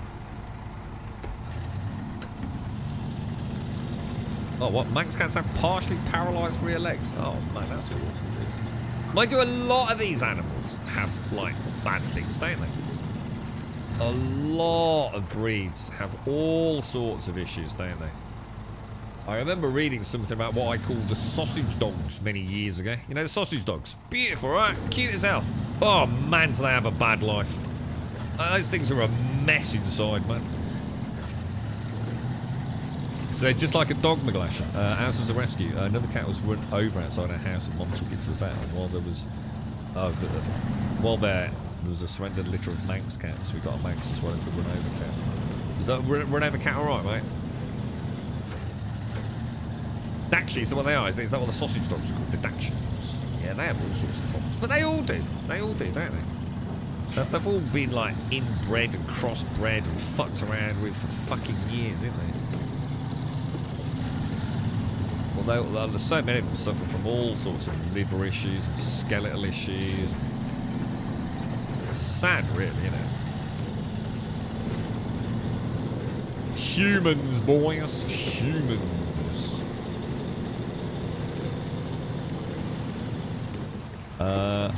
Renova one looked like a tiger. Oh, right. So it was called Tiger. And the Manx was called... But I was going to say, Manx is a pretty cool name. It's like a cross between Mank and Max, you know? That always reminds me of Phoebe. Stinky cat. Was it smelly cat? Smelly cat. Smelly cat. I love it, mate. She used to make me laugh. I like Friends. And Ross had a monkey, didn't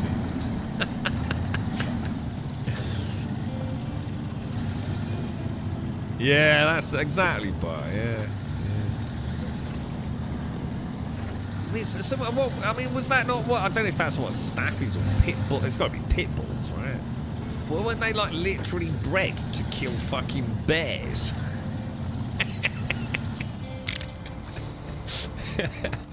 You know what, Buff? What's up, mate? Got an idea. We're gonna get some dogs, right? And we're gonna breed a dog that can kill a bear, mate. Oh, Jesus Christ. Humans, man. There's something deeply wrong with us, dudes. Talked about a Devon Rex. What's that? What's a Devon Rex, dude? I can't imagine anything dangerous from Devon. Don't they just make cream? As a kid, we had a lasso apso that had been ingrowing. Oh, that sounds awful. Ingrowing eyelashes. Oh shit, that sounds like really bad, man. Take care, Dick. Take care, Dick. Thanks for the help. I'll make you a cough. Do you want me to get you one, Shines? I'll get you one. What do you want to try one of the Tassimos you sent me, mate? Shall I get you a nice Tassimo? You want a Lycoy because F people. What's a Lycoy then? Oh, what's that? Oh, a Doikoi as a Lycoy. Oh! This cannot be a coincidence, sir.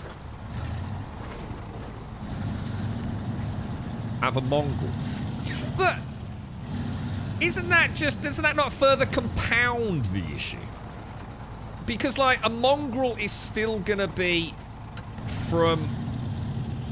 I suppose it depends on how mongrel a mongrel is, right? But isn't a mongrel still gonna have, like... Because there's no such thing as, like... I guess... I don't know, I mean... I assume there's, like, healthier breeds than non-healthy breeds, right? But, you know, let's say, like, say animal A has these defectives, or quite common genetic deficiencies. And it's a thoroughbred, like a Dachshund. And a Dachshund shags a Labrador. Don't you end up just with a mongrel that's now got fucking possibly complications from both of them? If that makes sense, you know what I mean?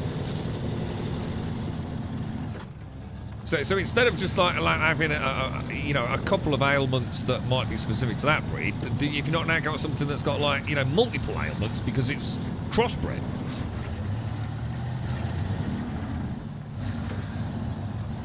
They kill hogs down here. They use a cur to chase and a pit to what?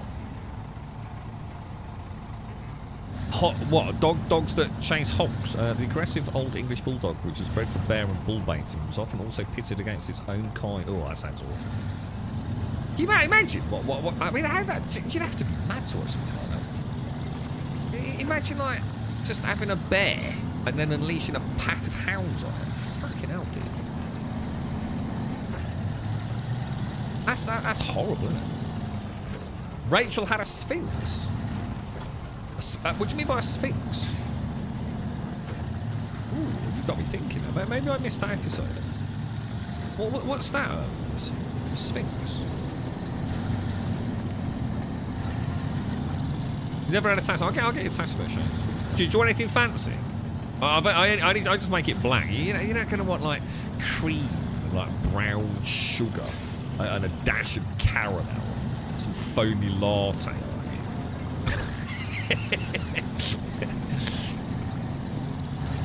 Oh, Sphinx. Oh, she had a Sphinx. What happened to that? Oh, I don't know if I remember that, Missy. Oh. Ooh, this could be one of the long lost episodes I didn't see.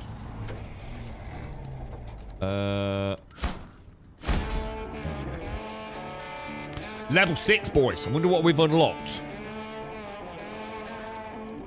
Your two purebred huskies had lots of issues, or some issues. Vet explained that due to getting to a purer breed, they are. Oh yeah, well obviously, I mean that makes sense, right? But it's like I said. I mean, if you take purebred husky, right, that maybe has like, don't worry about the particular sort of breed, but like, say you've got breed 1 has got ailment 1 and 2. You know, like a bad spine or a dodgy liver or whatever it is. And then you've got another breed that has got, you know, a different mix of problems. And you crossbreed them. So you've got this, like, mongrel hybrid. You might have made matters even worse, right? So having a mongrel doesn't necessarily mean it's going to have less issues, does it? No sugar, no real milk. I use rice drink. What the, you're gonna have to sort that out yourself, mate. I ain't got none of that weird Ponzi shit, mate. I've got fucking hot water and coffee. All right. I'll bring you a cup.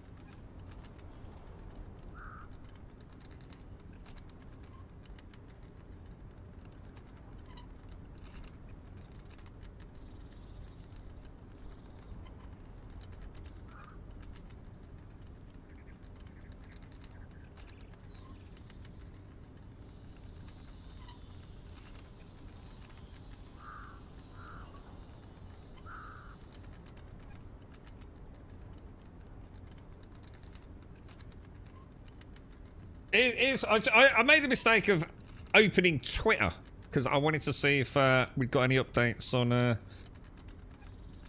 what's it called, expeditions, and it opened with a Canadian serial killer Robert Picton was a pig farmer. You know where this fucker's going, don't you?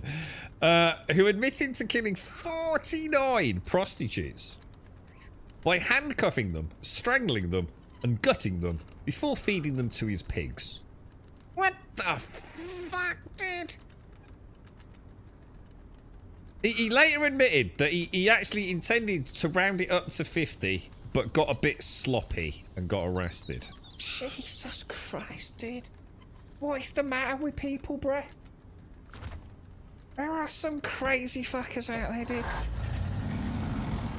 I bet, I'll tell you what, I wonder how many people ate his pigs. You know what I mean? I wonder how many... Oh, this is a nice bit of bacon, isn't it? Jesus Christ, dude. That's the repercussions of some... Jesus Christ, dude.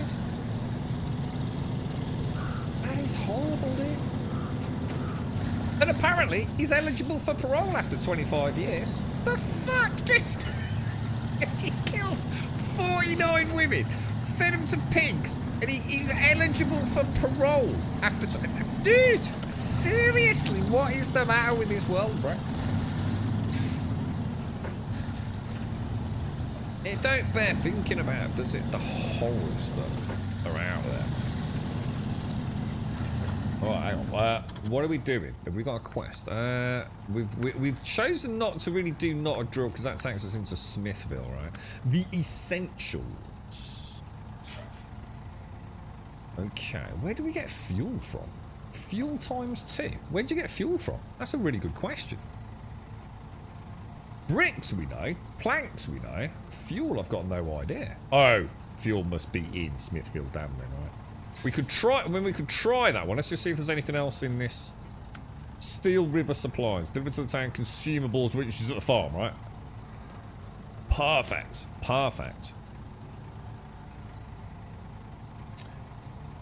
Yeah, well, that's perfect. Yeah, that actually is perfect. Let's go back into the farm. That's awful, isn't it? Oh, Jesus Christ. Because you got to think if he's got, I mean, that's a lot of people, right? I don't know how many years that was over, but that means he's probably got a pig farm. He's not just keeping a couple of pet pigs, right? So presumably they are being slaughtered. Oh, Jesus Christ. All right, we were talking about Canada the other day. And Canada sounded like a really nice place. I've changed my mind, right?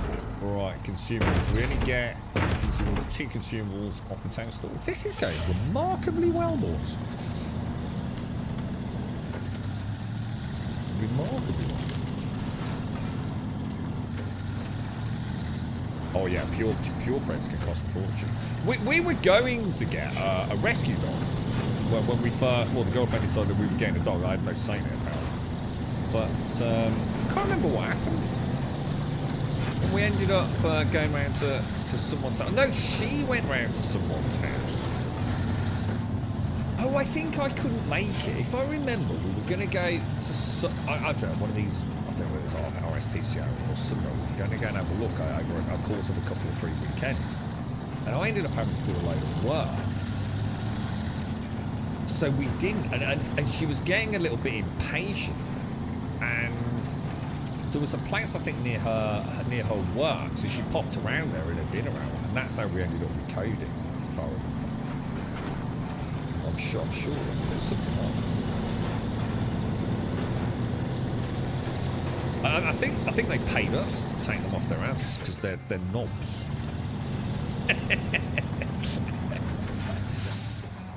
Hey, why is this getting stuck here? What the hell, dude? What's the matter with you, bro? You don't get stuck here, dude. Oh, you know what I need to do? Oh, I remember this. This is a noob mistake. I need to get rid of this crane, because these anchor supports are absolutely demonic, aren't they?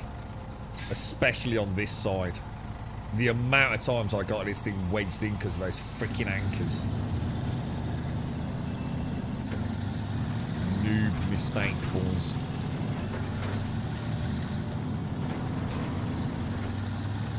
Yeah, if he's a good boy dog, yeah, like that. Jesus Christ, dude. It's mad, isn't it? Absolutely crazy. Are we all done with For All Mankind, Doc? Is it done? There's not... Is there a new season being made? I was thinking about it last night, dude. Has that new one you spiked come out yet, Doc? I think you mentioned one in Discord that was due for launch. Was it Amazon or something? That looked like an interesting sci-fi series. Oh, I forgot to go back and check. Was it March, was it, or something? Nah, we're fine. Okay, I'm alright with this now. We've got Black River sorted, dudes. Black River is not a problem.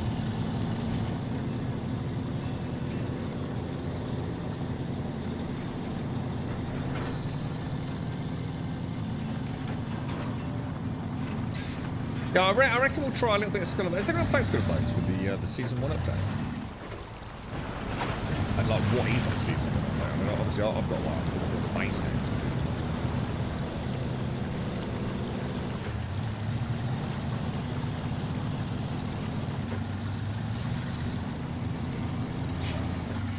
Be nice to see how fast the updates for Expeditions roll out, won't they? Or more importantly, how much early game content there is, you know, on day of launch. I read somewhere that there were like 40 missions or 40 expeditions on day of launch, and people were moaning about it. But it's one, I can't remember if I even checked if it was accurate. It could have been a number someone pulled out of their ass for all I know. But it depends on how involved the expeditions are, right?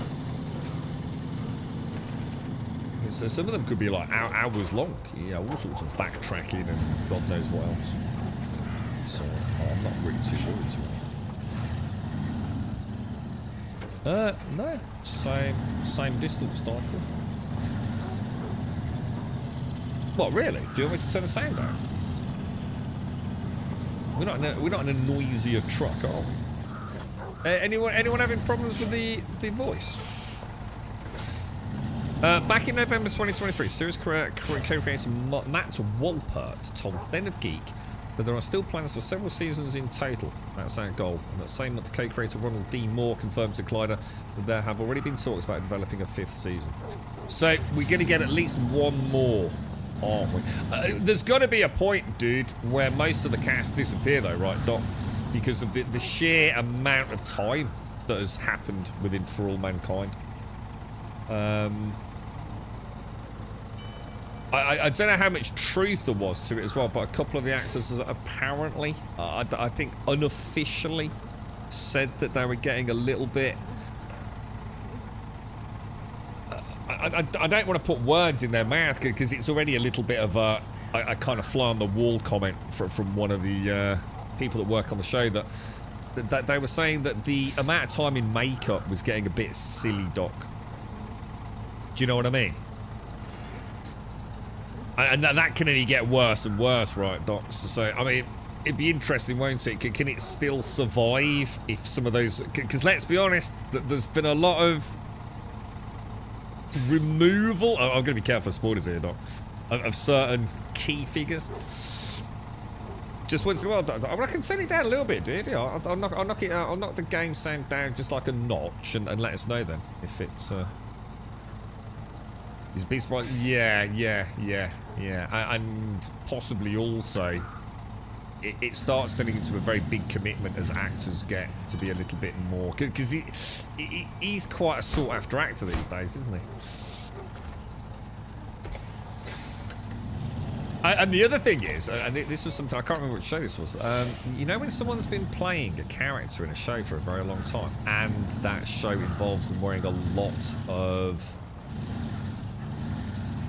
makeup that is aging them, is that they don't always like that, you know, because you're only an actor for a certain amount of time, aren't you, for many of them that are just no more than a pretty face. So, you know, you're sort of accelerating the public's image of you.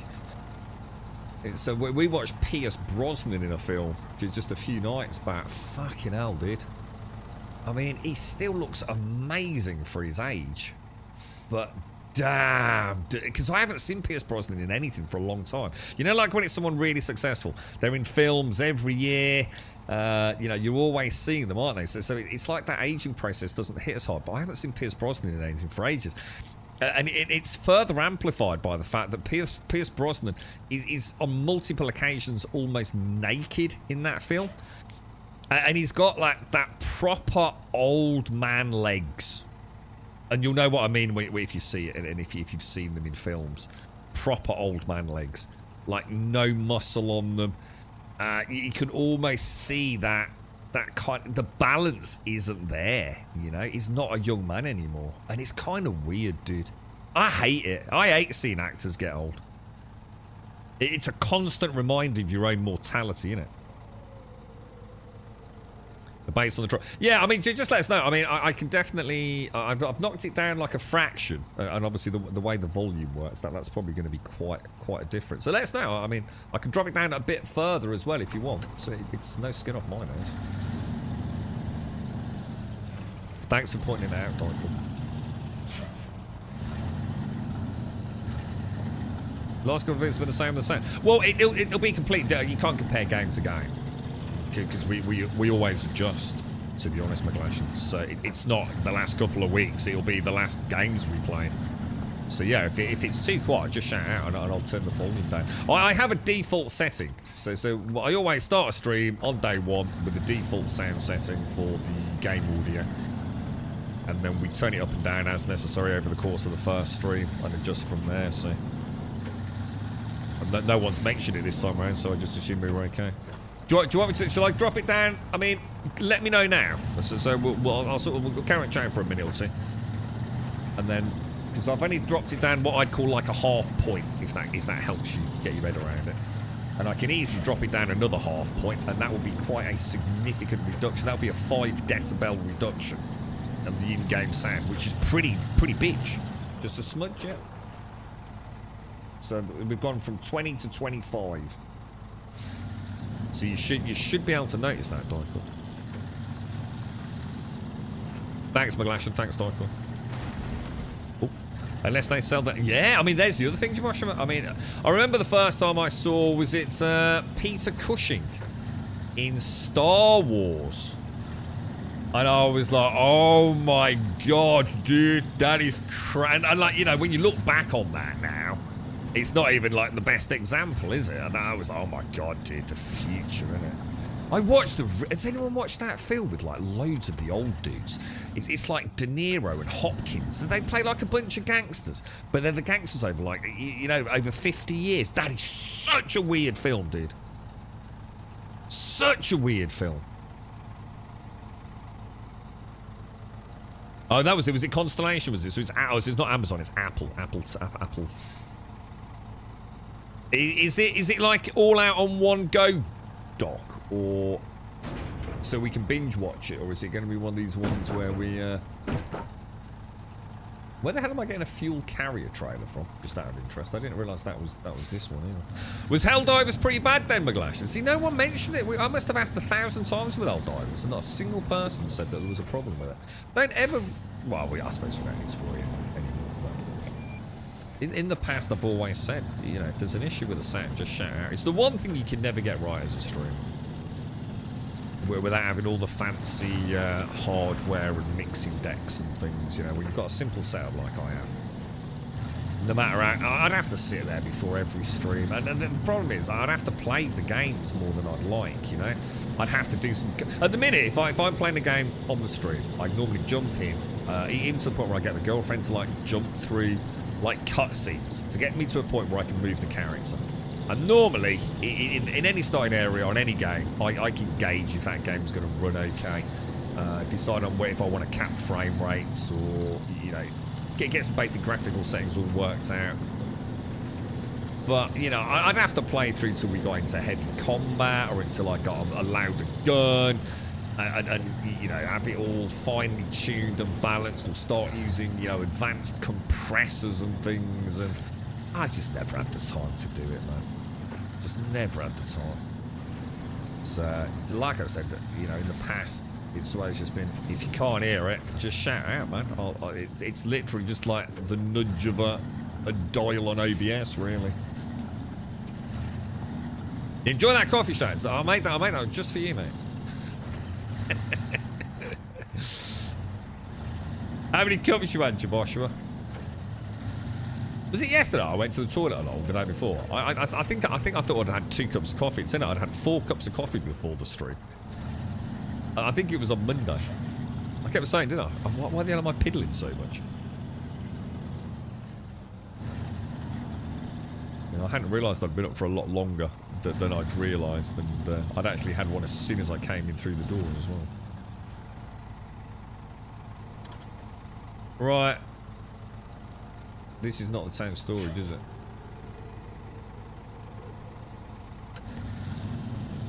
Or is it? Is this the same storage?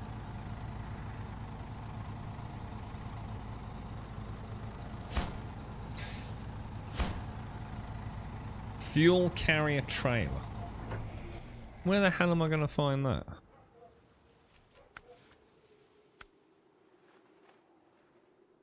Oh, it's that one. Oh, well that's not too bad then.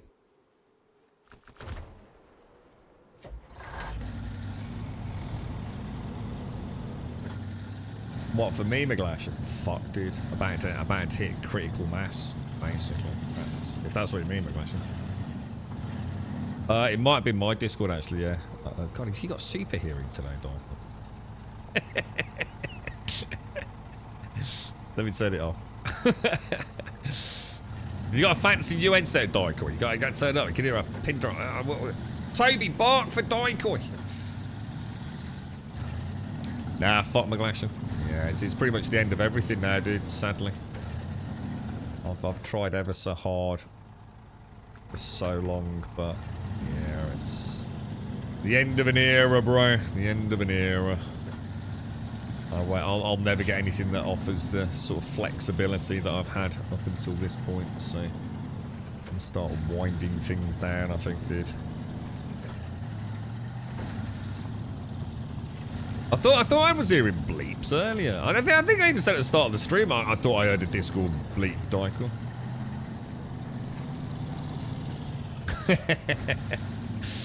You alright, Four? How are you doing? How's things?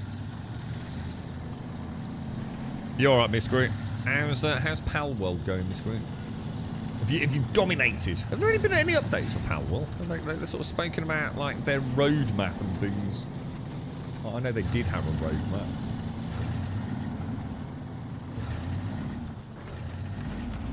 I think last time I looked, was it something like, was it 25 million? But wasn't it 25 million on Steam alone? And then like another 10 million somewhere else, right? I might be inflating those figures. Maybe it was a global 25 million. It was something pretty impressive, wasn't it? I don't know how I feel about games like that. It's a really tricky one for me. I mean, look, a fun game's a fun game, right?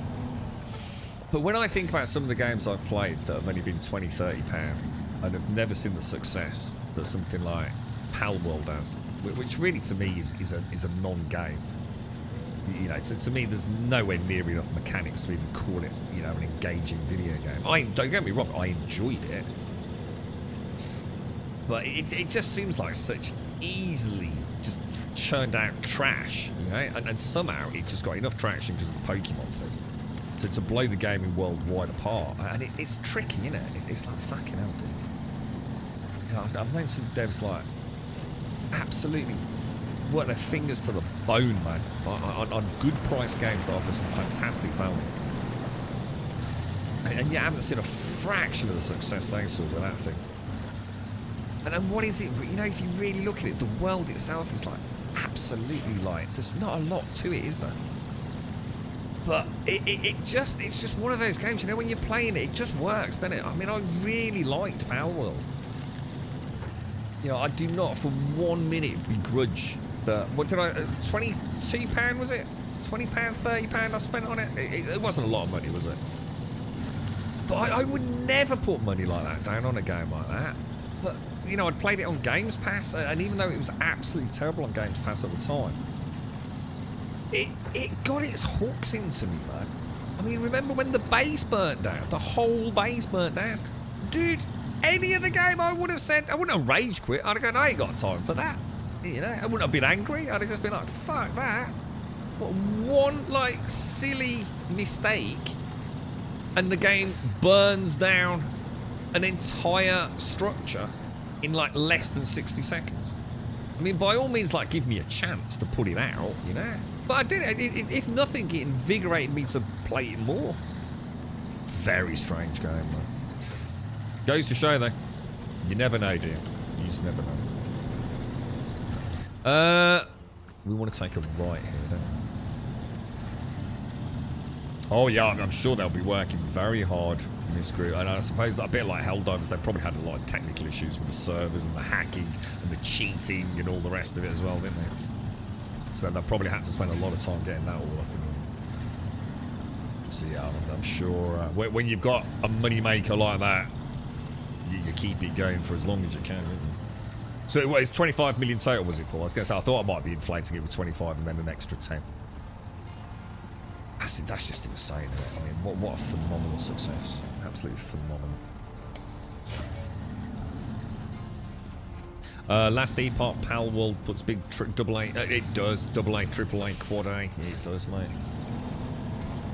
does. I mean, look at Helldivers. I mean, Helldivers I consider an actual game. Pal World I think is more a quirky side show act for me. Which I still enjoyed.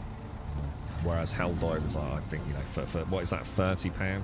Oh shit! I've got very little fuel, but I can take fuel out of this, right? And it's not going to be a problem. I mean, that was the plan, but it's not going to fail the mission because I take some fuel out of it, right? I hope not, anyway. Train is too far away, really? Okay, boys. Sorry, Smet. Sorry, I missed you there, Smet. How are you, mate? How's things? My brain makes me not hear all those invasive noises anymore. Oh shit! I just suddenly realised I'm on the wrong fucking chat screen again. God damn. Gotta be careful with that.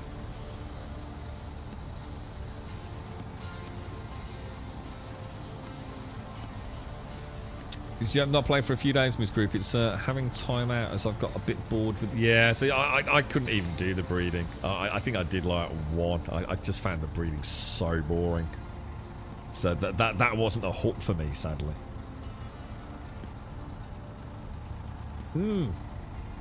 Has it maybe come out of early access or something, McGlashan? I saw something about Sons of the Forest this week. I think it was an early access game. Has there been a big update or final launch 1.0 or something maybe? Piece of shit game. They're fucking son. The only game I've ever truly wished I could have refunded on Steam. Yeah, I'm the same, Miss Group. Yeah. I doubt I will. In fact, I mean, I never say never, but the chance of me ever booting up Pal World again is pretty much non-existent, to be honest. But I don't begrudge a penny that I spent on it. It was like a really weird palate cleanser. And it goes to show sometimes you can't. It's a bit like Starfield. You know, we all know why we as individuals probably felt let down to some degree by Starfield, and others less than many. But I don't think I've ever found anyone that can hand on heart say that they were truly impressed with Starfield. I've met many people who you know, it's alright, it wasn't bad, and I fit a little bit more in that category, but Pal World's a weird one. It's like the opposite of that. It's very hard to explain why it grabs your attention the way it does. You know, there's the obvious things, you know, it's a very cutesy, very colourful game. You know, see things a lot of people will talk about. Oh, it's obvious because it's like Pokemon, but I couldn't give a fuck about Pokemon. I never grew up with Pokemon. I literally could not care less about Pokemon. I really couldn't. But you know, for some reason, you know, Pal World just played as an interesting game, or at least for the amount of hours I played it, and then I got bored, totally bored to tears. But you can say that about any game, can't you? Most games have a certain amount of content before you reach that point where it's like, you know, I've had enough now. I've had my fill. Spending 500k per month. Yeah, that was blown a bit. It was blown a bit out of proportion. That was. It wasn't that it was costing them that every month. It was more that they only had one guy on the team who was responsible for their entire studio's like network. Access, if you like, for multiplayer, etc. Oh, I'm out of fuel, that's why. Refuel. So we're taking from the fuel carrier to the fleet star. Let's just top in a couple of hundred. And basically, because of the phenomenal success, this one isn't he like about 17 years old, or he might have been a bit older than that. He's ever such a young lad though. And he was essentially just told, no matter what happens, no matter what you have to do, keep in touch with Epic, and no matter what happens, right, no matter how much it costs, do not let these servers die. And the cost of that initial setup, etc., was apparently $500,000 or $470,000, wasn't it? It doesn't mean to say the monthly ongoing costs are the same, obviously. But yeah, that he was basically given carte blanche to throw as much money as was needed at it. Tim, you were impressed by Starfield in how innovative they are. That was got to be one of the most embarrassing things that a games company's ever had to deal with, right? So, for those of you that don't know, Starfield won with the Steam Awards, the annual Steam Awards. It won the most innovative game award. Now, the reason it won that wasn't because it was the most innovative game, because it was the biggest troll by the gaming community ever. And 4chan, Reddit, and just about every other obscure gaming site on the planet all decided to have a bit of a laugh. And what it forced was Bethesda to have to do something or do nothing, right? So they either had to ignore the fact that they'd won a Steam Award, which is pretty big news, which would have literally implied, you've not said anything because you know it's a troll and you know you didn't deserve it, which would have been really bad. Or they had to acknowledge that they'd got it and have made fools of themselves in doing so. And obviously, I guess the best damage mitigation was the latter scenario. So Bethesda actually did put out a public thank you for everyone voting them for having the most innovative game of 2023. I mean, Jesus Christ, dude. It's just brilliant, isn't it? Don't mess with the internet, right?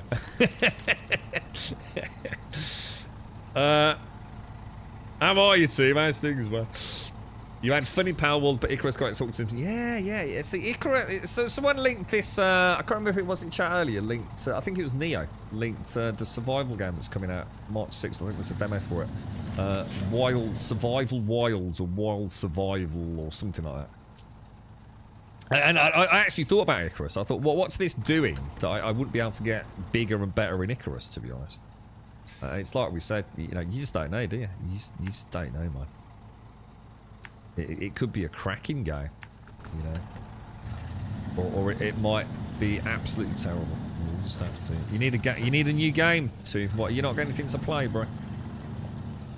You got there's Neo in chat. You've got 7,000 hours in Dota. Love-hate relationship. Yeah, I mean, see, that's what I miss is having a game like that, dude. Throughout most of my life, I've had, well, as in I suppose, gaming. You know, reasonably intently. Skyrim, 7 Days, more recently Star Citizen. I've always had like a kind of go-to game. I haven't had that for a long time, actually. I would love to. I think I will as well, and as things wind down, I think I'm going to go back to WoW Classic, to be honest. I've actually really enjoyed my time with that, and all the pressure will be off soon. Winter Survival, that's it. So thank you, Nia. Thank you. I enjoyed Icarus quite a bit back when I played it, especially once I started getting bows, and other stuff to bring on a planet. I realised what the loop is supposed to be. Icarus was always I said just a few days ago, didn't I? Icarus was like one of those, like, there's no way I'm playing that game. I'm not playing a survival game where every time I drop down, I have to reset everything. Sod that, you know. Where's the progression in that? Where's the persistency in that? And obviously we did play it when it came out, and I was hooked. I actually thought, Jesus, man, something that I, on paper, hated the idea of is actually the selling point of the game. It's like I said, it reminded me of like 7 Days. You know, always the most fun on a 7-day server is the first cycle of 7 weeks, the first 49 days. You know, you start off, you know, things are actually a threat.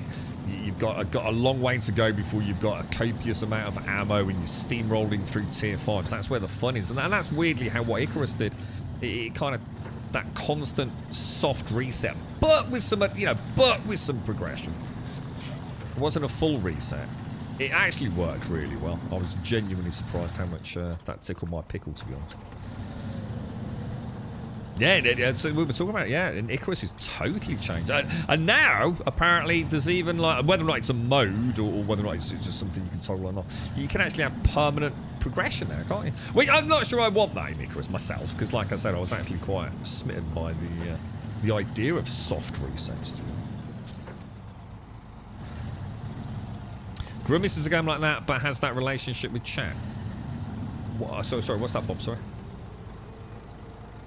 Over 100 updates spanning over 100 weeks. Yeah. I mean, to be honest, mate, the content was never an issue for me with Icarus. I mean, obviously there wasn't a lot to do on launch, but I never criticised the game for not having that. It was just a really horribly inexperienced Unreal Engine dev team. They had no idea what they were doing. Like, literally no idea. And I'm sorry, but the game was early access, and anyone that tries to claim it wasn't is talking out their ass. It was a fucking early access game, and you fucking know it was. Like everything he's ever done, it was an early access game. But this time round, sold not as an early access game. And I don't care. That's not an issue. But call it what it is. All right, it was an early access game. You fucking know it was. Oh, a love-hate relationship. Sorry. Yeah, got you. So yeah. I mean, Icarus definitely one to consider. Maybe even some co-op with.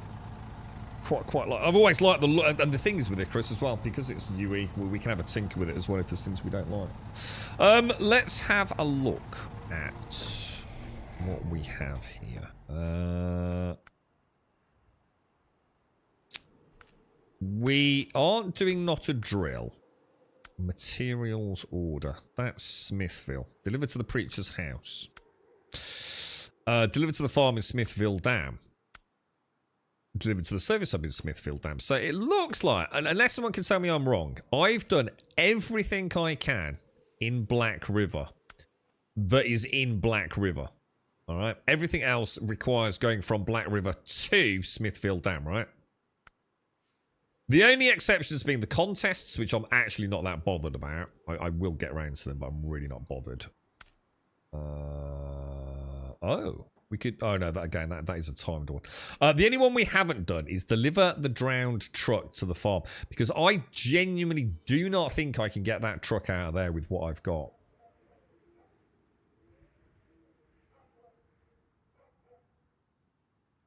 I just think I need a more powerful vehicle to get that down there, man. So shall we move back to Smithville and go and get some more... watchtowers and start getting the infrastructure rebuilt? What do you reckon? Had a stone house, it will reset a new mode if you take off to spend your coin. Yeah, it sounds like you've got options now, Joshua. I don't mind. I mean, like I said, I didn't have any issues with the basic structure of Icarus, so... you were very hesitant the first few times I dropped down, but then I began to enjoy it once I started getting those great permanent upgrades. It was like a roguelite that wasn't a roguelite. Same as much time as you want. Yeah, I've got you. Yeah. It's a good game too. Yeah, Icarus has always been a pretty, solid. I know Hash has always spoken very highly of it. Returning to Final Fantasy 14 and getting to Endgame again. Yeah, I'd like to do Final Fantasy, but I know every time I play Final Fantasy, because I'm not a massive fan of the backdrop of the world, really, and the character design. I think I'd rather play Classic. Wrath of the Lich King Classic for me. But play a load of different character classes. You're right, Jameson, how are you doing, dude? That owl sound, Grum. It wasn't until you asked the other day if it was an owl I ever thought of that. Until then I had always thought of it. What? You can hear the owl in the game, Shades? Oh, the Final Fantasy VII demo. Oh, it's so bad too. I did, yes. It's great we get in the remake. I refuse in many ways to support the way they've done it, but look, that's what it is. That's me. I just hope tomorrow. I'm going to be comparing directly because I know someone that's picking it up first hand, unless they take the demo down. The demo compared to the final product, because I'm sorry, but that demo, I have never seen a worse looking video game in the last God knows how many years. It is. Dude, it was so bad. I rang a friend, dude, to see if they got the demo and they could have a look at it. I have never seen... it's like Nintendo Switch resolution, bro. It's Final Fantasy, man. You know, that game should be looking like proper swank, dude. But like I said earlier, apparently Square Enix did put something out yesterday. Late evening for us, or it might have been early evening for us. By the time it was translated, it was a bit later. That is suggesting that the final performance mode... I don't know. It depends on who you listen to. Apparently vastly superior, or at least an update to it. We'll have to wait until tomorrow. Fingers crossed though, man. Because I do want to play the game. You know, I would love to revisit Final Fantasy VII. You can now do missions from your persistent world. Yeah, we were talking about it the other day now. It sounds really good, actually, yeah. Yeah, the outro. I'm sure the game's got a lot going on in there, isn't there? We've had the wolves, the dog bark, you know, the domesticated dog barking, the owls. Final Fantasy's been overrated for ages. Well, but this is Final Fantasy VII, which is like, you know, it's sort of like the crown jewel for a lot of people, Bob, and it is the remake. So even I remember like Tifa. Was it Aerith? Is it Tifa Lockhart? You've got Barrett. Obviously Cloud, isn't it? I mean Sephiroth. I mean Jesus Christ. I mean, I literally was going to play it, dude. I was going to pick it up after the stream on Saturday or whatever it was. So I thought, I think I spoke to Caskell in Discord. I was just like, you know, shit, it's like 90 fucking quid. Is this right? And it sort of is, because you're obviously getting the original Final Fantasy VII Part 1 and you're getting Rebirth, but it was actually the integrate variant, all for like 90 quid. You know, 40 quid a game, 45 quid a game. I suppose you can't really argue. But so I thought, fuck it, I'll try the demo. I'm fucking glad I did, dude. If I'd spent 90 quid and it looked like that, I would have been absolutely mortified, dude. See, for a boob reduction. Oh, I don't know. I know on whoever linked whatever it was in bloody Discord, it didn't look like she'd had a boob reduction, mate. Tifa looked like she was about ready to burst out of a top, mate. I need to find Hickey later today before he drowns himself in it. Oh, he's going to love it, and he shows. That they're chopped up FF7 feels very anti. It is. It's taking too long, dude. Taking way too long. It's going to end up being 3 completely different games, because apparently, like the combat in Final Fantasy VII Rebirth is like vastly superior to the first part. So it almost feels like it's already out of date, you know. And this is supposed to be the remake. I just don't like it, Smart. I just don't like that way of approaching it, to be honest. You're right, Rev. I'm not gonna spoil your excitement, Casca. Look, you won't care because you're a fan, mate. But there is no one on this planet. I mean, I would happily show you now on stream how bad it looks, but it's so bad. It's so bad in performance mode. I'm sure when it launches tomorrow, it'll be way better. I'm going around a lad's house on Friday night. I'm gonna fucking see for myself.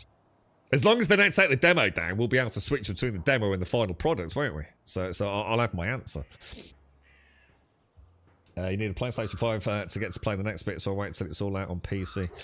Well, that'll be years, though, Rev. I mean, how long has it been since the next part?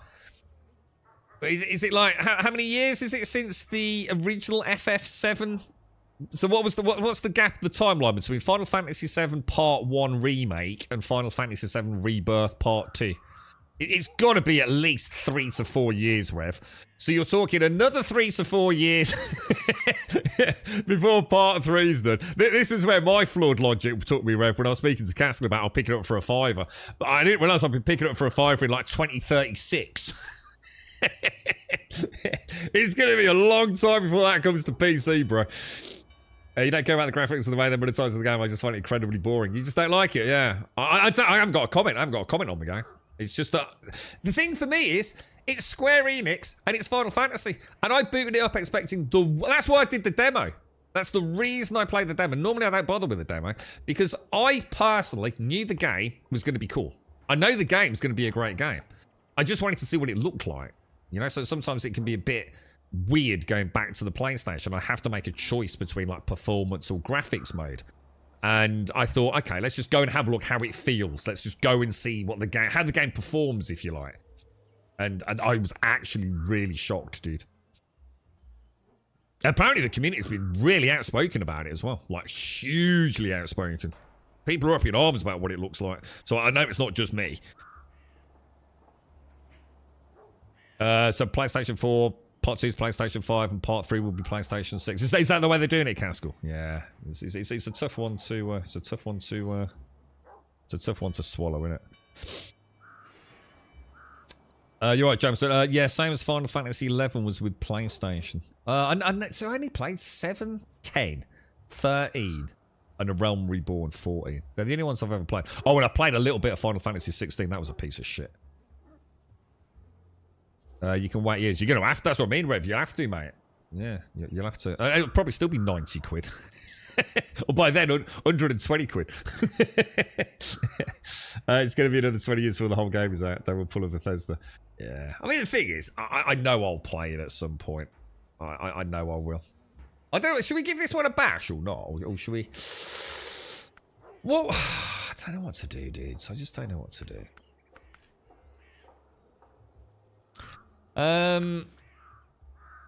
I'd love to go through the story of the game. That's all I care about. I just remember I loved the story of Final Fantasy VII. And I can't remember it. I just know at the time, I was just absolutely just lost in it, man. And of course, the combat's completely different as well now. And I'm going to be honest, I didn't dislike the combat. And, you know, I'm not a fan of, like, the turn-based stuff. But I gotta admit, I mean, even when I played Final Fantasy 13, I had no issues with the combat, man. You know, it's a Japanese role-playing game. You know, it is what it is, right? I didn't hate it for it. So again, I've got no barriers to entry other than the fact I'm not spending 90 quid on a game that looks like a Switch game. That's just where I draw the line, that's all. What comes first, Final Fantasy VII Part 3 or Squadron 42? I think we all know the answer to that, mate.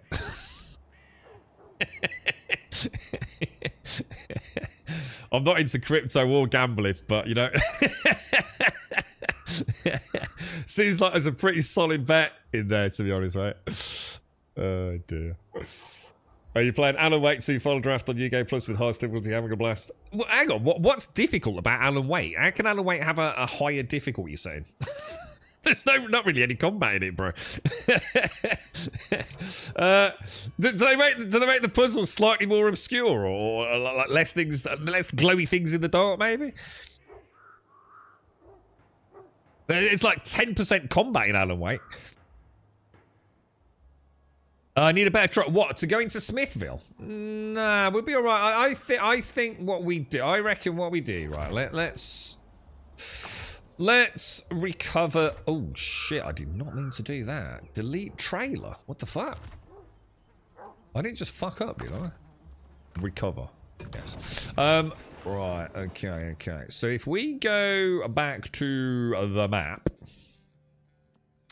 go to the Chevy in the levee,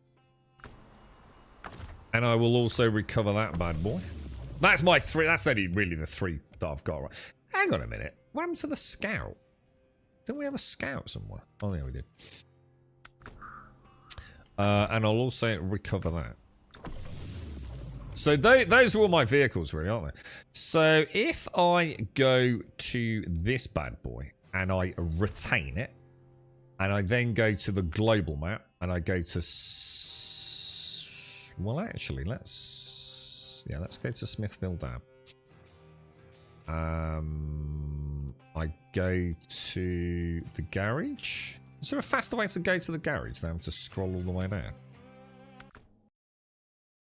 And then I deploy, don't I? So I deploy the Chevrolet, is that right? Go to storage. Truck storage, slot 1, deploy. Back out, leave garage. There we go. Right, so. Let's go and have a ganders, boys. Let's go and have a ganders. Why's it got a big red... What's this big flashy arrow here? Why has it got a big flashy arrow? Boulders, oil barrels. Let's go and get... Let's start off by getting that other Chevy. Because we could always sell that, couldn't we? Might give us some juicy cash, boys. And then what we'll do, we'll try and get the last watch towers if we can. Oh no, I can't get to that because of the boulders, right? Ah, boulders. What's the quest for the boulders? I don't think I have the quest for boulders, lads.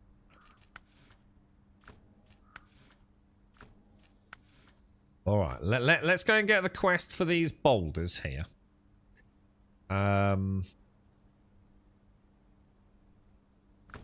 Yeah, let's go and do that. I think this is going to sort of play itself, really. Lies of P. Oh, that was the Pinocchio game, wasn't it? I did play a little bit of that.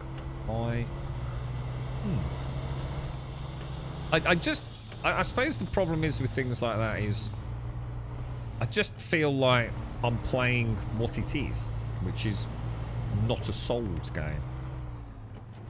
And having not played all the Souls games, I couldn't really get into Lies of P. I just felt like I'd rather go back. I still haven't played Demon Souls on the PlayStation 5, for example. And I kind of prefer that darker, grittier sort of thing, but yeah. I have got a copy of it. What's this, Jameson? There's no subscription on the Xbox beta release yet, so some things are locked until you can subscribe. Hang on, what's this with reference to, Jameson?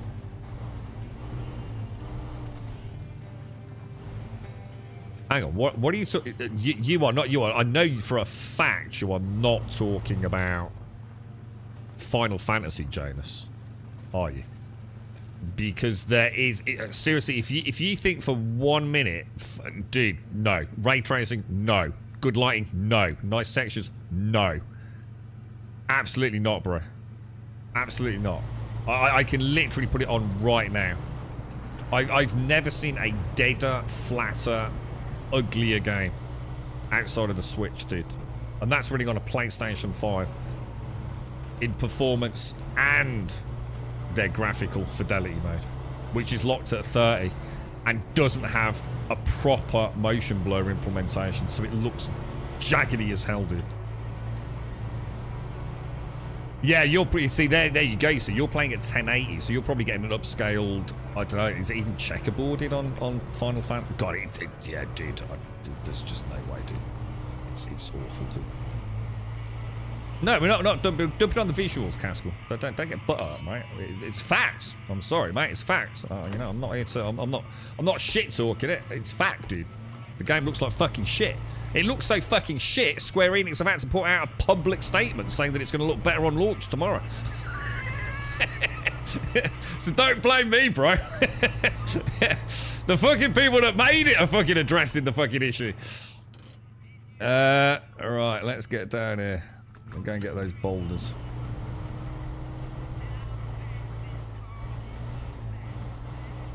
Yeah, I think, yeah, I mean, you can get more, I mean, there are places where the watchtowers don't overlap shades, if that makes sense. So you can't always, you can't necessarily get everything unlocked by, the watchtowers. I think the watchtowers will always unveil upgrades. I think. Don't quote me on it.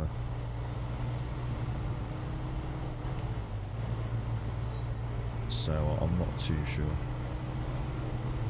Does it look worse than Remake? I haven't seen Remake, dude. There's no way for me to play a demo of Remake. Or at least not when I looked, dude. So I haven't seen Remake. I know the Remake PC port was absolutely terrible. So that's why I thought. That's why I said to Caskell, I think I'll get it. I was actually really close to picking it up, dude, and the demo just stopped me dead in my tracks, man. Like I said, it wasn't that it was just like bad, like in like, oh, you know, it's not the prettiest looking game. I actually found it embarrassing. I really mean that, dude. You know, I'm not here to fucking, you know, make drama out of something. I genuinely was like, dude, it was so bad. I rang a friend who I knew was picking it up on launch to ask him, like, is this actually what it fucking looks like, dude? Or is the fucking, you know, if I it's been a while since I played my PlayStation 5, so I was thinking, I wonder if there's, like, an update or something, or, you know, I need to, like, drop my outbound outbound video feed to, like, 1440 or something, you know? See, the problem is a lot of people play on 4K. I don't think I know anyone on PlayStation 5. And certainly not on Series X, now that I think about it, who doesn't play on a 4K panel. So when you've got a low-res image, you know, that it's potentially sub 1080, that is getting upscaled to that 4K, it's no wonder it looks bad, right? Witchfire was such a cool game, dude. Witchfire was so badass, bro. Good question, because I don't think a lot of people bother with Witchfire, because a lot of people don't like Epic, do they? If it's on Epic, they just don't care. So, hang on a minute. Why is the boulder thing not showing?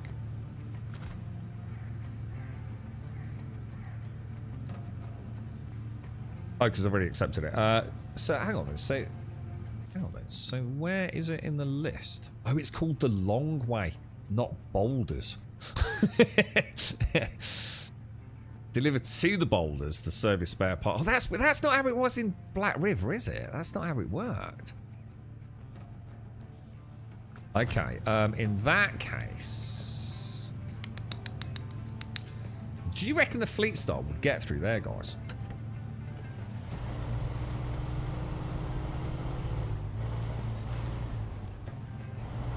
Should we see if the Chevy can get through this mud?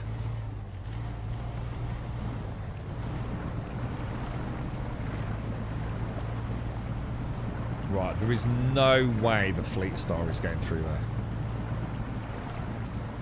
Not without mud wheels, right?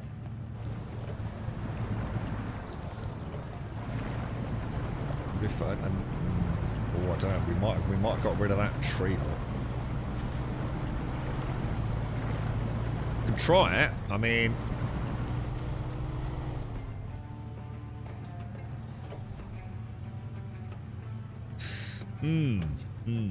let's turn the engine off and let's go. Where are we going, boys? Let's go back to.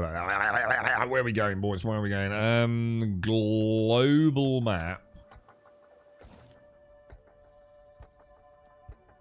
Back down to the... I still feel like this could be fine-tuned infinitely better.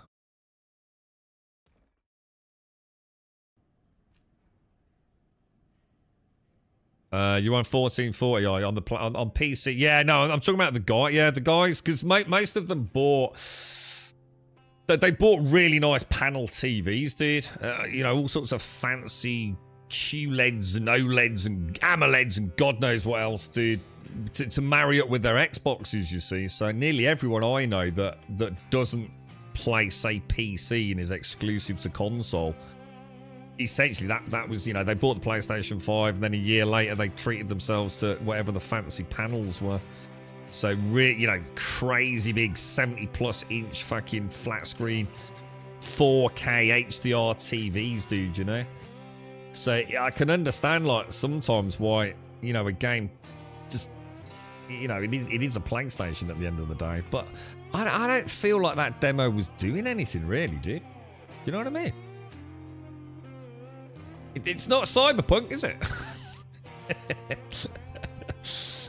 I pulled up the subreddit just now and it's like a civil war. What's that? Hang on, what's that, Jonas? Witchfire is really good, Smack. Witchfire, it's a really challenging but really fair game. I think that's the best part. I always felt like in Witchfire, when I went down like a sack of potatoes, dude, it's because I'd played badly. It's a really good game, dude. I didn't know it was out of early access. No, I didn't either, Rev. Is it available on the Steam store now then? Or you got a 4K TV, which I never use. Any reason, James? I mean, you know, don't watch like 4K Netflix or anything on it. I mean, why not use it if you've got it? I mean, I can understand like if you know, if it's like a PC or something, you know, you can't really run at 4K resolutions and stuff. But I mean, native's always better than not native, right? Well, most of the time. We want to take this, don't we? So.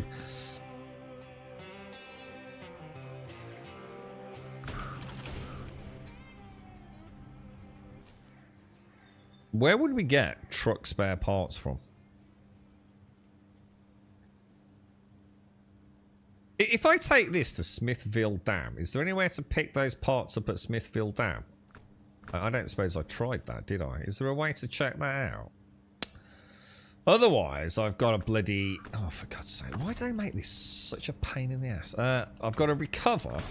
I've then got to go... I've got to... Oh, God. I've got to retain it. I've then got to go to the... I've got to go to the local map.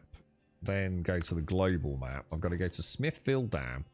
I've got to go back down here to go to the garage. I'm going to go to the garage. I've then got to go to truck storage, deploy that. I've then got to come out of this and leave the garage.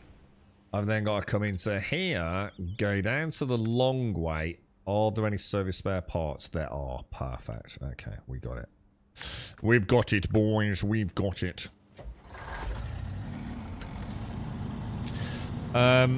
I've got a 4K monitor played, 720 upscale DLSS voice over on it with some games, and LG has super resolution on monitor, which helps, but yeah, it's still jank as fuck. Hang on, what's jank as fuck? What, all games, or? Yeah, it's... Yeah. I can understand, like, why for some people Final Fantasy's not ever going to look good, no matter what they do to it, because whatever that is rendering at in performance mode natively, it ain't good, is it? Rather game on your monitor. Any reason for that, though? I mean, you say you'd rather game on your monitor, but again, why game on the monitor? What's the benefits of the monitor over a really big TV? You know what I mean? I am right now on the Witchfire dev site, and then news from the 22nd of Feb are talking about many new things and content. I don't think Witchfire is yet ready to... I don't... why? What do you mean, Smith? New things coming soon. I might have to beat that. So, is it available on Steam, Smith? Your 4060 struggles running Valheim at 4K. What? Really? Is it that bad? I mean, I've been 4K gaming for quite a long time now. But I have got some stupid hardware, so... Yeah. Is it, what, really? A 3060? Jeez. I suppose, is that... I mean, is that because of the VRAM? I mean, that is not a lot of VRAM, is it? Not in these days. The up's going from 2070 to Jack Final Fantasy is just in need of that update. It's going to be great. I mean, frickin' dude, I'm telling you right here, right now, right? If that update tomorrow makes the game look nice, and it doesn't have to be Cyberpunk spectacular, as long as it doesn't look like a shitty Nintendo game, I'll buy it, dude. There's no doubt about it. Caskell's convinced me that I would really like to play Final Fantasy. I think I can swallow my pride, knowing it's going to be at least another 3 to 4 years before the final part comes out. I think I would actually really like to play Final Fantasy. I'm in the frame of mind at the moment where I'm trying to play some games that I wouldn't normally play. I've really got a bee in my bonnet at the moment. I cannot play turn-based, and I cannot fix that. But ARPGs, I'm really looking forward to playing Grim Dawn. Grim Dawn looks like an actually really cool ARPG. I am very much looking forward to playing it. Pal World, I thoroughly enjoyed it. Really outside of my comfort zone. Oh shit, Rev's in chat. Rev, you there, bro? You got 2 minutes, dude. What was that game that is made by the Ori devs? And I think it might have been Tomb, so maybe Tomb can answer as well. That you and Tomb, or you and someone were talking about the other day. And we brought it up on Steam, and I was like, nah, I don't, yeah, whatever. Fucking, just another fucking ARPG bollocks, whatever. It looks fucking awesome, dude. I actually went and watched some actual footage of the game. Instead of that, they really need to change that Steam store page. It does not do the game justice. I watched the interview with the devs talking about literally what they were trying to do. And their comments were like, word for word, what I've said on every stream for the last, like, 6 months about ARPGs. we find that the genre stagnated. It's just about more things on the screen. We wanted to do something different in that realm. And that is that game, ref. It's the game I've always wanted, dude. It's something that is an ARPG at its heart, but not just boring ass last epoch number crunching Excel spreadsheet nerdy fucking banana crap. Do you remember it too? Yeah, they need to change that Steam page. They really need to change it, mate, because it is not selling the game at all. I think IGN have got some footage of the first boss, dude. Oh, it looks freaking awesome, dude. I will play the living crap out of that game if it's as good as it looks. A smaller screen looks more fluid to me, and it's easy to see what's going on. See, I don't get that. See, how can a smaller screen be easier to see what's going on? Do you see my point? How can a smaller screen... I mean, a smaller screen can't be more fluid, because that's nothing to do with the size of the screen, right? Panel technology can have a variance on that. I mean, for example, OLEDs do not like 30 FPS, do they? Yeah, that's a weird one to me, Jonas. Screenshots make the game look... It did, didn't it? Yeah, I did, Rev. Yeah, I actually watched the two devs talking about it, and like their kind of ethos, the philosophy behind, okay, what are we trying to make here? You know? Everyone's doing the same thing with ARPGs. It's just more mobs and more convoluted maths. What are we going to do to make the game fun? And it looks like they've nailed it, dude. Did you automate? What did you think automated? I booted it up for the first time with a view to actually playing it rather than just... Doc's always said it's a great game. So if Doc says it's a great game, I normally go and have a look. And I've booted up Grim Dawn a few times, and we've even like put it on for 10 minutes on the stream when we were waiting for servers to come up. And I've always thought, you know, it looks great, but it hasn't got the polish of so many of the ARPGs. But oh my god, I think it's got everything all the ARPGs haven't got. Soul, story, complexity, but not just number crunching. Complexity of decisions, if you like. That's the one. No rest for the wicked. Yeah, that looks really good. The sad thing is, we've got no idea of the launch date, have we? A smaller screen's better. Look at everything. I agree. 27 inches is the sweet spot. But are you not? Again, I don't get that. I just don't get that. How can a smaller screen be better? Is that not dependent on? I mean, you know, you're looking at personal elements here. How far you sit from the screen, for example. So a small screen is not inherently better. It just isn't. It depends on distance, resolution, frame rates. You know. So we're not looking at this objectively at all. This is just if you're talking about personal preference, then I get it. Less effort to move your eyes across screen, in which case fine. But you know, I mean, who wouldn't want? I mean, you know, in that case, you're essentially saying that anyone's that ever bought an ultra wide screen is mad, aren't you? So we're not talking this objectively at all, are we? We're just talking about personal preference. It's kind of like V Rising. You didn't like the screenshots either until you saw the combat. Oh, V Rising is so good. V Rising is the ARPG I've always dreamt of, but it's not an ARPG, so it can't. But that, what was that? No Rest for the Wicked looks pretty cool, man. Yeah, Grim Dawn reminds me more of like Titan Quest. Looks like like a throwback to when ARPGs actually had role playing and actual decisions, and the role playing wasn't just defined by statistics. You know? I'm actually role-playing my Necro, making decisions based around what my Necro would do. Creating a build around my Necro, rather than just like, these are the best skills that kill the most mobs in the least amount of time, because I saw it on YouTube, and Icy Veins, and Maxwell, and yeah, I'm not really playing the game, I'm just treading in the footsteps of big content creators. I've got big brain. Yeah, fuck that shit. Fuck Last Epoch. Fuck Diablo. Fuck Path of Exile. I can't imagine playing Don't Run Counter on a 55-inch TV. Well, there you go. So there you go. I mean, this is my point. You know, you like to get up close and personal. But, you know, you're talking about Counter-Strike Go, aren't you? So you've cherry-picked a very specific game. I'll do the same then. I'll cherry-pick a game. I can't imagine playing Skyrim on a little fucking 22-inch screen. But I can imagine playing Skyrim or a driving game with a massive fucking 60-inch fucking curved fucking monitor that's ultra-widescreen. you see my point? If you just said you just prefer it because it's personal preference, I'd have got it. I thought you were objectively saying that small screens were better, which they're fucking not. I'm really looking forward to Titan Quest 2. I am as well. Definitely. Yeah, Titan Quest 2. Let's just hope they can live up to their own hype. I mean, let's be honest, they're not even hyping it, but I think everyone's probably got high hopes for Titan Quest. Because Titan Quest 2 is still a playable game in 2024, sadly. It goes to show how little has happened in that genre, doesn't it? Yeah, you go, Dyke. You live your ultra right,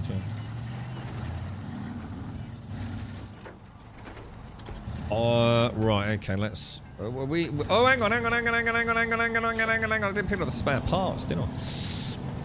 What have you got, Dyke? What screen did you go for, dude?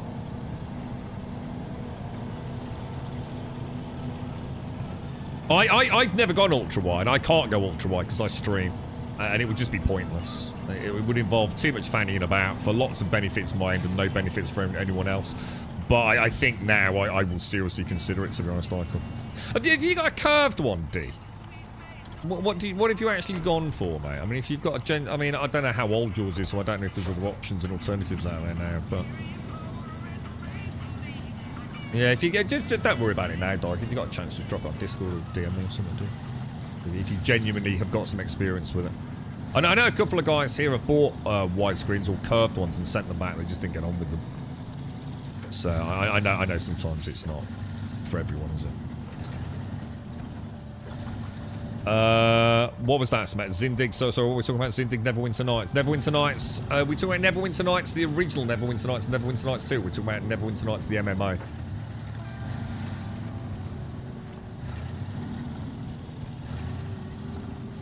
You can't get a big screen. Yeah, there you go. I mean, like I said, I was just interested when people say like small screens, but I was just like, they're not. But yeah, if it's just personal preference and personal sitting situation, and you know, then yeah, of course, absolutely. You know, especially if it's a competitive shooter, you probably don't want too big a screen, do you? You're going to be... I mean, look at people like... it was in competitive matches like... If you've seen like Shroud and some of his old... His nose is about 3 inches away from the fucking screen, isn't it?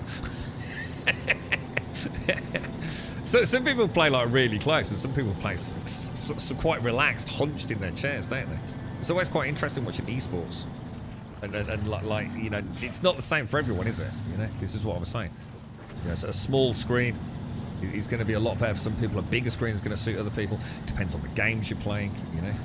If you really want to make it as an esports player, you know, the reason I mean, the answer to my question originally would have been, I don't use a TV, so a large 60, 70-inch TV, because I can't get one with really, really low latency, you know.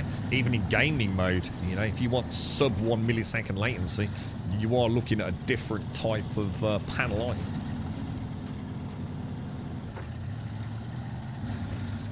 You're on a 32-inch curved monitor, sit about 2 foot away from it. I'm normally about 2 foot away, dude. That's fair. That's fairly normal, isn't it? A couple of foot for those people. I would have thought in a desk environment. I suppose it would have been different, you see. The desks haven't changed, but our monitors have. I mean, you wouldn't have to go back that many years, would you? And think about how big a CRT was for people. You know, some of those big Trinitrons. Jesus Christ. They'd be like about 2 foot from the wall, wouldn't they? And your wallpaper at the back of it would have like smoky burn marks on it, right? They were that hot. So, you know, we've actually got further from our monitors. You know, who has a monitor in the middle of their desk? You don't. You tend to push it as far back as you can, don't you? So we have a little bit of elbow room and things.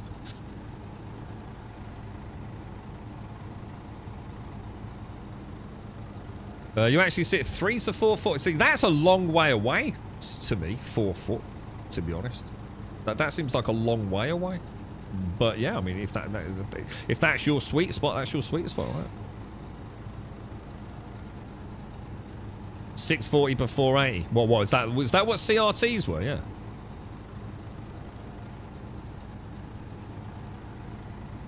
What was that? No Rest for the Wicked is supposed to come out with a big reveal. Oh. So when you say big reveal, not as in, well, let's hope a launch day, yeah? Yeah. I didn't really went back and looked at it. I quite often have a laugh on stream. I didn't have a long time to sort of joke about it, but Hang on, what's that? What's that about? Hang on, what's that about? The large TVs always represent... Well, hang on. CRTs were well known for their extremely low latency. Hang on, Cedar. What's that about, dude? Are you confusing latency with low frame rates? I mean, CRTs were incredibly low latency, weren't they? If I remember correctly. It's not unusual to get crazy high. Even things like 50, 60, 80 millisecond on TV panels, which is why so many of them have, what is it, gaming mode, don't they? Where they turn off all the post-processing effects.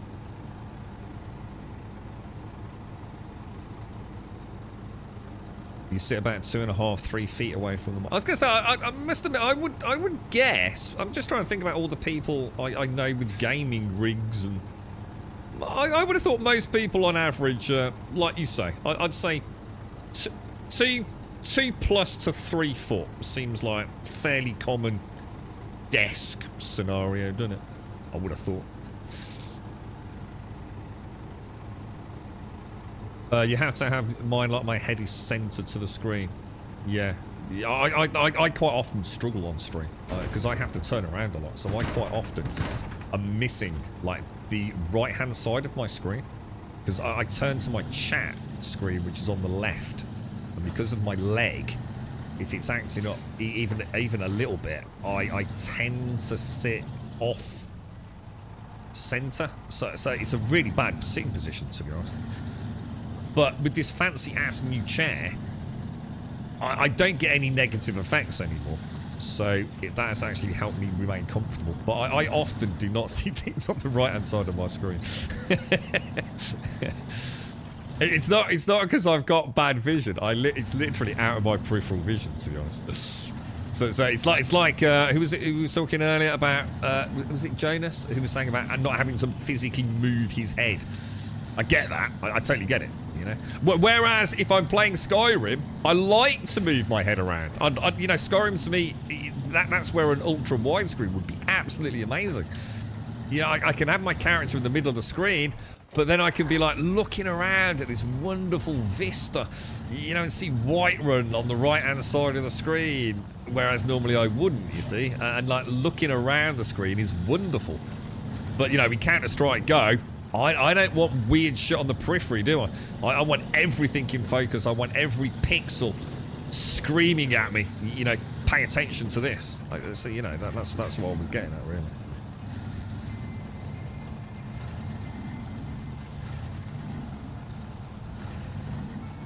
Yeah, because you have you have actual visual issues, don't you, Automated?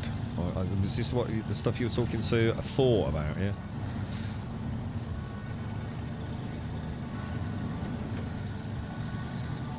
What's this?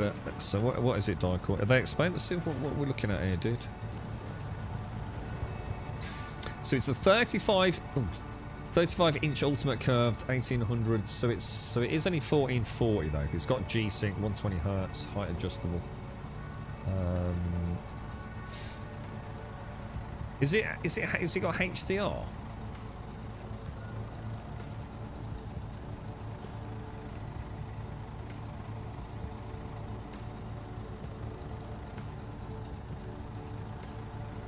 Looks nice. I mean, it does look nice. I'm not a fan of the silver, but I could live with it. What? See, things like that always annoy me. Like, got a really, really nice monitor, right? I mean, the bezel's fucking gigantic. I haven't seen a bezel that big in a long time. But why the big, ugly Aegon red thing? You know what I mean? That's that. I mean, even Sony and Samsung aren't that desperate to get big logos, are they? Looks like a nice monitor though, dude. That does look nice. How much was it? I didn't see the price on it. Oh, it says it's out of stock, so there's no price where I am, Dykel.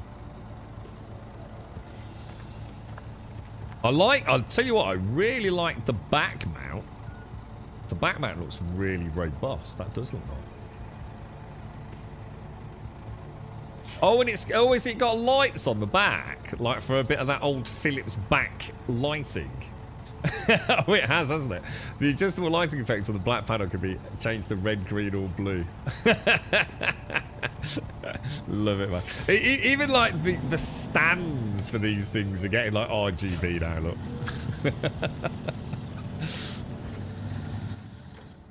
Can we get more RGB on it? Oh yes, hold my beer, boys. Yeah, I was gonna say the mount is like I said. Don't worry about mounts these days because they're all Vaser compatible, aren't they? So you can either get a Vaser as in stable mount or a wall mount, can't you? So yeah, it really don't matter these days. Headphone stands. I've never owned a headphone stand, to be honest, mate. About 688. Yeah, see, this puts it all into perspective, you see. Now, if you go and buy like a really nice fucking TV, like one of these fucking QLED things or whatever you're gonna get, man, you know, you could be looking at 2-3 fucking grand, and they are beautiful, man. They are, you know, all HDR. I remember the first time I saw Spider-Man on a flat screen TV. It was like some, I don't know, 72-inch thing up on the wall in one of the lads' houses. Oh, I'd never seen colours like it, dude. It was disgusting, bro. It was like, what magic is this, dude? The PC monitors are way behind the rest of the industry. They really are. It's horrendously expensive for what they are, really.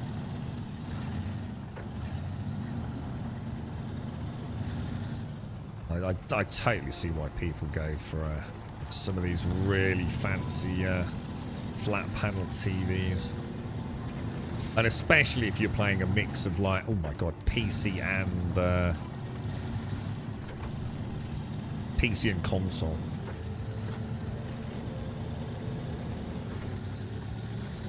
Jesus, man. This. Oh, jeez, the bounce, boys. Woo!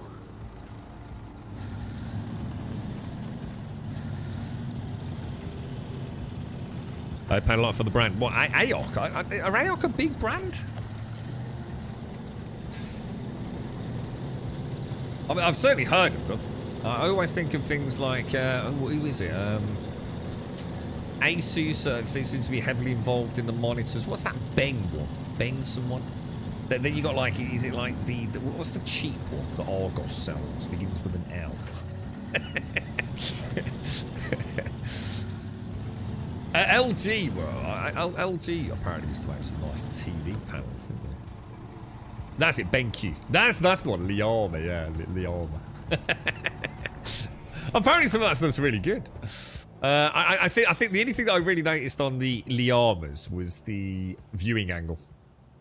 They were bad, you know, when they were first coming in, because I know someone that picked up a couple of these for their stream setup. And it was like dead weird. It's something you're not really used to, because you know you get everything set up and then, oh, that looks really nice. There's a nice monitor at a nice price. Blah blah blah blah blah. Right? But if the second you weren't looking directly at the monitor, you couldn't see shit. It had such a narrow viewing angle.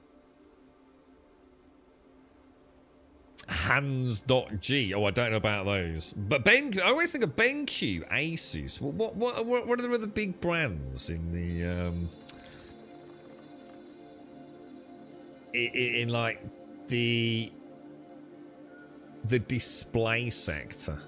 There's some we're missing out on here, isn't there? And I really can't think what they are. But I know the tech in the PC monitors is definitely catching up a little bit, isn't it? It's and you can finally now get big monitors as well, because getting something like a 32-inch monitor was ridiculous, wasn't it? I think Acer's the other one, isn't it? Acer. I've heard good things about Samsung Odysseys. It's just popped into my head, but that's Samsung. They tend not to muck about, don't they? But Acer and Asus and MSI both definitely do monitors, don't they? Like you said, the Liamas tend to be the more budget one, but I'm sure they're very good. I bet they're very, very good these days. I suppose they just had to break into the market somewhere. But yeah, Asus and BenQs, they do like all the tough series, don't they, Asus? Yeah, LG. Has anyone here got a Samsung Odyssey? I've heard really fucking good things about those. Now, whether or not they are, I don't know. Right, change truck.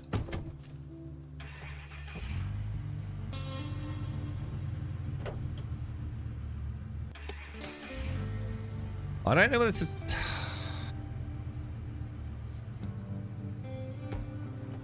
I don't want to try and, like, get that. See, the thing is, this thing's going to topple. If I try and take that truck through there, there is no way it ain't going to topple.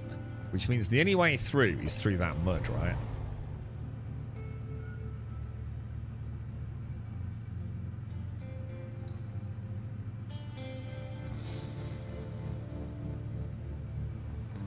And I just don't think she's going to make it. I really don't think she's going to make it. If it was multiplayer, it would be alright, because we could, like, tow and pull, couldn't we? I think you... I mean, you're right about the name, Dot, but I think I first saw them in Argos, which is where the guy I know who bought them for his streams... He only had them for his chat and his OBS setup, you see. Because I had Dells that had been like hand me downs from God knows, I think from my dad's office on. And I was actually really impressed. I was like, holy shit, how much were they? It was like a stupid amount of money, dude.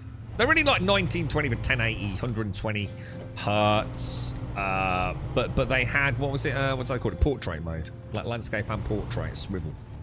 And they cost him something like about 80 quid, dude. It was ridiculous money, mate. Absolutely ridiculously cheap. But it's like I said, it didn't matter for practical purposes for him, like if he was streaming. I'm not going to be able to switch. Oh, I can, yes. Switch truck. Let me turn the engine off. What about if I put that there and like try and use that to sort of stop us rolling into the water? Watch the stream on a Dell.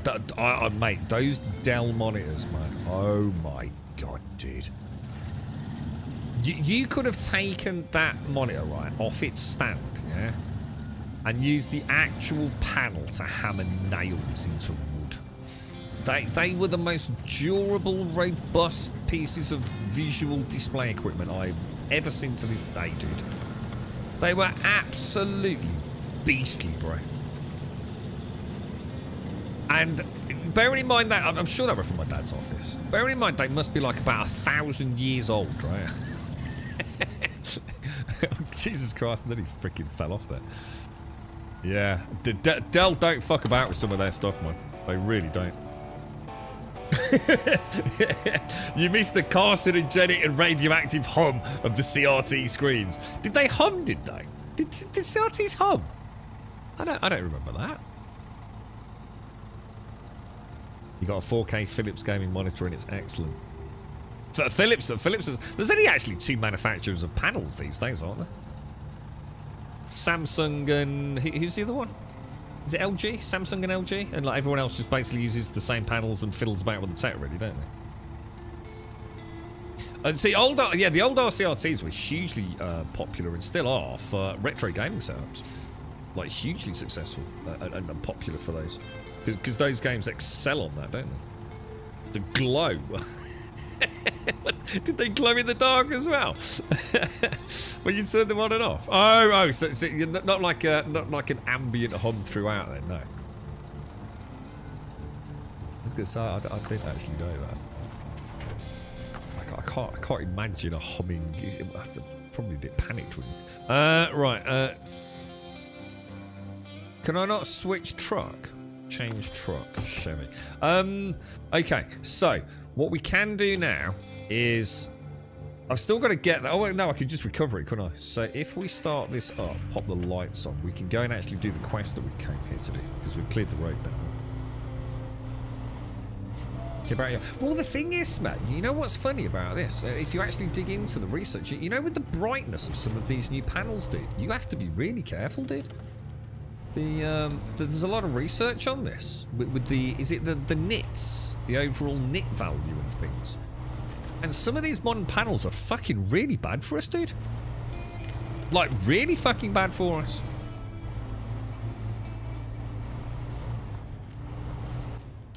So you do need to be careful, man. So some of them are so intense, aren't they? I must admit, whenever I go from a PC game to a PlayStation with HDR. Oh my god, dude. it's just because like so few games on PC seem to have good HDR, right? I mean, it's not saying there's not, that there are many that are good, but oh Jesus Christ, that PlayStation, mate! It's like shit. I didn't know there were so many colours, man. Like what's going on? It's like another world. It's like you've been kept in the dark forever on PC.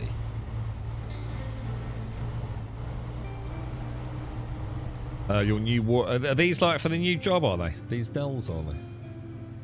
Yeah, there you go. Look at that bezel on the top and sides, man. Slim. Oh my god, it's got a VGA port. It's got a DisplayPort 1.2 and HDMI and a VGA, man. Holy shit. This one looks like this can go portrait, right? Is this portrait as well? Landscape portrait. You can't argue with that, can you, look? $160, man.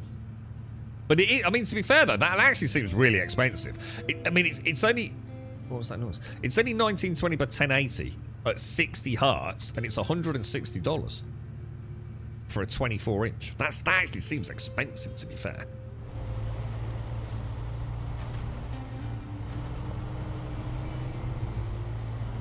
The slow degradation of CRTs. Every time the monitor would get dark, to the point where you had to crank up the brightness gamma levels on the CRT. Oh, was that an inherent flaw with the tech? Was it? I didn't know that, Doc. So I mean, yeah, I suppose it makes sense.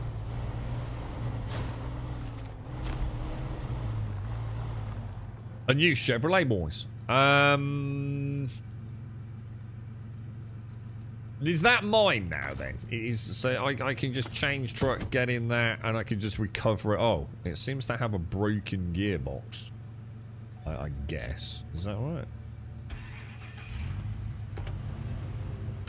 I mean, it's drivable. Oh my god, look at the wheels on it. This is what we started in all those hours ago. Jeez Louise.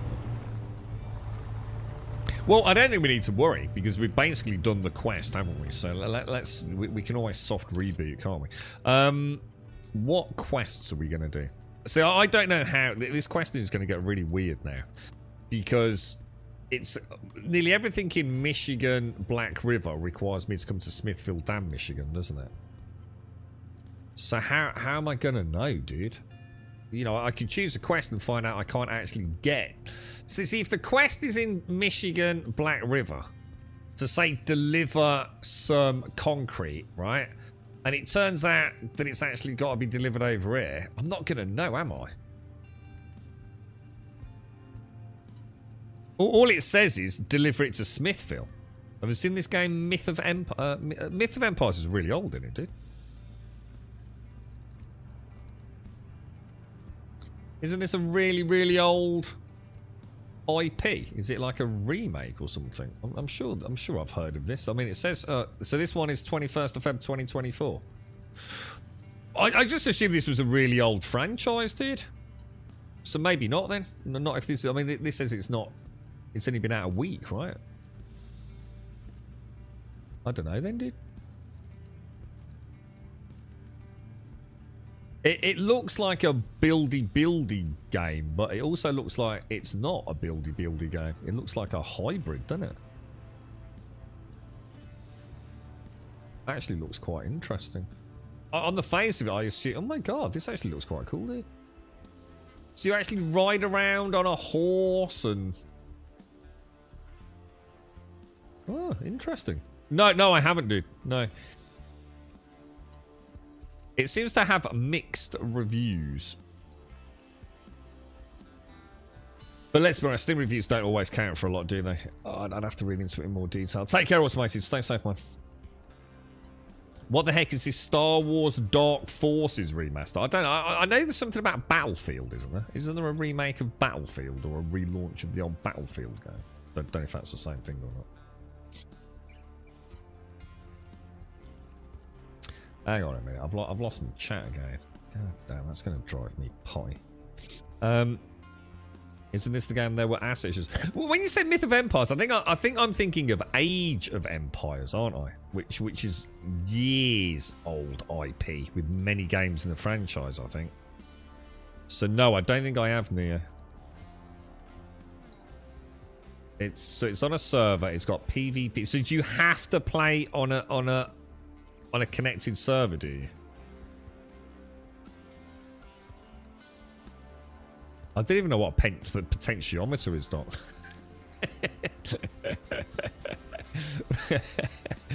I wouldn't know a potentiometer from a capacitor, mate. I really wouldn't.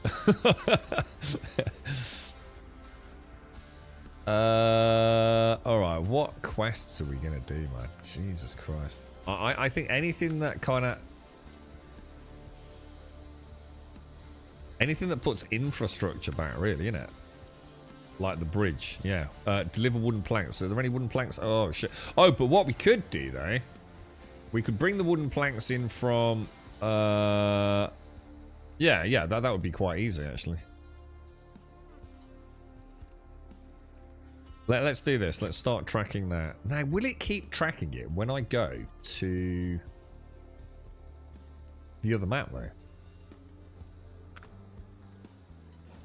If I go back to Black River... oh, shit. That's not going to work. Oh, my God. They've made it so hard to get all your trucks where you need them. Recover that back. God, I can see now why hardcore, without being able to, like, recover vehicles without silly amounts of money, this would have been a nightmare, dude. We need to retain that. We want to go to the local map, global map. There. We want to go back to the garage. It's kind of weird because, yeah, look, it hasn't kept the quest. See what I mean? Oh, I didn't put the truck in storage, did I? No, I did. And deploy. Back. Leave garage. Yeah, look, it hasn't kept my active quest for the other map. God, that sucks balls, man.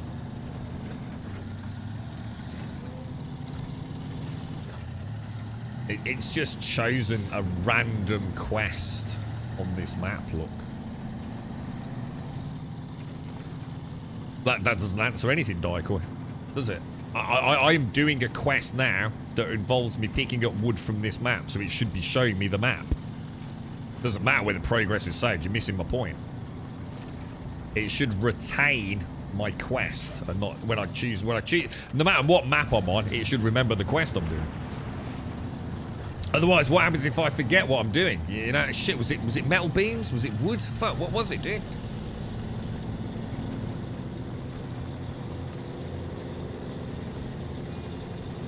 No, I'm not thinking of Age of Mythology. I'm thinking of Age of Empires. Yeah. Myth of Empires, Age of Empires.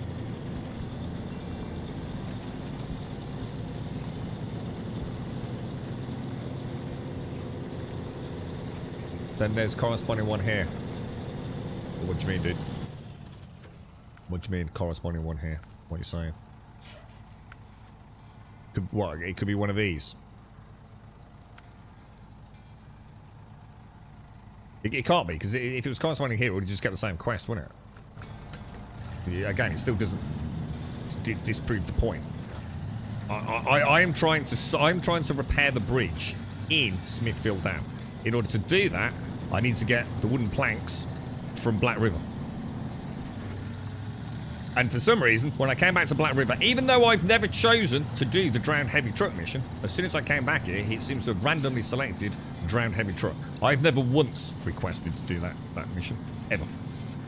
Not manually, not remotely. It's just randomly chosen some quest on Smithville. Sorry, on Black River. So, you're right, Pumper. Sorry, Pumper. How are you, mate? How's things? How's the family doing, dude? Life good, Pumper? I keep thinking it's closer to the weekend than it is, Bumper. For some reason, I keep thinking it's like sort of Friday. I've got this kind of like Friday feeling today. And it's not. And it keeps making me sad when I realise. Still got another fucking 2 days to go, bro. Yeah, I think this was always the one weak point of Snowrunner, wasn't it? It was like the moving of vehicles... is always a little bit more finickety than it needs to be. And the questing definitely is... It could do some work. It could definitely do some work. Oh my god. It is shades, yeah. So, well, I mean, you can go all over the place, shades. I mean, I could go to Russia if I wanted to, mate. If I go to the global map, well. At the minute I've unlocked these two. I can easily go from Smithfield to Drummond or Island Lake. I just need to visit it once, really. Got Alaska Northport, and we got Tamir Drownlands, and then obviously all the others. Look, I mean, look at the amount of you've got. It's like infinite content. It's just stupid. You've got months of playability here, man. Even Scandinavia, look. North Carolina.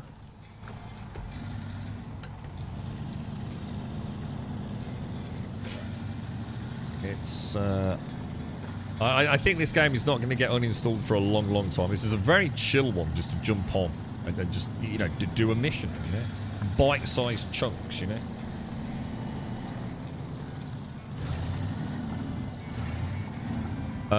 Black Flag's concurrent players are up. Yeah, Black Flag's getting a remake, dude.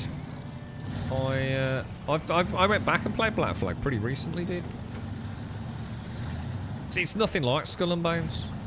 It's like literally nothing like it. The only thing they have in common, right, is that you can get on a boat. Other than that, they're not even remotely the same game.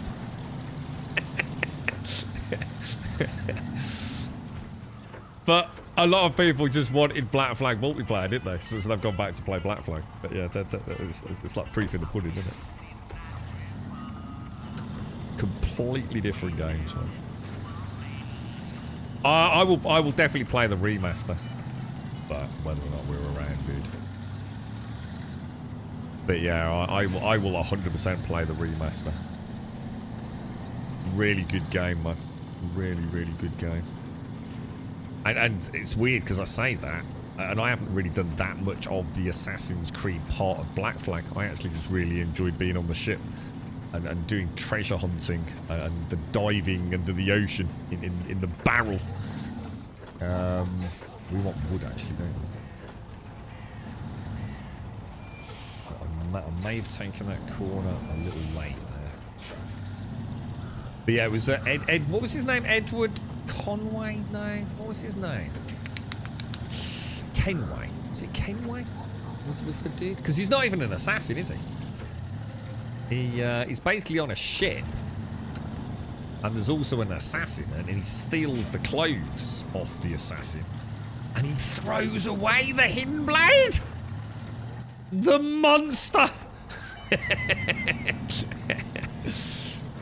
So yeah, I did think about playing it. I honestly was going to play it on stream, but I got in touch with a couple of guys that I sort of work with over on the Nexus, and we were trying to... Basically, the problem with Black Flag in the modern day is that when it first came out, which I believe was the PlayStation 3 era, there weren't really any high resolutions. There was no, you know, 1440 4K shit kicking around, dude, you know? You were lucky to get, like, you know, a sort of 1080 image, and of course all that stuff was rendering at like probably like 720, even you know 640 internally, and it was kind of designed for that era. And oh my god, it's the heads-up display, dude. The heads-up display is gargantuan.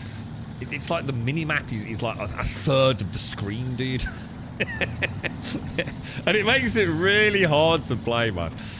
It really does. And this is on PC, by the way. This is playing it on PC. In 2024, it's not a nice experience. It really isn't. I could not have played it. It's also got that really weird NVIDIA render, whereby anything that isn't immediately in focus it's like a shimmer pixel design. It's like you can see the pixels coagulate as they focus, to save all that sort of on-screen render of anything that isn't deemed to be of any importance. It's ever so strange tech back then, man. It makes you realise how hard they had to work to get things to look good. And now it's just brute forcing, isn't it? But yes, it's The remaster should be cool, man. It's a cracking start, you know, when you're leaving the bay and the whale comes out and blows the water, and it's, oh, dude, man, this is freaking cool, bro.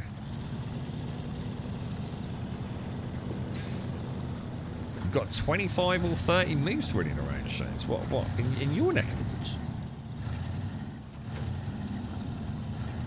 Oh, it's coming. It's happening, Daikor. Yeah, Black Flag is getting a remaster. Ubisoft have confirmed it did.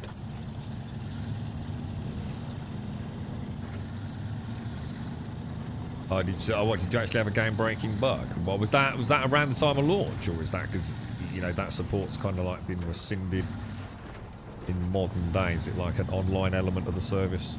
I don't remember doing anything online in Black Flag, but I would have chosen to avoid it like the plague if it was, to be fair. So,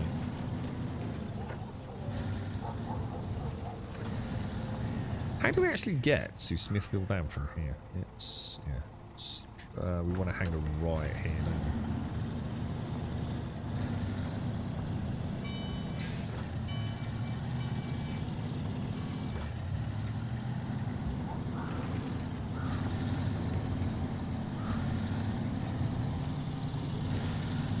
So why have you imported a load of moose then? Was there a reason for that? Were you missing moose? Did you just fancy some moose? So why would they? Serious question. Why would they? Did you used to have moose and they all got killed, Shane? So you decided to replace them by importing them?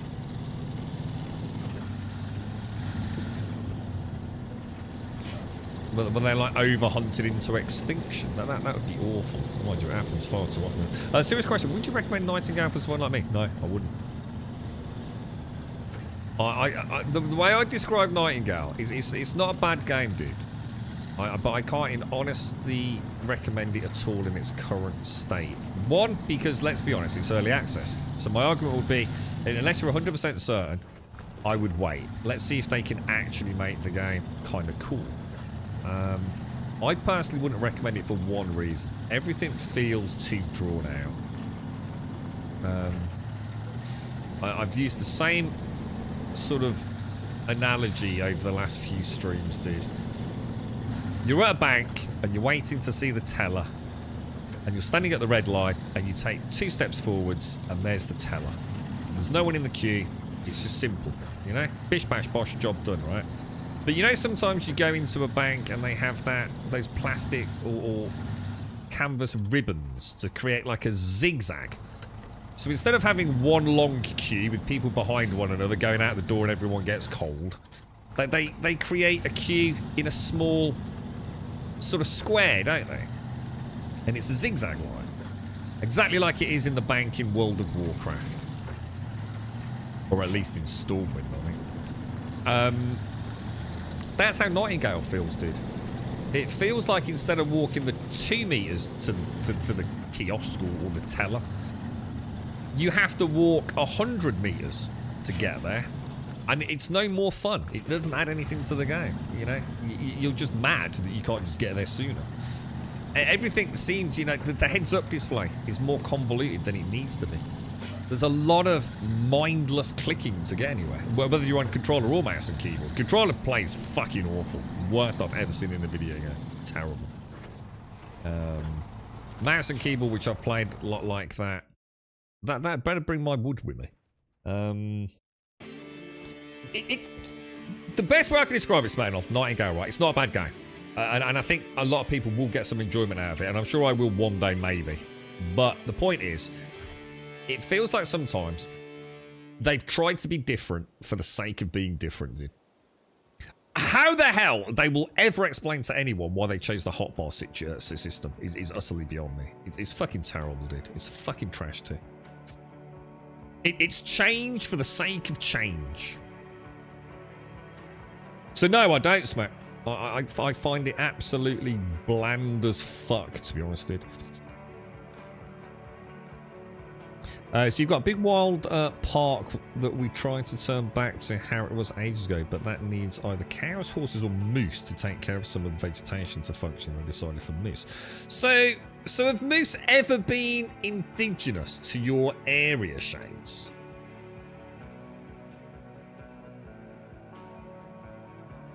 Because normally they're a bit cagey about introducing like new creatures, aren't they? It all went a bit wrong in Australia with their cane toads and things, didn't it? They're normally quite cagey about stuff like that, aren't they? I mean, why not just cows and horses? You've always had cows and horses, haven't you? You used to have moose a very, very long time ago. Yes, it's interesting. Well, fingers crossed, mate. Hopefully it all works out fine and you get some nice moose. But moose are amazing. They're fucking awesome, aren't they? We're actually trying to repair the Smithville Bridge, aren't we? Which is over there. So the best... Ooh. I reckon up via the farm's going to be the best bet, isn't it?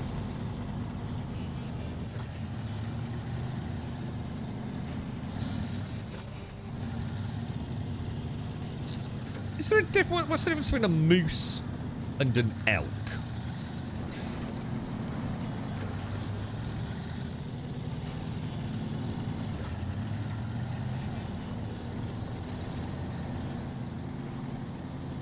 Well, I don't know about horses. I think horses are pretty can manage themselves. I wouldn't say. I mean, I'm pretty sure horses have run wild for a long time. I can't agree with that. I'm sure horses are quite happy running around without any human interference. I'm not sure about cows, because I actually don't know anything about cows. I've always it's sort of weird wanting any cows, because cows are so, like, symbolic of large-scale agriculture and the dairy industry. And like, what was the original cow? Because a bit like cats and dogs we were talking about earlier, cows have been bred and bred and bred, you know, to do one thing, produce fuck tons of fucking milk, right? And then murder them for various other resources, right? So I wonder what an original cow looked like. Was it more like a shaggy looking thing, right? A Brahmin from like Fallout or something. So yeah, I'm not sure how well cows would get on. I'm sure they'd be fine, mate.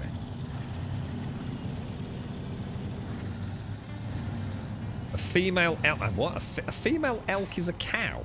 Oh, yeah, not as in a dairy cow. Moose are fucking amazing. I didn't know how big moose were, dude. But moose are absolutely like one of the most. They're just huge, dude. Well, some of them are, but they are absolutely stunning, right? Incredible creatures. In fact, literally this morning. In fact, I was going to say yesterday. It was actually this morning. I saw a moose chasing a bear. I have never seen a bear shit itself before. That moose was going to fuck that bear up, mate. This was on Twitter. I've never seen a bear move so freaking fast, man.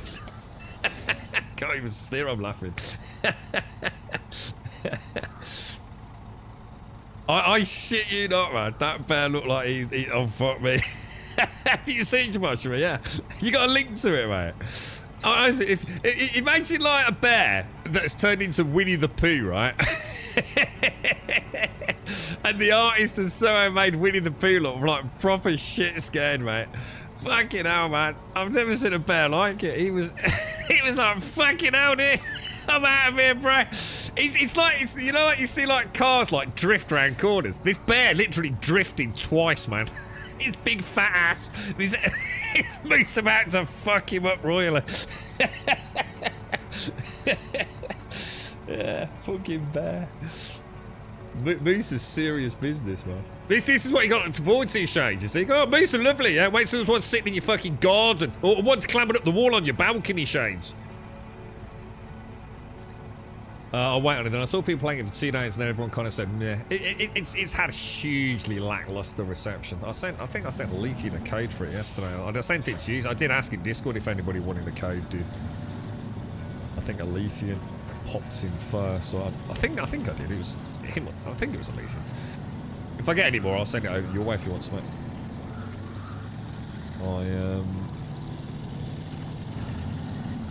I'm putting it in the same category as Starfield, to be honest. Look, it's not a bad game, but I'm going to be honest, dude. I found it just very boring. It's nothing you haven't seen before, dude. It's just got the gimmick of these portals, and let's be honest, once again, portals, what is it? Procedural generation. And you know what, mate? Procedural generation is not all it's cracked up to be. It really fucking isn't, mate. It's got its place, and there are some games that absolutely thrive on it, but sometimes it's just a crutch for an excuse not to actually make anything interesting. Like Starfield, like Nightingale. End of story, dude.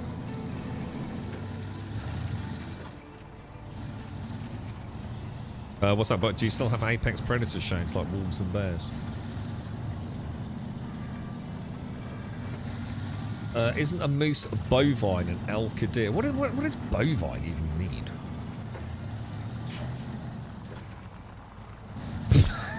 What? That's a serious question, right? I mean, like you can say, like, where did dogs come from, right? And you know, we're all probably going to say, I assume that dogs descended, you know, domesticated dogs descended from the breeding and various freaking crossbreeding of wolves, right? I assume. What about cows? You know, when you think of a cow, black and white, you know, got a little dingle bell called Daisy. You know, I wonder what the original cows look like. You know, it might not be as daft a question as it sounds, right? Moose shed antlers, the bovine don't. Moose, what is a bovine? Is bovine, does bovine, I keep getting stuck on bovril.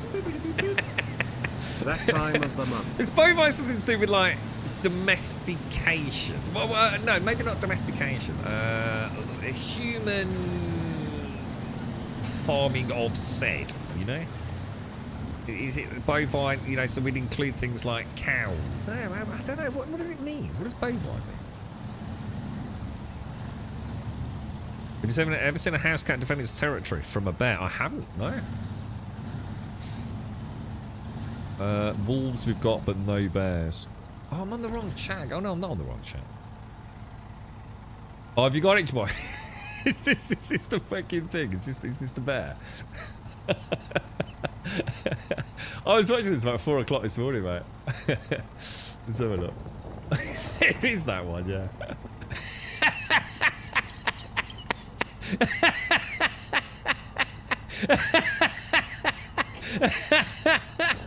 That fucking bear knows it done fucked up, man. Look at his little ass go, man. It's like that. Look at the moose. The moose is like, nearly got you, boy. I nearly got you. I love it. Absolutely love it, man. Oh, dearie, mate. I must have watched that on loop about half an hour, I think, mate. It's fucking brilliant, those. Oh, Jesus. Thanks for that, Joshua. Should be okay to reduce moose then. We have a massive problem with overpopulation of red deer in Scotland because we killed all the predators. This is what I was saying, but you know, normally they're a bit cagey about introducing something that hasn't been around for a long time. Well, especially if it's never been around, right? Cane toads in Australia became a huge issue, didn't they? Didn't they bring them in to, like, eat some freaking beetles or something? Was there not a grub devastating crops, and they found out like cane toads really like these beetles or something, and then all of a sudden they realised that there'd never been a predator that could, in Australia, that could actually, or was interested in eating cane toads, right? And there was a cane toad explosion, and now they literally swarm all over Australia, don't they? It's the same with some types of wasps and things, isn't it? That start murdering the indigenous bee population and stuff. Oh, is that? Oh, so what's that? Bovine means relating to cattle. So my question is even more off target now, I suppose. What the hell do we define as cattle? Horses? Cows? What about an ostrich farm? Does that mean that they're cattle? Do you know what I mean? What is the definition of cattle? Anything that we... pigs. So I don't think of pigs as being cattle. But what's the difference between a load of cows in a field and pigs in a sty. Do you see my point? So cow, it sits in a field, it eats grass, and we milk it, kill it. Pigs eat shit.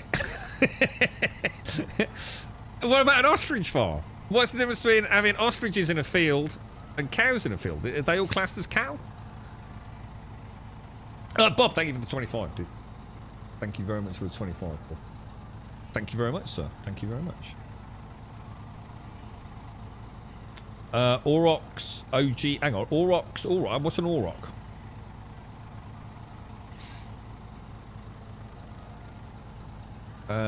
Tag your... If you notice the moose when it does the second pass and it nearly gets the bear, but it kind of just like it's like it throws its head back saying, "Could have got you, I could have got you." Yeah, buffalo and bovine. Oh, yeah, ox. We are indeed corporate cattle. Yeah. Cows are cattle. Yeah, we know that. Yeah, that's not defining what cattle are, though, is it? You just name something within that. I guess. The wolves live in the same part of Denmark as the moose were put in. I can see you in chat, well maybe not ear shades, in the future, yeah, saying fuck me, we got a major moose problem over here, mate. Tell him about what's this about Aurochs? Aurochs, Grum, OG cows, Aurochs, OG cows. You just keep saying the same thing. Bos Primigenius. What are we on about?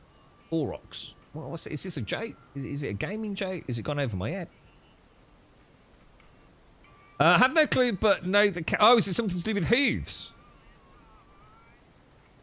Bovine kept our cattle. That doesn't even make sense. Let me close that Twitter again. I'm getting sidetracked by a moose chasing a bear. You're right, Tangy. Bovine kept our cattle. Yeah, what's that mean? That's an auroch. Oh, let's have a look. What's this then, Zin? What's this? An auroch? Oh, see, now I'm getting confused because that looks like it looks like a bison / buffalo that's got a wig on. Cattle, productized verbiage of entire categories of animals with a specific use. So ostriches would, so pigs would be cow. Holy shit! And ostriches would be cattle. Yeah.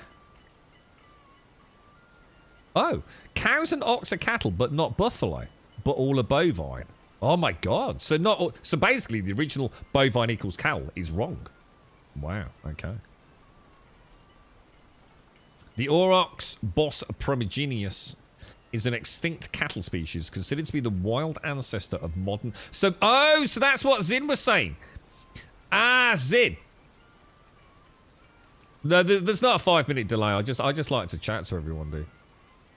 I don't have 10,000 people in chat, so I don't just ignore you and occasionally cherry pick something out of chat just to make it feel like I'm engaging with you, see. It takes me 5 minutes to actually stay on top of it, dude. Yeah, so basically, aurochs were what... So basically, my answer to what cows would originally be is that like... so it is, I was right, it's a hairy cow then. But so basically, cows used to be hairy motherfuckers. Yeah. Interesting. So an auroch is the original sort of like hereditary beginnings of what we call our domesticated cows. Or would we call them domesticated? Cattle cows. Cattle equals cloven hooves, so horses aren't cattle. Ah! Wow! See, the first thing... name something that would be called cattle. I would have thought, oh, ranches, cowboys, therefore horses. Straight away, I'd have thought horses are cattle. Wow. Wow. Wow. Way more complicated than you think, right? You find life more simple if Oxos were made from... Can't beat a good Oxo cube, mate. Good old Oxo cube. Very nice. Auroch is a cool name, actually. Yeah, it sounds very role-play Auroch. The Star of Auroch. Yeah, the Staff of Auroch. Yeah, definitely, dude. What?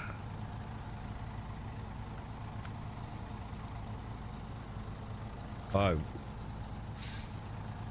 What? I brought the wooden planks. Do I need to come out?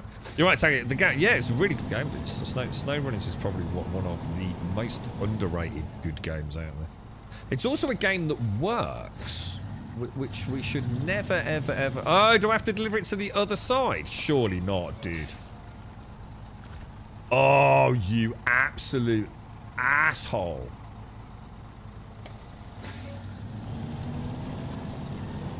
Is that for real? Why can't I build the bridge from this side? Why is it going to be built from that side? Huh? Huh? This don't seem right. Normally I just like... Why am I not getting a big yellow down on this?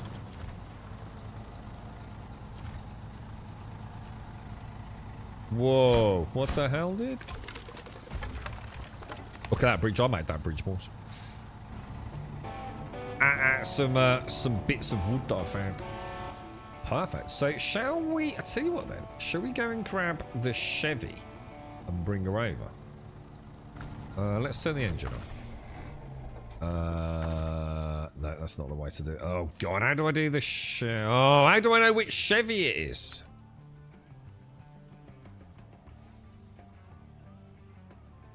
It's that one, isn't it?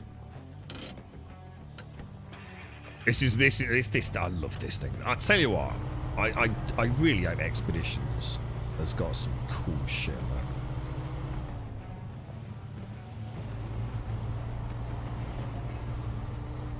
man. Cattle and domesticated bovine kept for meat, milk, hide, or dress. So complicated, isn't it? Cattle or domesticated bovine, and hang on, but bovine are hooved. No, is that no? Yes, no. Are they? What? They're not. I don't give a fuck. It'll all be forgotten tomorrow. Don't stress about it. Cows, all right? You like a beef burger, yeah? There you go. Don't worry about it, mate. Who cares? You're never going to go and actually farm it, are you? The closest thing you lot are ever going to get to actually looking after a cow, right?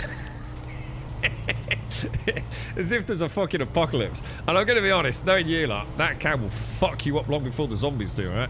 Don't sweat it. Who cares? Cattle, bovine, who gives a shit? You buy your beef from the supermarket, bish bash bosh. Nice bit of egg, bit of blue cheese sauce, whatever you fancy with it. That's it. That's all you need to know, right? We don't need to worry about all this crap.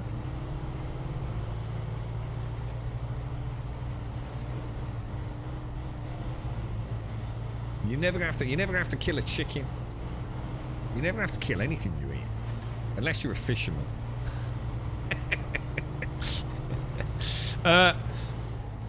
This game is like In Real Life Cars, the movie. No humans. Oh shit. Yeah, but there's not supposed to be. There is a reason why there's no humans. Because we are the first in after a terrible disaster, you see. So we're here as first drop in. And we're supposed to be trying to like get the infrastructure and everything else. And there are people in the houses. It's just you never see them. You can hear their dogs barking. And Randy Roger.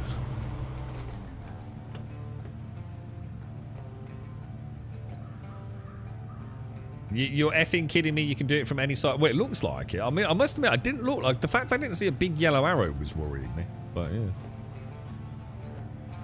yeah. That square had two options on the same button. Shade task and cargo. Yeah, I had to hold it down, didn't I?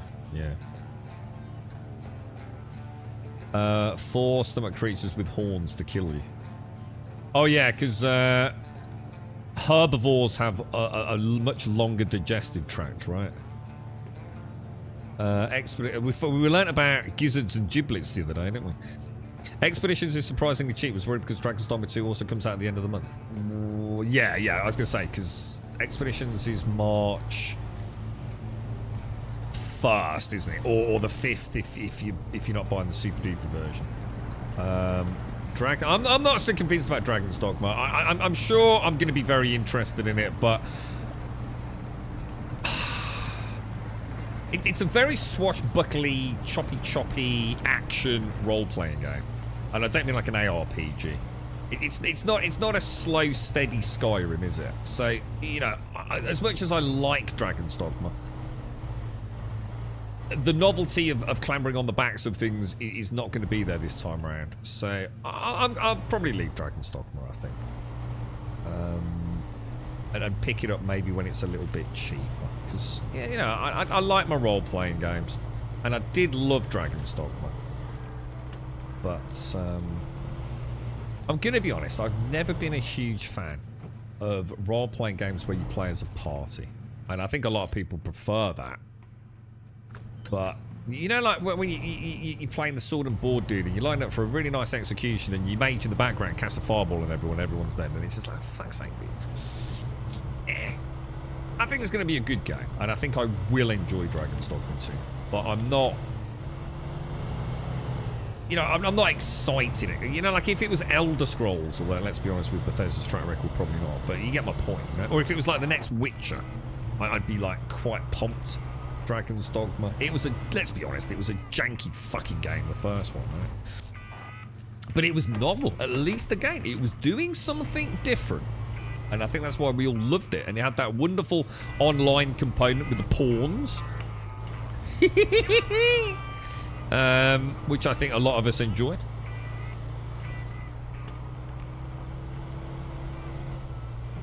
So yeah, you know, I'm looking forward to it, but I'm not like, you know, I'm not going to dash out and spend. How much is Dragon's Dogma? It's presumably I should imagine they're asking a decent whack for that, aren't they? Actually, I just thought, you know what I might as well do? Why don't I just recover this, thinking about it? Because let's leave the garage. Let's plot the course, because I actually want to come... Sorry, I just suddenly realised we're actually going here, aren't we? That'd be a much faster way of doing it. You're going to be a bard? Yeah, I don't know. I do remember the manic nature of Dragon's Dogma, and them all leaping about, and it's just like, for fuck's sake, dude. What are you doing now? But I'll tell you what does look cool, Daiku. I don't know if you've seen like the... I don't know what class they're calling it. It's like the thief class, but they've got a really interesting take on how it plays. Like it can like create like a mirror image of itself and things, or even create like illusions. So as an example, you can create an illusion of, say, the terrain being there on the edge of a cliff, so all the bad guys think there's firm footing there, but they fall through it because it's an illusion. Actually, I think Dragon's Dogma might take us by surprise. I hope it does, but I'm not like... I think in a way, because it's been so long since we had a role-playing game, I'm really trying to be super realistic. Because when was the last time, honestly, we had a good swords and sorcery role-playing game, guys? Like, legit, man. There's a reason why people still play fucking Skyrim, right? I mean, recently we had Banishers, and I've heard nothing but just like, "Nah," about that. You know? RPGs seem to be very, very difficult to get right, don't they?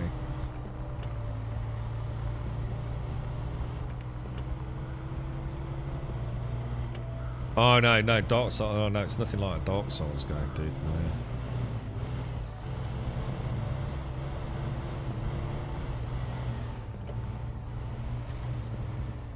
Icarus kind of looks bad. Well, what do you mean looks bad? As in what? Graphically, or? Yeah, probably. That's probably where they robbed it from. I must admit, I thought the same thing actually, but if you go and look at the footage, yeah, I suppose the thing is we've never seen it in like an action game before like that, have we? But basically, to be honest, to answer your question right now, all Dragon's Dogma ever did differently, right? And it's going to sound a bit brutal, this, but it's true. Dragon's Dogma, right? It's a party of 4 people, typically, right? So you're like, I won't get into the story in case you want to play the first one. Let's just say something happens, like it always does, and you are the hero-esque person, right? And you put together a party, and like you get your party's built with classes, and you get to give them gear and consumables and all this sort of stuff, right? And you go on a, I wouldn't say Skyrim. To say it's like Skyrim's probably being a little. It's been quite nice. you go. A lot of the world is just big open world. Then there are dungeons and there's places to go and you do quests, right? But a lot of it is about interaction with the creatures. So let's say you've got this giant 40-foot cyclops, yeah? you don't just keep poking it in the toes and launch some fireballs at its face. Like, some of your characters can actually clamber onto the legs and clamber up the back of it and stab it and things. That's kind of it. That's really all Dragon's Dogma did differently, to be honest. But again, it was such a wonderful evolution of having that kind of tactile attachment to the creatures. You know, like for a long time, every time you fought, it didn't matter if you fought a goblin or a dragon. If you had a sword, you poked the goblin in the belly button, and then you poked the dragon in the toes. Or the dragon was dumb to put his head down while you could smack him in the eyeball, right? And I think Dragon's Dogma made us realise that actually that's all silly and it doesn't make a lot of sense. But now we can actually, like, you know, set fire to the Cyclops or something. And it's going to, like, get blinded and rampage around and, like, maybe even environmentally cause rocks to fall and land on him. You know, he's struggling to engage with your casters while your thief is clambering up his back, stabbing him in the spine multiple times. So, to be honest, there ain't a lot to Dragon's Dogma, but at the time it came out, it was an absolute cult classic, dude. Like, it literally within days of launch, and then it just became huge. So yeah, I think you know, it's. If they build on that and they also innovate above and beyond what they had, the pawn system was good. Like so your party, like say you weren't playing Neo, and you had like a really cool wizard, and I needed a wizard in my party, I could borrow your wizard, and your wizard would come and join my party. Would actually get better playing with my party, or probably get worse playing with my party. And then when he went back to you, he'd be better. So it was kind of like an interesting play on multi. So the whole game was quite innovative at the time. And the thing is that innovation going to impress in 2024? We'll have to wait and see what they've done, right? You're looking forward to the Elden Ring DLC? Yeah, a lot of people are. Yeah, it looked good, didn't it? Yeah, I'm not a biggest fan of Elden Ring. It's a good game. It's a solid game, man. I doubt I'll get the DLC in there. But yeah, fingers crossed, man. I hope it's good for the fans. Fuzzy trees and stuff. Really, too. I can't. I know when I played, right? this means maybe things haven't changed. When I played Icarus, right? I remember saying how bad the game performed, and I obviously, well, let's just say I knew more about Unreal Engine than the dev teams did at that point, and I made my game look better, significantly so, with way denser foliage, yeah. Better draw distances, better distance foliage render than the base game, and with a better frame rate. So I'm actually wondering if there's a problem there. Because that should have been resolved by now too. So, because it was a good looking game, dude. Fuzzy trees don't sound right to me. Minecraft is bad, Valheim is bad. Minecraft, why is Minecraft and Valheim bad? What's that? Paul's up considering right list the final low GFX games. Daikoi horrendous, literally unplayable. What's this about? What was it about? Low graphics. See, Minecraft hasn't got low graphics. If you go and play, Valheim hasn't got low graphics. I don't. It depends what you mean by low graphics. Valheim's just super stylized. Valheim's an absolute bitch to run well. Minecraft with ray tracing is fucking beautiful. So some of those ray trace shaders in Minecraft, holy shit, it completely changes the game. It's breathtaking. One of the best showcases for ray tracing, I would say. DX12 with RTX is looking amazing. Oh, what's that in... Oh, you're running DX11 without all the bells and whistles, maybe? The pawn system... It was, wasn't it, Dyko? Yes, I thought so, yeah. Yeah, it was, yeah, it was good. Again, quite innovative for the time. You know, being able to clamber physically, that tangible attachment, you know, tactile sort of like involvement in the fights was really cool, wasn't it? Yeah, it was. So it's going to be like State of Decay in many ways, Daiku. I think that's why I'm not getting my hopes up too much. State of Decay was great. State of Decay 2 was great, but State of Decay 2 wasn't that much different to State of Decay 1. It could just literally have been a DLC in many ways, couldn't it? Is Dragon's Dogma going to innovate like it did the first time round? Or is it going to be just Dragon's Dogma, without being rude, 1.5? You know, more of the same. Just slightly better graphics because it's 2024 now. I don't know.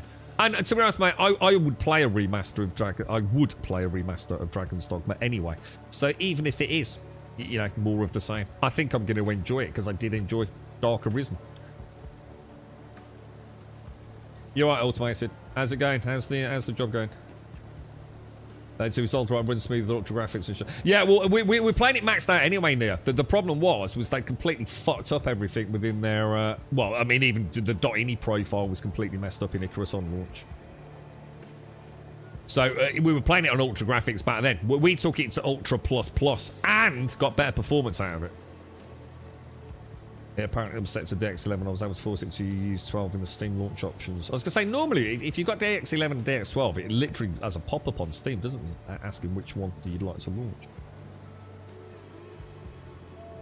Got good tech. Yeah, I was going to say, all the textures in Icarus have always been good. Yeah, it was the draw distance and the foliage density that was terrible. It was like, you know, you'd have that classic circle of render around you, and you could see all the bushes popping in. It was awful on launch, even with max settings. My job is currently how many government acronyms can I remember per day?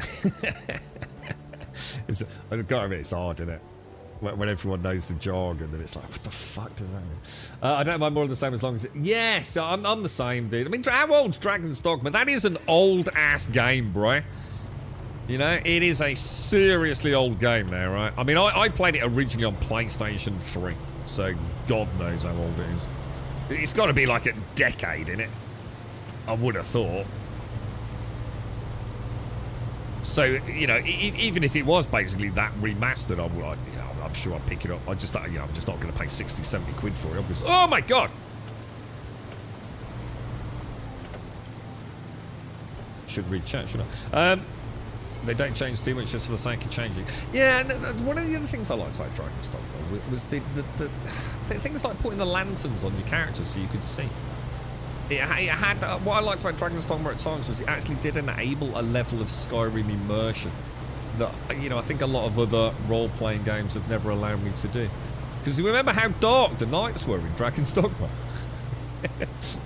You did not want to get caught outside at night in Dragon's Dogma, did you? It was pretty rough, man. Yeah, that's why I didn't go back and replay it. Normally I'd go back and play the old game before the new one comes out. But one, I'm not totally convinced I'll be playing it on launch. And two, I think Dragon's Dogma would be a tough... I think it would be a tough ride, to be honest.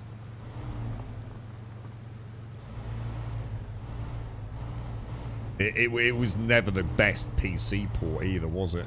There were some nice texture overhauls done, which were available on the Nexus.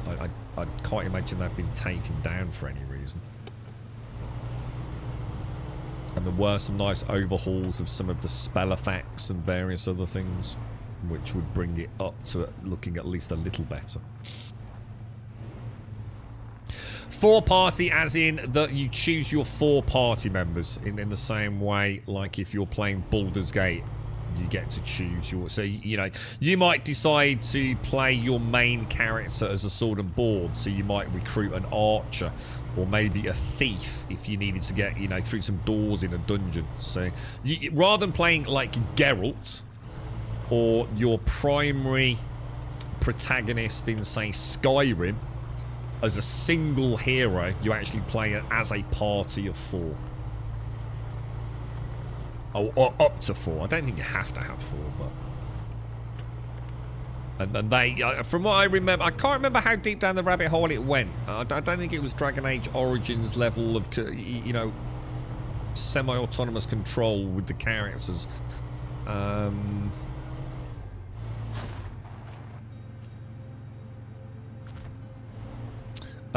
But yeah, I think you could give them a hierarchy of commands. You know, when you are low on health, do this. I'm sure Dragon's Dogma had some degree of control over it, if that makes sense.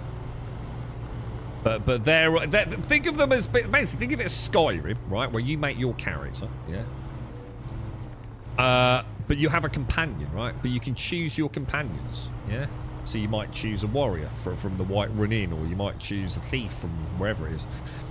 It's the same with Dragon's Dogma. You get your main protagonist and then up to 3 at any one time. I think you can have a stock, right, Daikoi? Could you in Dragon's Dogma? So you can actually have like 6 or 7 pawns and decide which ones you wanted to bring out. Is that right? Or at least you could send them home, couldn't you, to rest for a bit while you did other things. I'm sure that was a thing.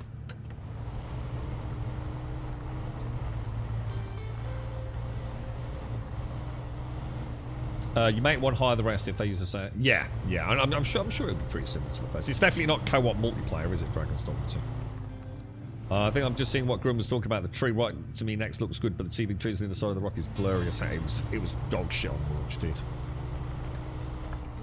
I was like really, because the thing is, it also didn't run well, dude. Icarus on launch. So considering it was this all singing, all dancing Unreal game in very small bite-sized chunks of map as well. So I thought this can't be right. I started doing some digging, and lo and behold, we had that game whistling, dude.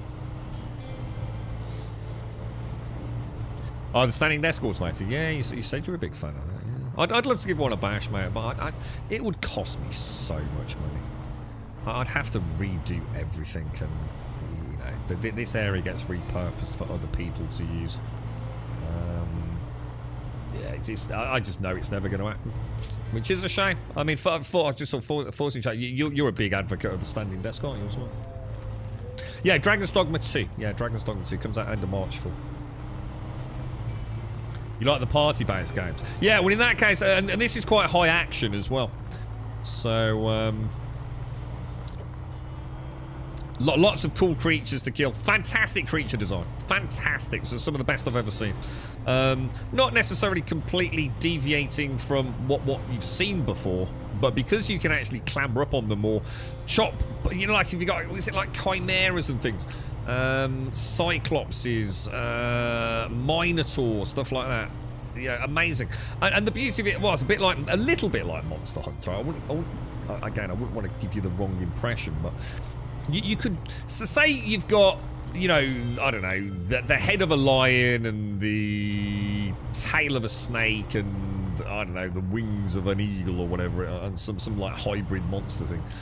You can actually say the poison is a huge problem. Say the snake tail is like causing you huge issues. Like half your party keeps dying from poison. You can focus on it. You can even jump onto it and hack the tail off, and now it can't spit poison at you and things like that. So there's like creature dismemberment and things.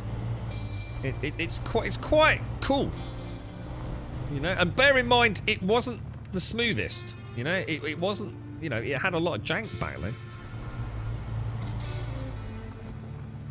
So I do hope the new. I do hope this is all kind of cool. I think if they were rented out, they were out of the stock. So if someone else rented that pawn, you couldn't hire it. Oh, I can't remember then, Guy. To be honest, mate, I don't remember the intricacies of the pawn system. I just know it was very cool. But, you know, like Rev or you could say, oh, Grum, you know, I had so-and-so from your team in my party last night. You know, he was freaking terrible, mate.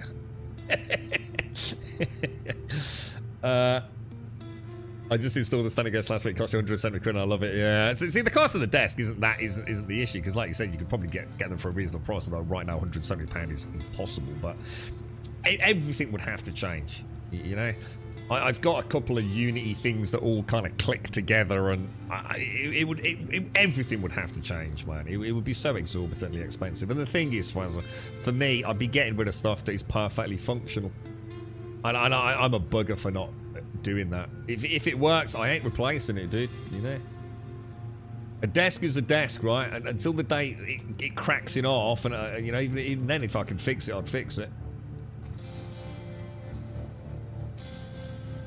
Oh, £500 for what? For gaming versions of a standing desk?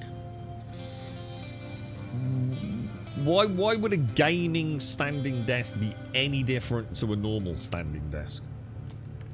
Let me guess, you're paying £430 for RGB, right? The first Sega game I owned was a D&D game. Party 4. You had to write down your learned spells. Lost the spell.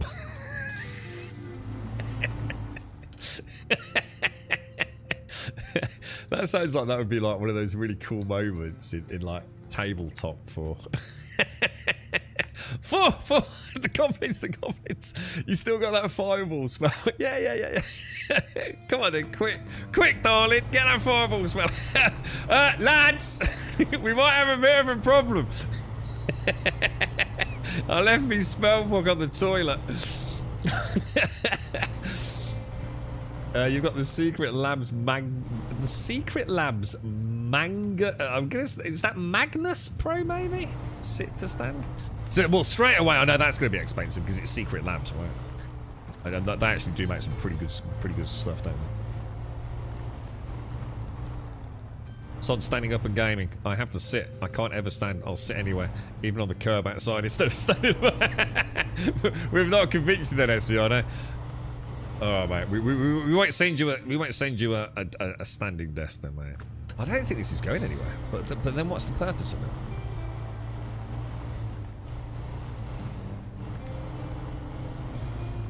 $900. Fucking hell, dude. $900. Jesus Christ. Secret Labs gaming standing desk is about that much. Yeah, I can imagine. I have D&D on Genesis. No, I'm to be honest, SC, I'm with you, dude. To be honest, man.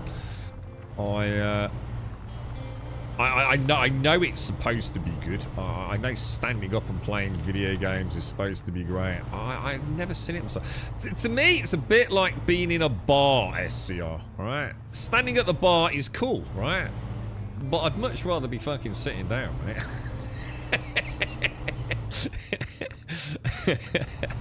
In a nice, comfy fucking seat, you know what I mean? Basically, SCR, it's because we're young and flexible, mate. All these old people. Oh, my back hurts, mate. I've got to get a standing desk, bro. Oh, Jesus. You know what I mean, dude? It's because we're young and fit, mate. You know what we need, SCR? Fucking hammock. I'm going to invent the world's first hammock desk. with a grape peeling machine that is an extra 500 quid, mate. All right, and he'll have a built-in Tassimo. On his standing desk malarkey. I end up leaning forward on the desk because I can't. Elbows on it, mate. Yeah, hunched over, fucking knackered, mate.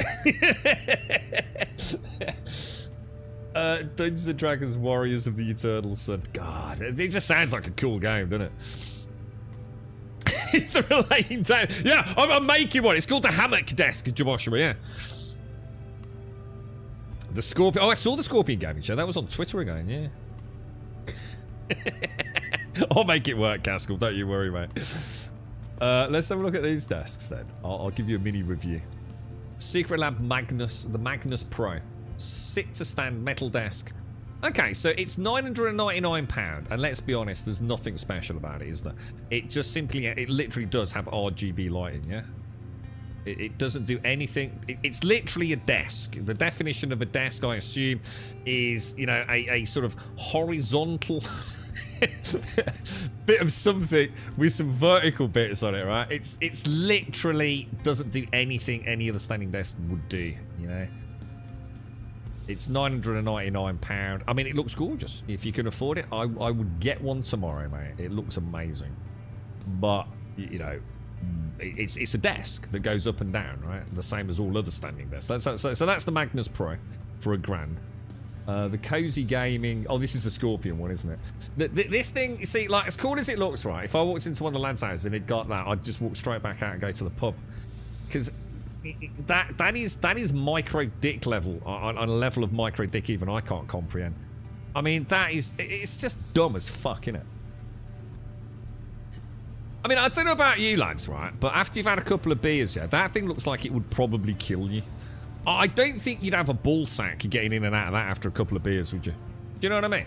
And let's be honest, it does look fucking stupid, doesn't it? You're gonna trip over those feet. You're gonna bang your head on that bit. You're going to spill your beer all over it. You're going to snag your scrotum on all those sharp, jagged edges. And you're $4 down. It's dumb as fuck. No one's buying that because it's fucking stupid. What else we got? Anybody else got any desks you want me to review? Magnetic mouse pads. Magnetic mouse pads. Magnetic mouse pads. Hang on. What's magnetic mouse pads don't cost £1,000 though, do they? It looks like a scorpion. I don't know if it does, to be honest. I think it looks cheap. I think it looks cheap and nasty, is what I think. If I was going to spend £4, right, I would buy a proper racing rig. I really would. That is £4 of nonsense. Absolute. And I bet the build quality is trashed here on it as well. I mean, there's a lot of. I mean, those feet are awful, man. I mean, you know, just think about the logistics of getting in and out of that thing. You know, your cat. I mean, your cat is gonna love it, innit?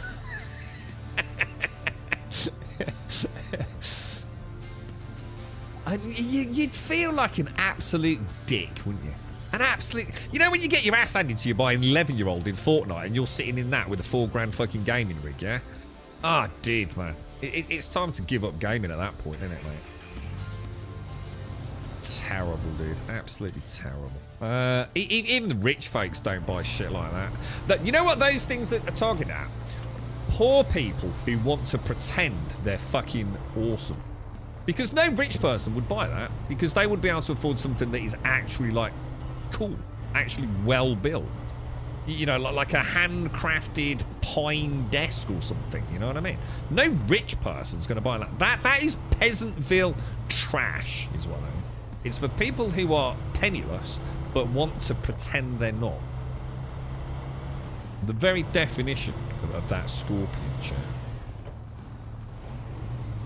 And God forbid the day one of those feet or something goes on it, and the whole thing teeters off to the teeters off to the side, crashes into the wall, and all your monitors explode in sparks and flames. All right. Make TikToks where you review desks. I could do that. I could do that, mate. Yeah, should we do it? I need to do something different with my 7 hours a day. I'll look into that. I'll add it to the list, mate. How's the car, SCR?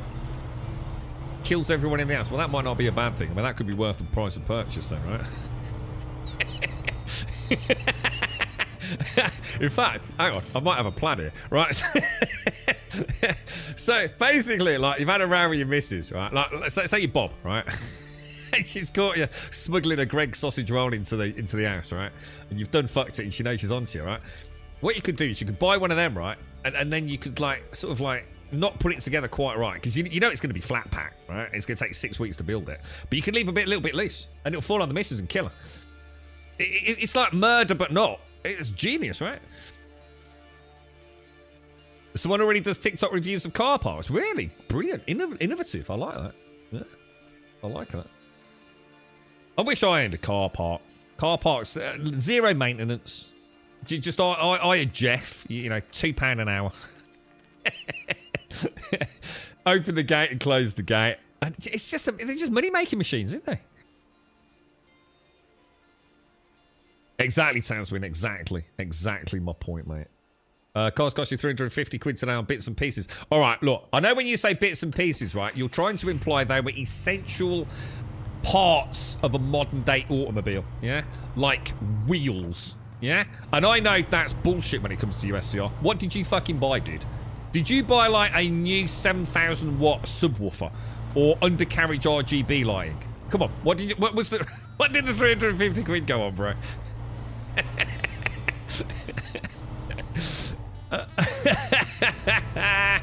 So, well, all right, okay. I may have topped up the nitrous oxide kit group.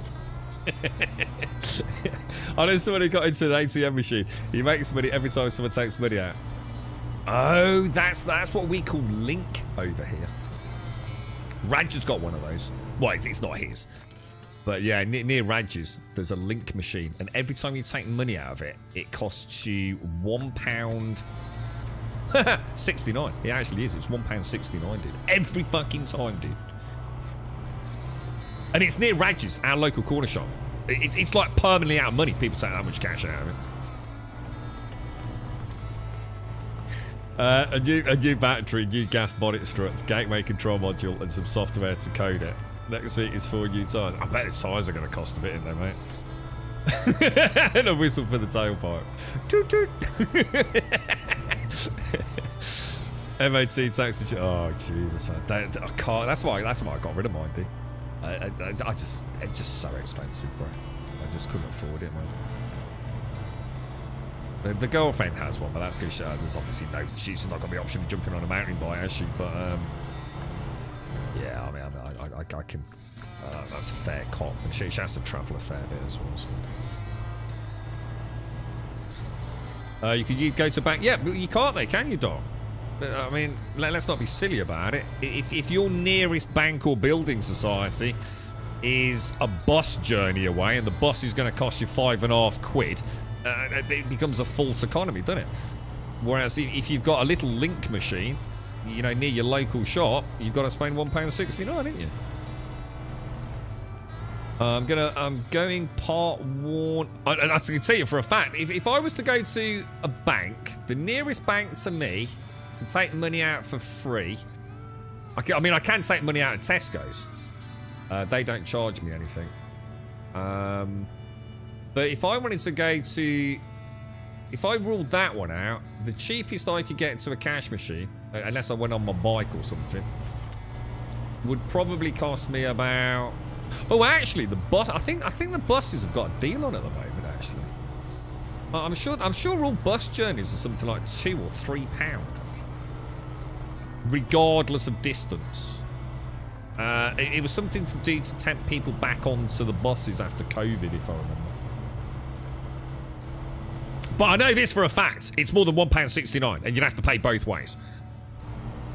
So you are actually better off just paying the £1.69. If that makes sense. Yeah, I'm a cash man. I don't like paying on the card, dude. Well, in fact, my card, you can't pay on card.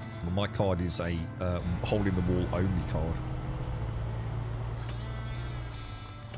It also stops the missus stealing money. My missus's camshaft sensor went yesterday on her MG3, and now it's misfiring as she drove it again when I told her not to. So will that have caused even more damage? Will it? Right. Well, we did. How am I supposed to get to this watchtower? Should we go and do that? Should I just backtrack with the petrol we've got? I think we can probably just about make that.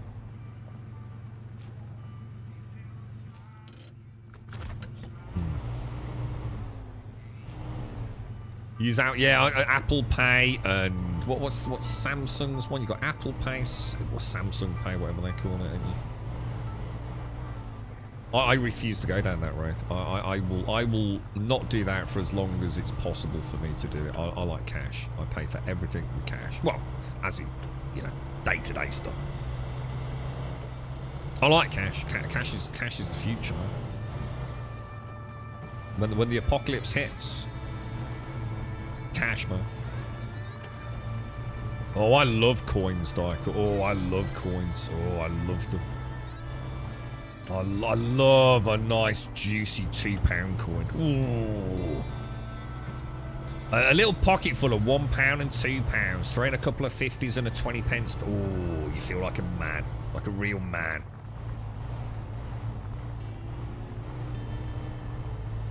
Something about a nice, crisp £20 note. Down the pub, £20 note. Ooh. Handing it over. Ooh, yeah. Ooh. And she has to come back and give you the change, and you sort of gently caress her hands. Can't do that with Apple Pay, mate. You have daughters, so no cash. Oh, right, because they'd steal it all, yeah? Going to take my daughter shopping Saturday for a 13th. Credit card's getting spanked. What the hell are you going to buy a 30? Oh, shit, I've gone past the turning, ain't I? Bollocks. What's a 13-year-old daughter going to cost you, man? What does a 13-year-old daughter have on her birthday? What the fuck, dude? Is it like a new iPhone 73? And, oh, God, dude, I dread to think, mate. Or a coat, you know? Oh, you know, a coat. Oh, that's going to be, what, like 30 quid? 280 notes, right? You've got $1 on you. What, $1? What's an American dollar like? Oh, hang on, isn't that a dollar bill? Don't you have dollar bills, not dollar coins? That's what I do for. I have a golden rule. Anything less than a 50 pence piece. So all 50 pence pieces, £1 coins and £2 coins, right? Go into a... Well, this will make me chuckle, actually. My Nintendo Switch, right? The Nintendo Switch has like a really nice leather-esque wallet. Yeah? And I've got one of those, and I've got a bulging one full of £1 coins and 50 pence. This is probably a good probably enough money to help my girlfriend out at some point. I'd be guessing a good 100 quid in there. I would think. So yeah, you know, you never know until you count it all out, right? But it's proper bulging at the moment. And all the other coins, so all the other shrapnel, that goes into like a coffee pot. And every now and again, I'll take it down to the supermarket where they've got one of those big money counting things, and you throw all your money in it, it goes, and it counts it all and gives you the money back. Yeah, another reason why I like cash. It's another way to sort of save in a way. So hang on. So is a silver dollar different to a normal dollar? Do you not still have dollar bills? No. Oh, you have a punt. Oh, yeah. I've actually got 2 lottery tickets I've not checked. I don't want the disappointing of knowing that I've not won, so I just don't check them. It's easier that way. Flawed logic, I know, but it works for me. How the fuck am I supposed to? Oh, we needed to. I think we needed to go the other way. It looks like we're going up there, doesn't it?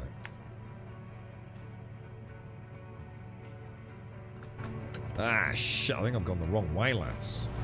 You devious game.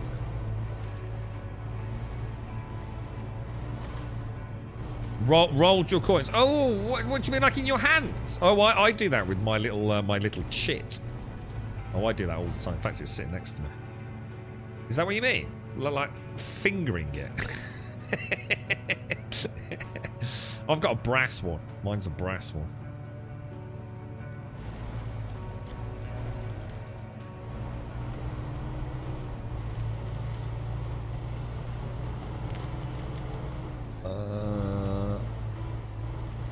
Okay. We don't want to go too far back, do we?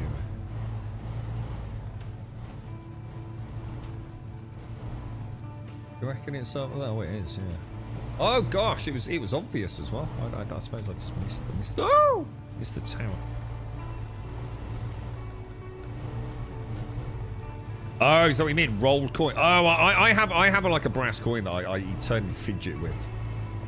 I'm always like flicking it up in the air or like rolling it around it. I'm gonna try one day. I've said this for about a bazillion years. I'm gonna, you know, like they do in like Magic, where they roll the coin between their fingers, and then the coin rolls from finger to finger. I'd love to be able to do that.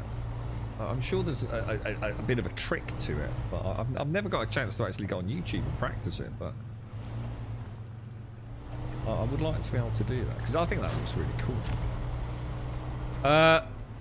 Launch the observation. Yeah, I'm not sure if my fingers are long enough for. I've actually got quite short. I've got my palms are quite big, but my fingers are quite short, to be honest. I don't have long fingers.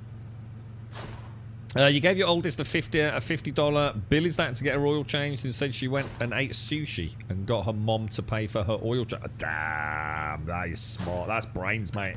See, there is a child who knows how to play the family, you see. Absolutely brilliant. Absolutely brilliant, mate. You should be proud, dude. You should be proud, mate. You'll be skint and proud, but you should still be proud, bro.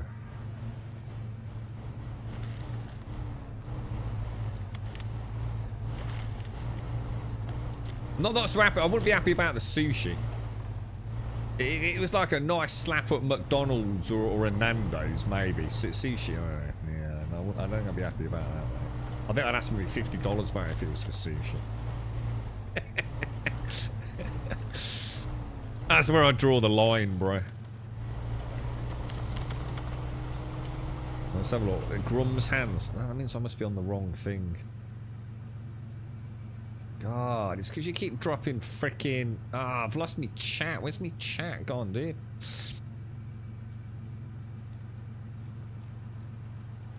Let's have a look. What's this? Grum's hands. Let me have a look. No. Well, I don't know. That's a weird hand, isn't it? My hand's like square. That's like a V shape, innit? I don't know what the fuck that weird ass fucking looking hand is. And as for that fucking thumbnail, Jesus Christ, you wouldn't want that up your ass, would you? You could go for a nice crunchy roll. What do you mean a crunchy roll? I'm out of gas. Perfect. That's all works out alright then. So, alright. I don't think we've unlocked anything sort of spectacular, have we? We're really trying to get... Oh, upgrades. There's 2 upgrades over here. Perfect, boys. Now, what? Oh, and there's an upgrade over here as well. So we've actually got... Oh, dudes, 3 upgrades and another tower to get. Should we go and do the other tower? So we know where all... let's go and do this one. Let's see if we can get to that tower.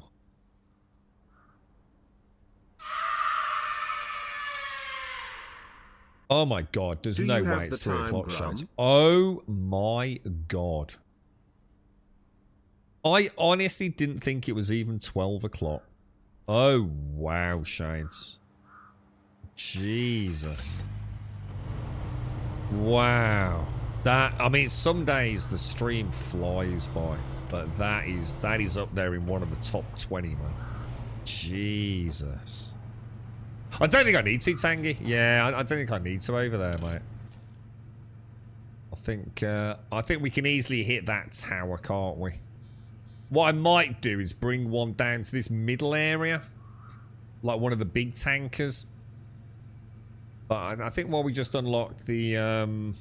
Because I can definitely get to this one, and I can definitely get to that one. And then we should have all the upgrade locations unlocked, shouldn't we? I mean, this side of the map here is not too bad, because we've got the fuel station there. And if we maybe drop one of the... I mean, what are these? I don't know what all these are. I mean, is there not a... Sideboard semis, yeah. I mean, I might take one of the large trailers down there, like put it just near the you know, the Smithfield Dam, and then we know we've got a full fuel, because it's ever so easy to get it down there, isn't it, mate? Pick one up from the garage, refuel it here if it doesn't come refueled, and then just take it down to, say, around here. This looks like a quarry or something, doesn't it? And then I've got a tanker for that whole side of the map, so yeah. Don't you have lunch at normal lunchtime? Who, me? I don't eat lunch, dude. I don't eat once a day, mate. I normally eat at about, what, I don't know, 6 o'clock these days. I have 1 meal a day. And the rest of the day I just drink coffee, to be honest. Ender is responsible with money, his sister is not. He just filled out his first... How's it going, Joshua? How's his games design shenanigans going? It sounded like he's taken on quite a lot of responsibility, man. I'm quite looking forward to getting those. Oh, well, we might play Skull and Bones tomorrow, guys. Because I'll be playing... If we're on, we'll be playing Expeditions on Friday. Because I think we can play Expeditions from 6 o'clock tomorrow, and I do want to play a little bit of Skull and Bones with the first thingy.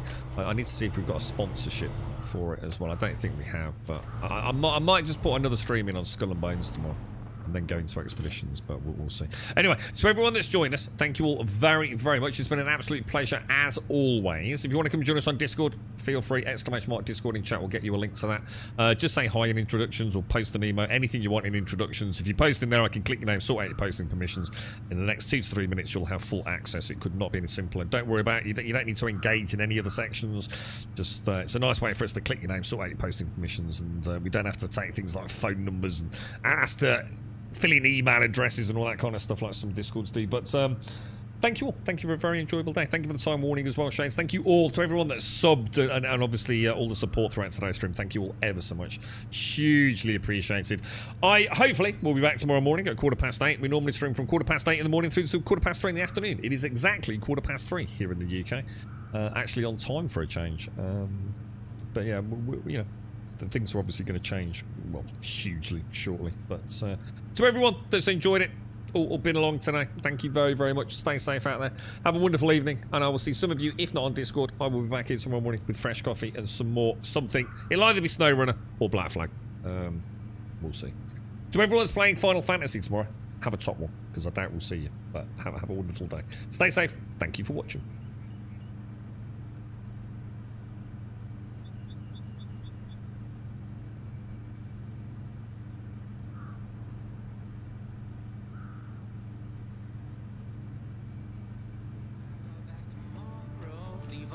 Sorrow, see where all this road goes. Maybe San Diego. Oh. Maybe San Diego. Oh. Roll down all our windows, just see where the wind blows. One leg out the window, sit like a flamingo. Oh. Sit like a flamingo. Oh. You can run and you can hide. You can look and try to find. Take a breath, open your mind. Take it one ride at a time.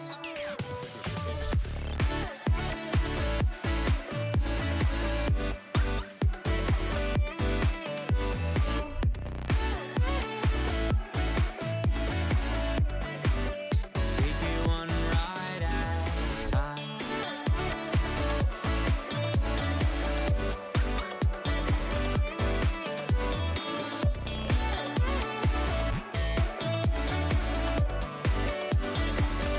We got lost an hour ago. Where did all our time go? Where we are, no one knows. Maybe San Francisco. Oh. Maybe San Francisco. Oh. We could roll down all our windows, just see where the wind blows. One leg out the window, sit like a flamingo. Oh. Sit like a flamingo. Oh. You can run and you can hide. You can look and try to find. Take a breath, open your mind. Take it one day at a time. You can run and you can hide. You can look and try to find. Take a